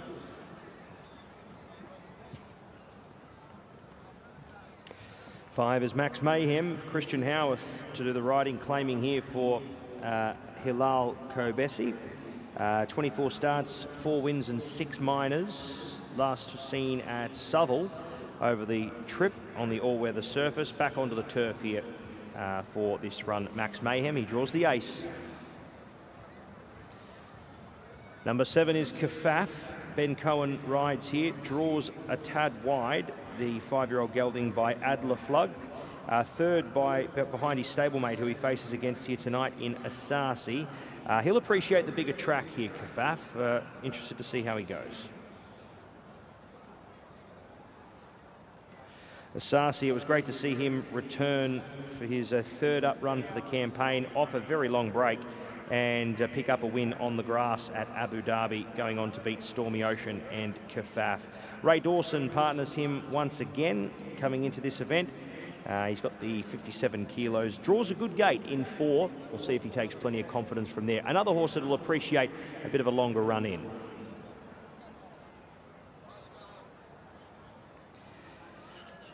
Intricacy was a winner over 2,000 metres here last season. He has had 1 start back in the UK. He was beaten a distance on that occasion. Back here to Meydan, and I'm sure we'll see him run quite well. He does get back and run on, but he'll have plenty of time to be finding the line here down the straight with the rail out.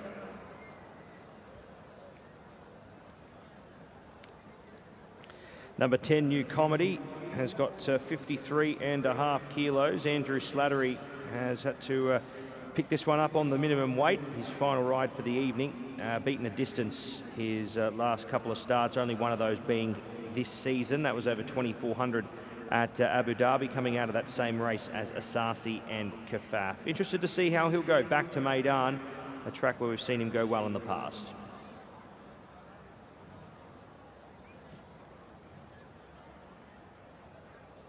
And finally, the 11 in Deciduous draws a good gate. Bernardo Pinheiro for Salam bin Gadaya off a light weight, 53 kilos. Is rated 85. He's a bit outclassed in this. He's having to step up in probably in race quality, I'd say, compared to his previous starts. But he's had 3 starts already this season. You'd say that he's fit enough. He just needs to find himself a bit closer to the winner, the son of Dabawi. That's our 11 horses. We've still got, actually, my apologies, we've still got Gold Spur to have a look at very, very shortly. We'll have him coming out very soon. Gold Spur will be a late entry to the parade ring. We'll be back shortly.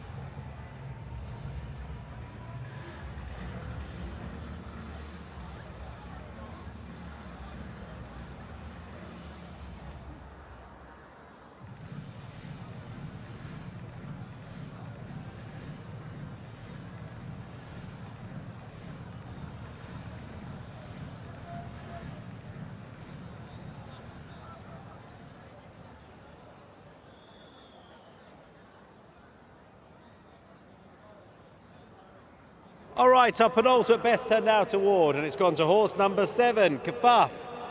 Ben Cohen and Michael Costa. And the winning groom, Aham Singh, leading the horse around a few moments ago. Well done to him. 750 dirham coming his way. Our thanks to PHI Advertising and to Mohammed Morsi for presenting it to the winning groom, Aham Singh. Aham, the only groom that has in fact been declared in cheek pieces for tonight's racing. But he looks fantastic. And well done to him, 750 dirham to Aham Singh.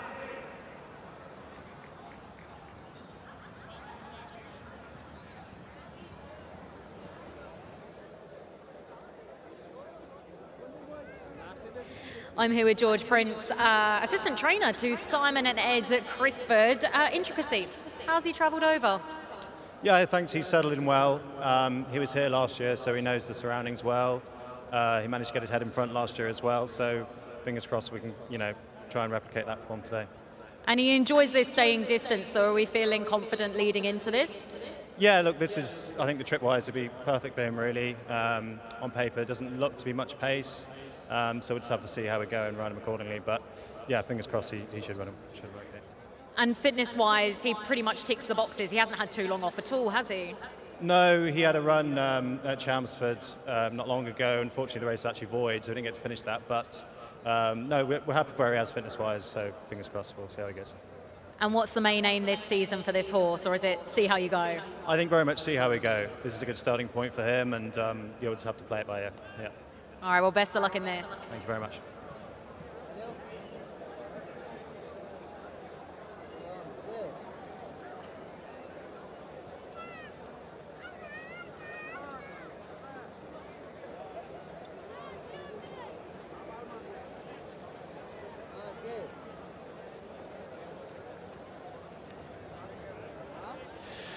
So this horse is looking to give William Buick a quadruple, Charlie Appleby a treble. The question is, will Royal Power see out this distance strong enough?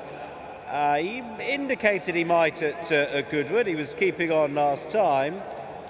He's the son of Frankel, so I'd be positive without being certain that he will. Feel like he's probably the best handicap horse in the race of 104, but the distance is the question. Get the impression that Connections probably know what they're doing though, Kirsten, with regards to this horse, and they're lining up in a race with him where they'd be pretty well represented with horses of that type. Yeah, I couldn't agree more. Parades really beautifully. A majority of them paraded really well, actually. There were a couple that were getting a bit on their toes and a bit above themselves. Flying Honours was a little bit cheeky in the sense that he didn't really want to be around the other horses, but that's fine. Nothing too bad at all. Goldspur was being particularly cheeky. Yeah, well, Tiger shared to hop off him going down, and not the good thing is they don't have too far to go. He's down there now with a companion, so I think he's all right, but yeah, he was looking particularly tricky. There's Intricacy, who won a good race here last year when improving for a reappearance. Yeah, I just spoke to George Prince, assistant trainer to Simon and Ed Crisford, and he's really happy with this being a starting point for this horse. The 2,400 metres very much looks to suit, and although they weren't bold in saying what their plans would be with this horse this season, they are feeling good, feeling confident. Yeah, and last time it was a race that they didn't get to finish because it was voided, so I wouldn't look too much into that. You know, it says he was being in distance. Well, everything was, because there was no winner, so they stopped halfway around. Well, no, not quite halfway around, most of the way around. But he's technically had a spin 41 days ago. May well take a step forward for the run. I thought that Flying Honours could be interesting. Well, distance-wise, I think he's fine. It's just whether or not he's as well treated a stable companion, Royal Power. So there we are. They go a couple of times around the track here, still with the gates right in front of us here. So a good chance to see the horses emerging out the gates. It's always something cool to see up close and personal, that. Yeah, it is. Do you know what actually really surprised me when I first ever was sort of around the horses with the gates is how much chatter there is. I always thought for some reason it would be dead silence almost, like, you know, this is before the big game, but there's always a bit of chatter, sometimes a little bit of banter, and it's a little bit noisy when they're loading some of them. Yeah, absolutely. When they emerge as well, which they will do shortly, Pat. Thank you, Tom. 2 turns we go, 2,400 metres. Intricacy has been well supported late here on the international market to potentially provide Royal Power a little bit of a challenge here. They're set to go, 2,400, the Dubai Racing Club Classic. And away we go. Breaking fast, Gold Spur, Rock Walk, Asasi was out fast along with Deciduous. Then came Royal Power, who's out wide, going to work into it. And also Wild Crusade, who's staying wide but working up to the lead. Next in running was Max Mayhem from Intricacy, now back to 7th. Next was on the outside of him, New Comedy, followed by Flying Honours. Then came Deciduous and Kafaf is last. So inside the 2,000 they go in the Dubai Racing Club Classic. And it is Gold Spur who eventually goes up to take the lead under Tygo Shea. A half in advance of Wild Crusade. Then came Rock Walk 3rd. 4th was Royal Power. He's found the 1-1 here. Then came Max Mayhem, 3 back the inside from Asasi. A length and a half to Intricacy. Half a length New Comedy. A length and a half to Deciduous. Half to Royal Flying Honours, rather. And the last one there in running was Kafaf. So Gold Spur leads them down the back section, and they're running along at okay fractions. 11.93, 12.74, 12.79. So he's getting an okay run up in front and is not being pestered, Gold Spur. A length and a tail in advance of Wild Crusade. 2.5 lengths back to Rock Walk. Royal Power gets closer, now up to 3rd. Getting a bit of cover there with Wild Crusade tracking him into the race. Asasi was next from Max Mayhem. Then came Intricacy. He's going to need a little luck from back there. He's 5th to last and 4 back on the paint. From New Comedy, then came Deciduous, Flying Honours, and out to the end Kafaf. Inside the 900 they go. Gold Spurs had a dream up in front. Next in running, Wild Crusade. Royal Power is close enough to pounce here. The inside Rock Walk travels well on the back of the leader. Asasi next, peeling out 3 wide now was New Comedy. Intricacy's looking for a way clear. Boxed now in by New Comedy. Max Mayhem 4 back the inner from Deciduous, Flying Honours, and Kafaf has seen them all from the back the entire way throughout. Gold Spur at the 500 leads them here in the Dubai Racing Club Classic. By a length, Royal Power ambles up and cruises up with gusto. Wild Crusade was next. Asasi tracks into it well. Intricacy with a lot to do. Out wide, Kafaf. And also Flying Honours. It's Royal Power, the leader, from Asasi. Deeper out, Kafaf. Kafaf takes the narrow lead here from Asasi. Costa 1 and 2. Asasi fighting back on the inside here. Good go to the line. Kafaf does it. Kafaf just half a head in advance of his stablemate. One for the mantelpiece for His Highness Sheikh Ahmed. Next over Royal Power. 3rd, 4th across Deciduous. Did his best work in the last 300. Intricacy never figured. Flying Honours next from Max Mayhem, New Comedy. Rock Walk and Gold Spur was one of the last ones home, along with Wild Crusade. 1 and 2 they go out of the race at Abu Dhabi. Kafaf and Asasi, a ding-dong battle down to the line. And it was Kafaf who was able to stretch the neck out where it counted and go on to take the race at the death knock. Kafaf beats Asasi. Royal Power had every possible. Flying Honours ran into the race very well, but it's going to be His Highness Sheikh Ahmed 1 and 2, His Highness Sheikh Mohammed 3 and 4 in the Dubai Racing Club Classic. 7, 8, 2 and 1.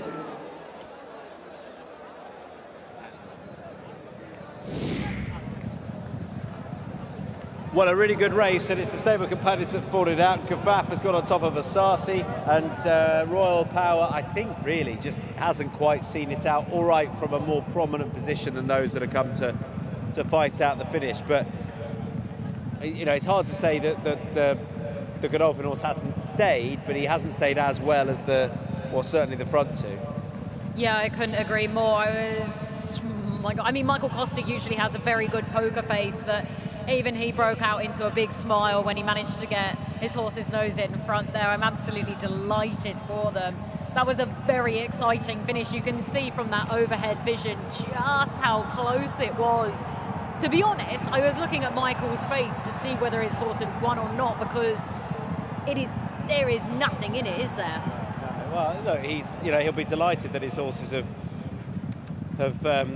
fought that out, and been travelling really well just in behind in the black hat, And then in the yellow hat, spinning right around the outside. That's the second horse we've seen do that, sort of slingshot on the turf into the straight and stay on best to score. And yeah, I mean, he's just seen it out so well. I think they've probably gone hard enough, which hasn't helped Royal Power. Flying Honours has run a good race. He got squeezed out a touch, but you know, two horses that stamina has come to the floor, and it's another one for Ben Cohen. He just about chose right.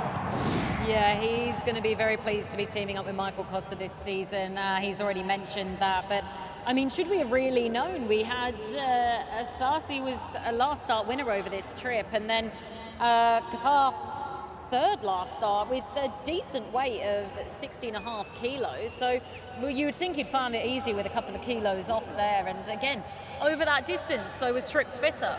Yeah, and Royal Power just had the profile, I guess, being the Godolphin Blue, but he's, you know, I think he's, wonder if they'll just come back a touch in distance. I still think he's well treated. He's finished best of those who were up towards the pace, and he's probably just struggled a little bit later on. Maybe he'll take a step forward for the run, but either way, Kafaf has run out a winner only just under Ben Cohen.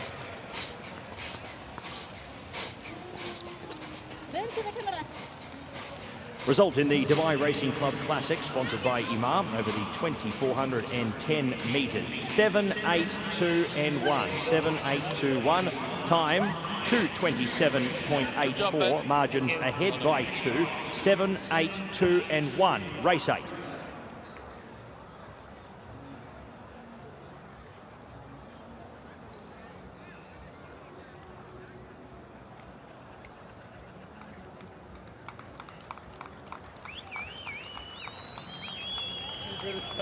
Well, huge congratulations to Ben Cohen. Aham Singh, our winning groom. He's our man. And he is leading in the winner, Kafaf.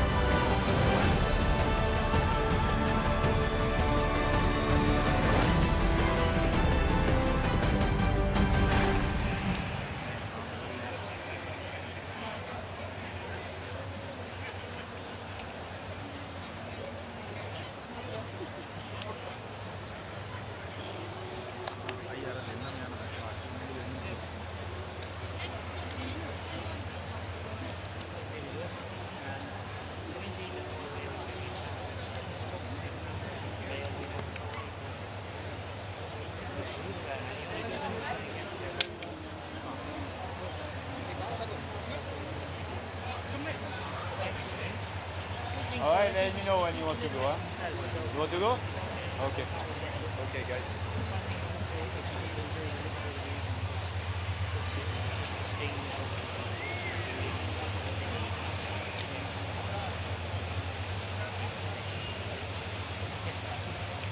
Thank you.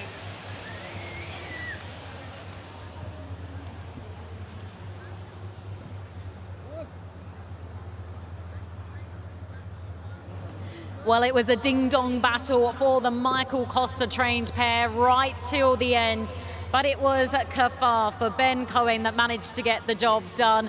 Ben, a double on tonight. How are you currently feeling right now? Yeah, it's brilliant. Look, these are the nights you want to be competitive. So it's great to get two winners on the board. A third placing last start over this trip. Was it just the fitness? It wasn't necessarily that there was any doubt in this horse's talent. It was purely the fitness that helped him see out the trip. Yeah, I think the fitness. Look, he ran over 1600 first up, and it's a big jump up to 1.5 miles second up. So he was always going to improve a bit fitness-wise, and it's quite tough to come from behind the way he needs to be ridden at Abu Dhabi. But I thought he ran better than his finishing position the last day. Well, he paraded beautifully, so did you feel like you had a really decent horse underneath you? Yeah, he was very relaxed going to post, took it all in.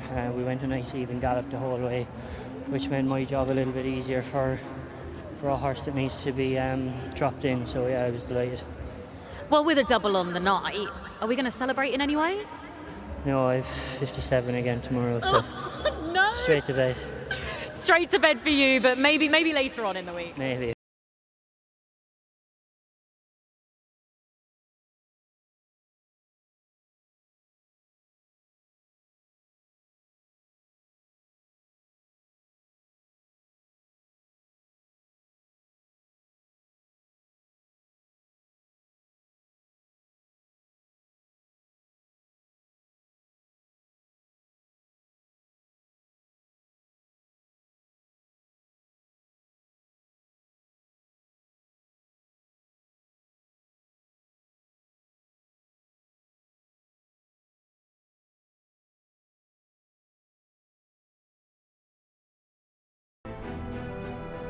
Correct weight given in the Dubai Racing Club Classic, 7-8, 2 and 1, 2:27.84 winners' time. Margins ahead by 2, 7-8, 2-1. Kafaf, your winner. Correct weight.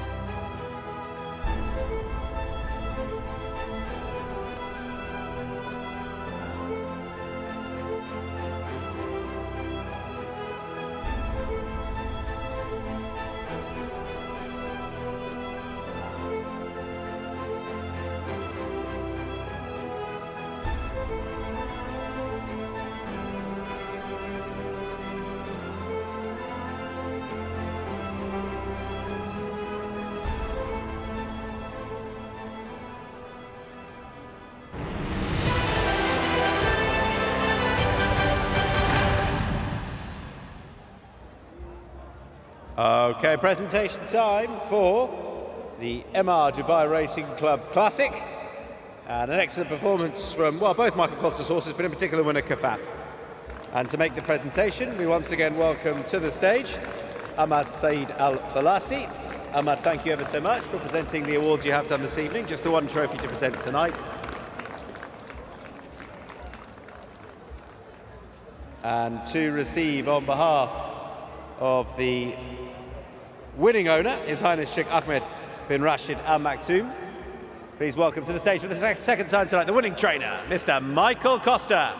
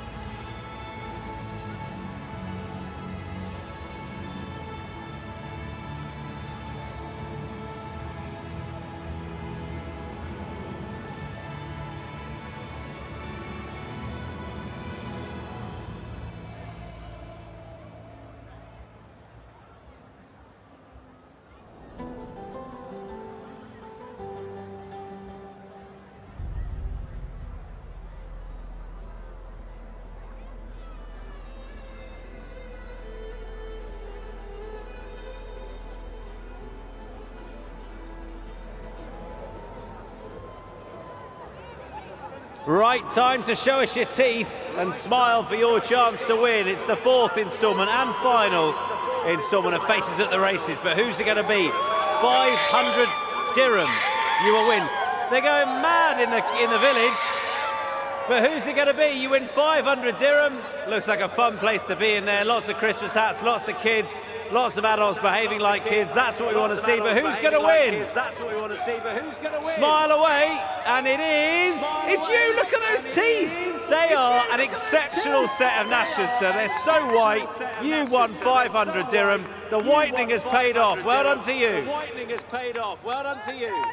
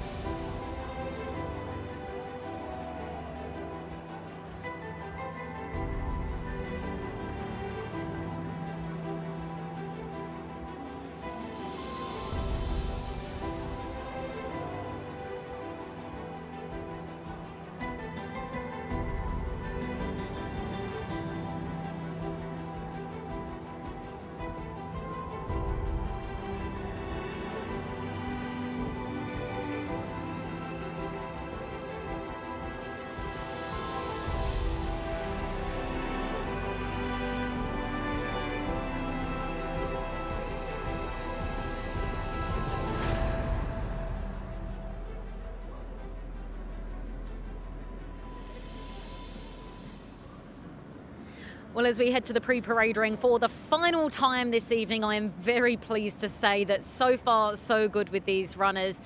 Someone who has very much caught my eye, the three, Falcon of Arabia over here, parading beautifully, hasn't turned a single hair, those red earmuffs doing those job, and is absolutely glowing. He is super fit, this colt, rock solid muscle, coat is glowing. You can say the same for the five behind him there. Mr. Cafu, Connor Beasley, takes the reins on this runner. Hasn't got an ounce of fat on him, this gelding. If we just steer to the left a little bit, you can see one of the very well fancied runners, Morning, is parading really nicely. Yeah, just got saddled just quietly over in the corner. Gave his mouth a little bit of a rinse out, and apart from that, yeah, not too much else to report. Would like to maybe see his coat in slightly more glowier compared to the likes of Falcon, but fitness-wise, my word, you absolutely cannot fault him. Again, not an ounce of fat on him, so multiple runners that are looking nice and fit here. So a big thumbs up from the pre-parade ring for the lucky last.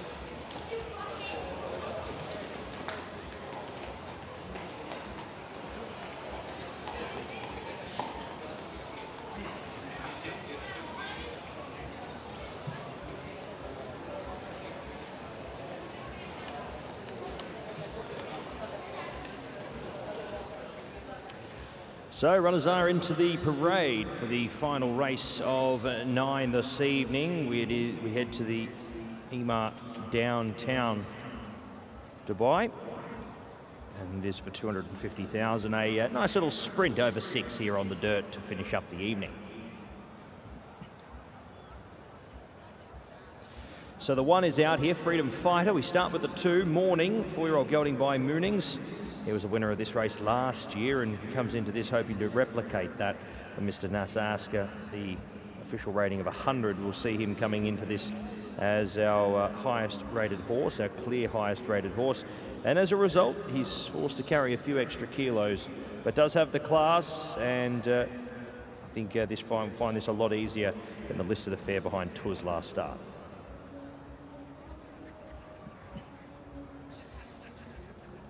Number 3 is Falcon of Arabia. He was very brave behind Al Nasib last time out, and there's good support for him overseas on the international markets. Pat Cosgrave rides for Falcon Racing and Bhupat Seema once again here, hoping to get that second win. He deserves it, and if anything, the last race is anything to go off, he should be pretty close to the finish and one of the winning hopes of this race.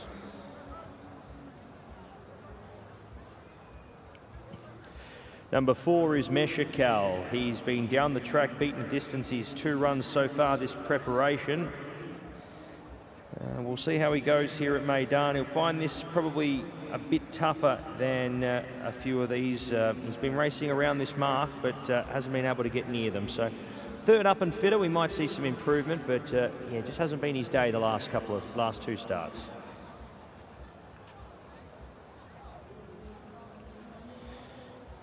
Well, Mr. Carfu, he's certainly looking fit. He's 3rd up here, but it hasn't been his time, this preparation, unlike last season where he was so progressive. I think he's really reached his mark here. He's running at an 80 to 100 like he did first up over 6.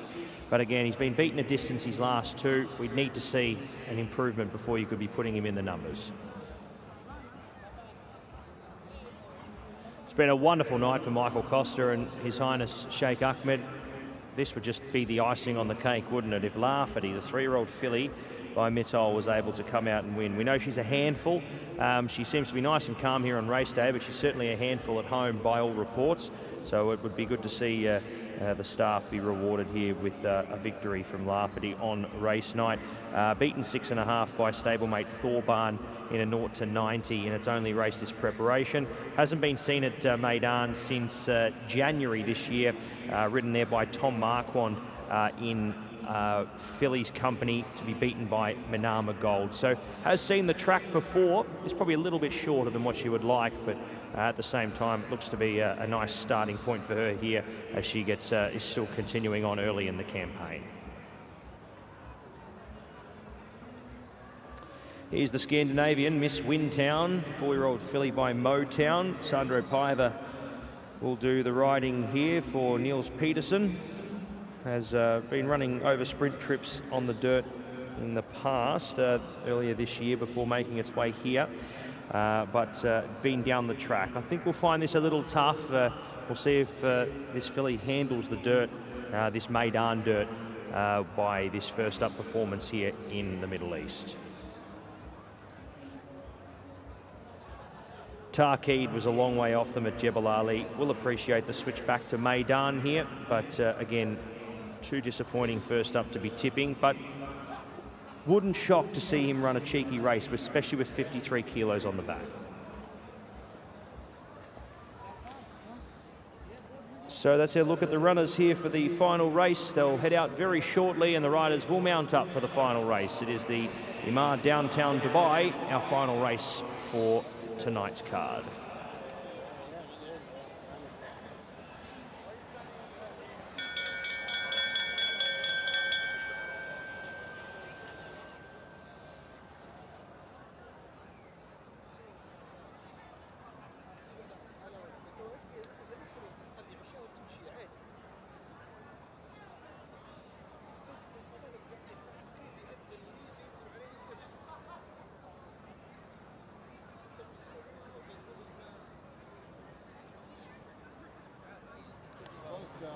Muhammad said this horse was very nice. Which horse? No, Taki. لا لا لا. let's تأكيد مو تأكيد الأولي. لو هو الأولي ما جعدنا. ليش نزلوه في المزاد؟ لا لا لا فايز هني.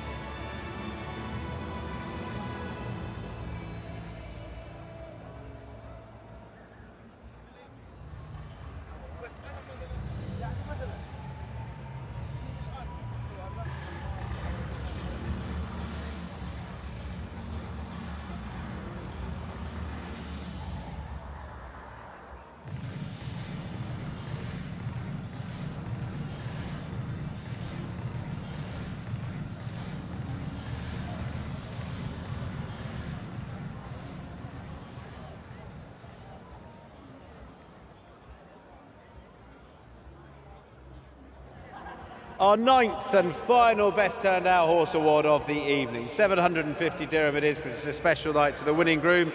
And that in this instance has gone to Swaroop Singh. And it's Lafati who has won the award for being best turned out. This chestnut making his way around looking well.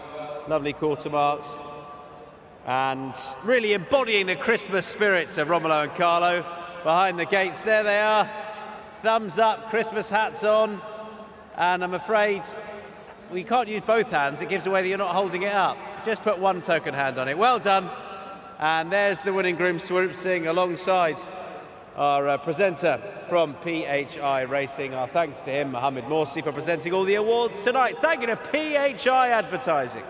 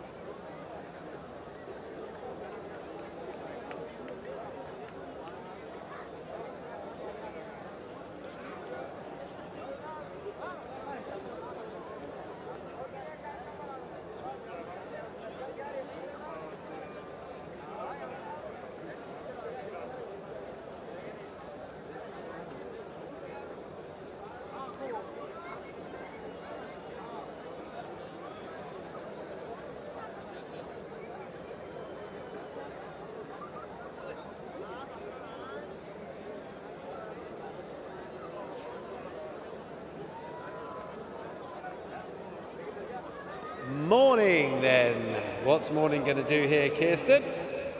Yeah, will he come out on top? Because he's capable, and I think he's well treated enough. Might go forward. Yeah, I couldn't agree more. He's drawn really nicely here on the inside. Tiger O'Shea in the saddle. Ticks all the boxes, really. Paraded really nicely in the pre-parade ring. Actually, the majority of them, there weren't any cheeky ones this time. They were all pretty well behaved. Largely well behaved. Yeah. What have we got? Got a few 3-year-olds in here, but some holder horses as well. Falcon of Arabia looked absolutely beautiful in the yard. Not an ounce of fat on him. Beautiful condition. Coat was absolutely glowing. Yeah, looks really lovely. I mean, as did Morning. Morning looked very, very well as well. But overall, I'd say out of the two, Falcon of Arabia probably paraded a little bit better. He bumped into a good horse in El Nasib last time. That horse, El Nasib, was off the back of a massive absence, but still went and won, and I think he's a very good horse. So Falcon of Arabia has obvious claims based on that run. And Lafati, well, he may have just, may just take a step forward for that reappearance run behind Thorban. That was at Jebel Ali. Before that, she was in largely pretty consistent form at the back end of last season. She's a rising 4-year-old who could have a pretty good season this year. She's got the red hood on, but she looks pretty settled down. Yeah, there's a few of these that actually come into here without any fitness in doubt whatsoever. They've been, having these consistent runs under their belt. So, I mean, who do you think is going to lead? I was having a look at a few of these, and I couldn't 100% work out sort of the speed map, so to speak. Yeah, I think they'll try. I think Tig will try to. Out of 2, Mashakal out of 4. Mr. Kafu, I wanted to mention, I don't know that he's going to be on the speed. I don't think he will, but he is better than we've seen so far this season. I mean, last time was a tall order in that listed contest won by Tours, but prior to that, I think he came back with an issue. I think he might have been lame on one of his legs, or something was wrong. He's definitely better than that. He knows how to win over course and distance. So the more I look at it, the tougher the race I think it is. Mr. Cafu was actually one that did catch my eye there in the pre-parade ring. His coat looks really beautiful. Yeah, I'd say it was sort of the top 2 in the market there, the 2 Morning and the 3 Falcon of Arabia that I very much was obviously drawn to at first. But then one that, just caught my eye walking past was Mr. Cafu, purely on his fitness level and condition of the coat. He was ripped. He was that fit. Yeah, and he's been a real firm favourite. He bumped into Meshakel a few starts back when that horse last won over this course and distance. So loads of course form in here as Mr. Kafu, the grey nearly white horse, goes forward into stall number 6. And we're ready for our 9th and final race of the evening, the MR Downtown Dubai Handicap. Pat, all yours. Thank you, Tom. Great to be working alongside you and Kirsten tonight, and also to Rishi and Angus on the world feed. A big thanks to them for all their help tonight. It's been a wonderful night of racing, and we wrap it up with a nice little slick 6 furlong dirt race, just to get that adrenaline pumping for the final time here. As Falcon of Arabia loads away, Tarkeed spots the yellow distinguishing cap here for Silvestre de Souza off the lightweight here, 53 kilos. And then the last one will be Morning loading away here. The winner of the first leg of the Emirates Sprint Series at Sharjah. Set to go. And racing. Best line of the night, Shane Ryan saved it for the last. Getting away fast, Mesha Kal working up there early along with Mr. Carfu. Tarkeed in the first three from Miss Windtown. Falcon of Arabia works across from the deep. Then came Mesha Kal now back to fifth, followed there by next in running Lafferty, and the last one was Morning. He's out to last. So it is Mesha Kal, the leader, who's working through to the lead now from Falcon of Arabia, Tarkeed, Lafferty fourth. Fifth now in running was Mr. Carfu, followed by Morning, who's looking for a way clear at the moment, has a few to its outside, and Miss Windtown is last. It's Mesha Kal. He does like to do this on the occasion and lead from barrier to box, and he's out clear here, and he's the one to chase. 3 lengths in advance of the filly, Lafferty. Falcon of Arabia makes chase along with next in running Mr. Carfu. Tarkeed and Morning have each other company with Miss Windtown, but it's Mesha Kal. He's found his favourite role here this evening, and he's going to be very, very hard to run down here in the last. Mesha Kal for Salam bin Gadaya and Bernardo Pinheiro. Morning out when it's all too late. Mesha Kal from Morning dives, maybe got there. Wow, Morning has got there in the nick of time. Mesha Kal second, third over Lafferty, fourth was Mr. Carfu. A gap back to Falcon of Arabia, Miss Windtown, Tarkeed. Has he got there in a nick of time? Morning jumps out of the ground. That is some win. Let's have a look at the photo. He was not in front at any stage, bar the line, and he's done it. He's got there a short head. Morning, your winner of the last race. Coming from nowhere, Mesha Kal leading everywhere, bar the line. 1:11.88 winners time, 2:4.6 and 5 in the last.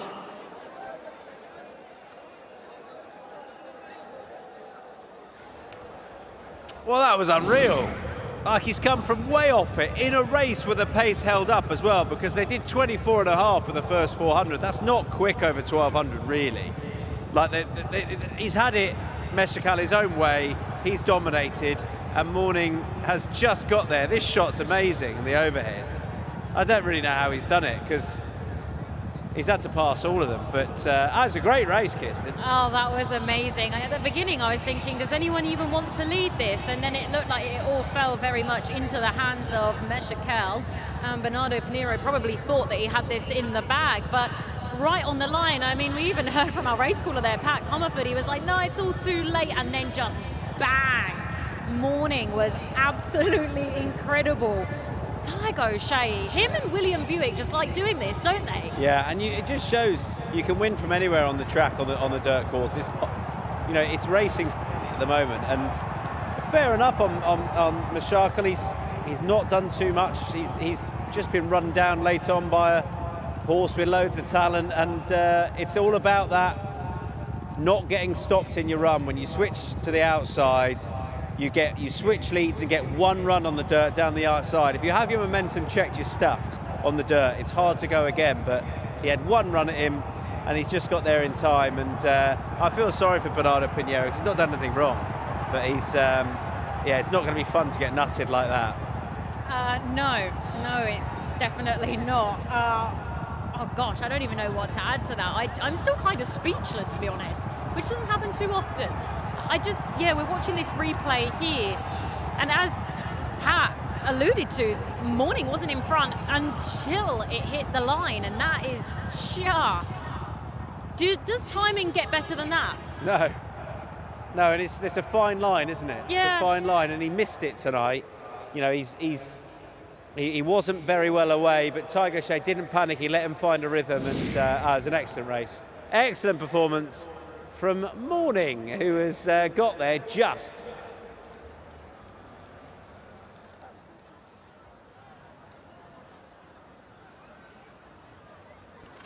Results here in the final race, 2, 4, 6 and 5. What a thrilling finish. Morning, your winner, 111.88. Margins a short head by 1, 2, 4, 6 and 5, race 9. Thank you.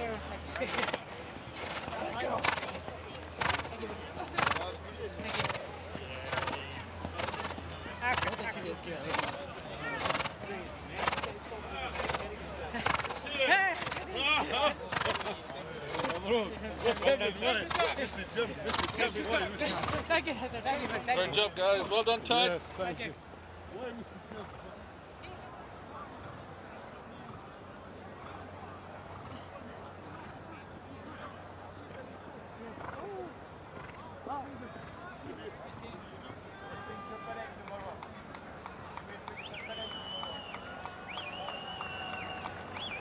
Tiger Shea winning again here with Bhupat Seema.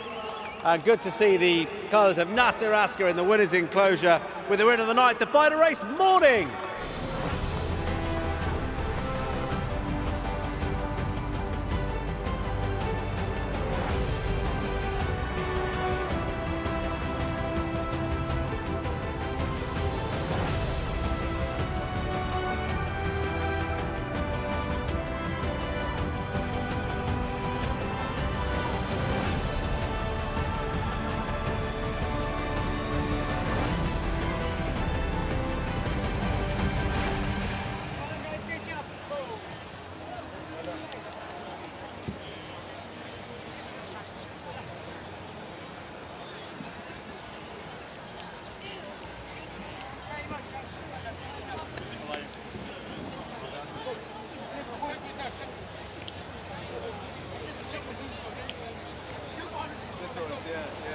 Well, he's already won one. He's been second and a third.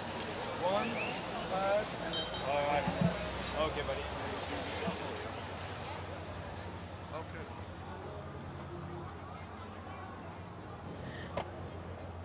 Well, talk about finishing the card with a bang. Tiger O'Shea rides yet another winner on Morning.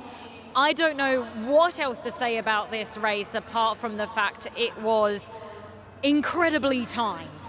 Well, I don't know about that. He jumped in the air as the gate opened, but they went lights out.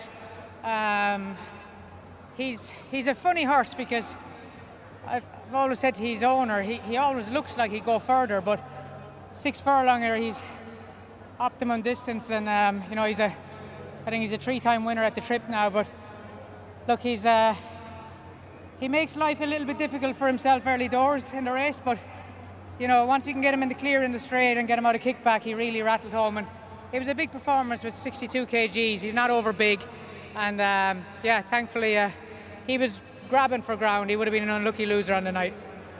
It didn't look like there was stacks of speed in that. It didn't look like anyone really wanted to lead. So with a horse that sort of wants to sit and sprint, was that ever a concern for you? No, I looked up and it felt on him that they were going quick enough, but that's him. He's the back of it. He's a sprinter that races the back of his bridle, and top of the straight, I was thinking, oh, he's probably a bit too much to do, but got him out and he changed over onto that outside lead and he really finished. So great night for the barn, and look, I keep saying I'm in a very fortunate position to be steering them around. And a great night for you. Well done yet again, Ty.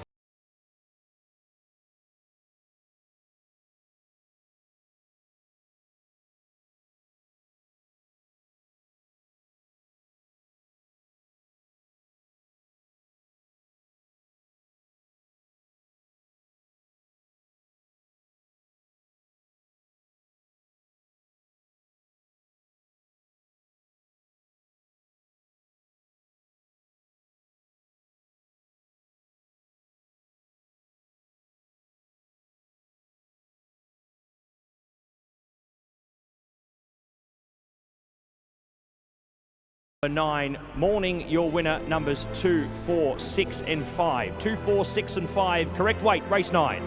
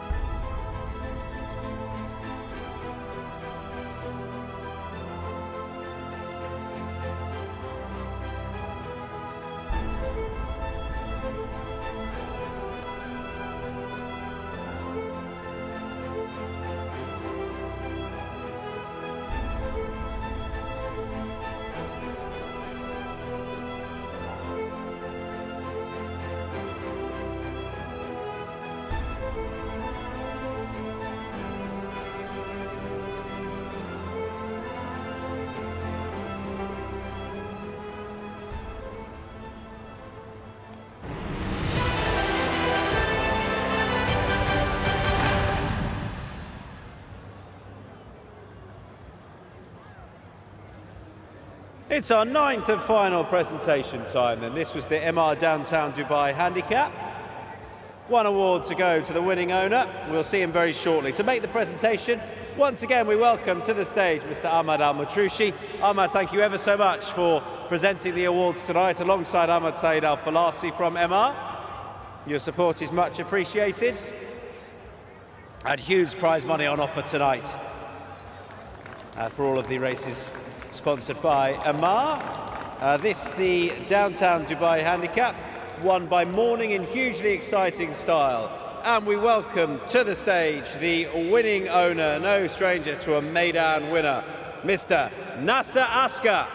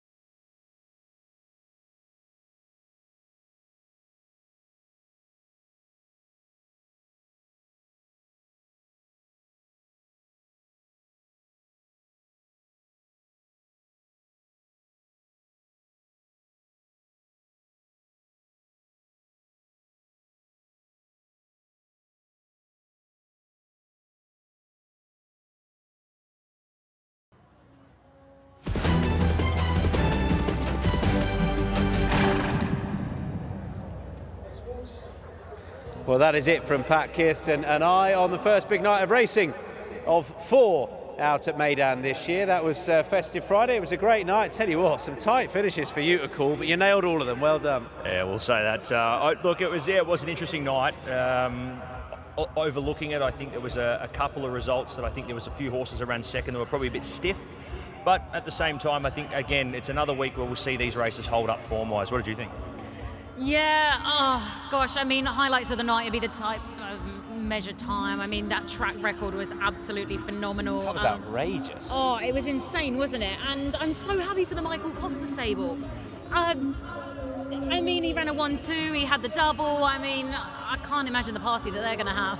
Do you think Mestre can mix it with the best of them? Because I've come away from that race thinking there were a couple of disappointments, but I don't want to take anything away from Mestre. We did last time with Walker Stars when he beat him, and then turns out that form's pretty good. Yeah, but look, I think there's been natural improvement in Mestre as well. I think he's a horse that's improved at least 5 or 6 lengths, at least, going from that first up run to that second run. So, I mean, if that's a horse that we might see a bit of natural progression, I think racing might bring him on even further. I think we wouldn't have gone off that first run. There's no way you could have expected it was going to be a horse that was going to be able to match it with them, but it's starting to look like a horse that might not be matching it with them completely, but will certainly earn his place in those races and hold his own. My favourite result of tonight was Walker Stars winning, because he's a horse that we basically call, you know, unkind names, because he has never been genuine, and all of a sudden, bang, send him to the front.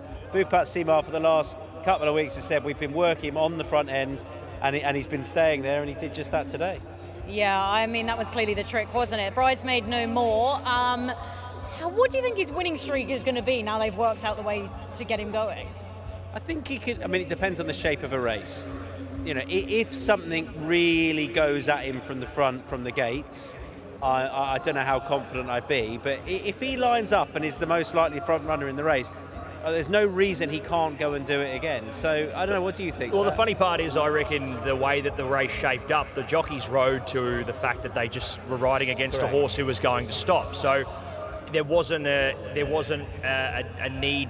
I don't reckon Sumion felt like he needed to go up and pressure Walk of Stars. All you have to do is do the form and see that this horse is a notorious runner for getting to the crucial end of a race and stopping. So, I mean, the jockeys rode to how that horse they thought was going to perform, but I mean, there was no way you could have predicted he was going to do that on the back end. I mean, when he got halfway through the race and he was getting away with Murder up in front, it was amazing to see how electric he was. But yeah, I mean, a change of tactics, as Bhupat Simar said, was required, and they've paid off. I mean, he's left Autobahn for dead.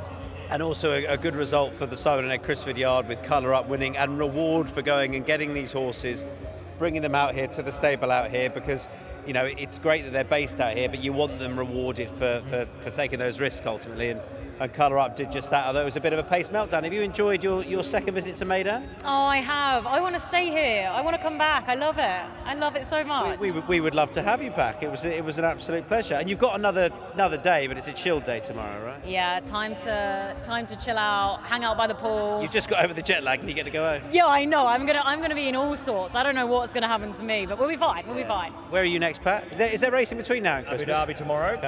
And then we're done for, I guess, before the Christmas period. We have a 1 week break. We're back at Jebel Ali next Saturday. So, yeah, a little bit of a tight turnaround, but enough time for people, unlike last year where we raced right up to Christmas because it being falling on that Monday. A bit of time for people to be able to get home. I know a lot of jockeys are getting back home to Europe and being able to see their families, which is obviously a very important thing. So hopefully a lot of people coming back refreshed after that for the racing next week as well. Yeah, we'll be back here on the 3rd of Jan. We get 5 race nights effectively in January. The penultimate one is Fashion Friday, where we're hopefully going to see Romantic Warrior. Going to be fantastic to see him here on track, and a load of other stars as well. So really good racing up until that second big night towards the end of January. Kirsten, thank you. Pat, thanks ever so much. As always, enjoy Abu Dhabi tomorrow. Have a lovely Christmas all, and to you out there on the track, and have a good rest of your night. Bye-bye.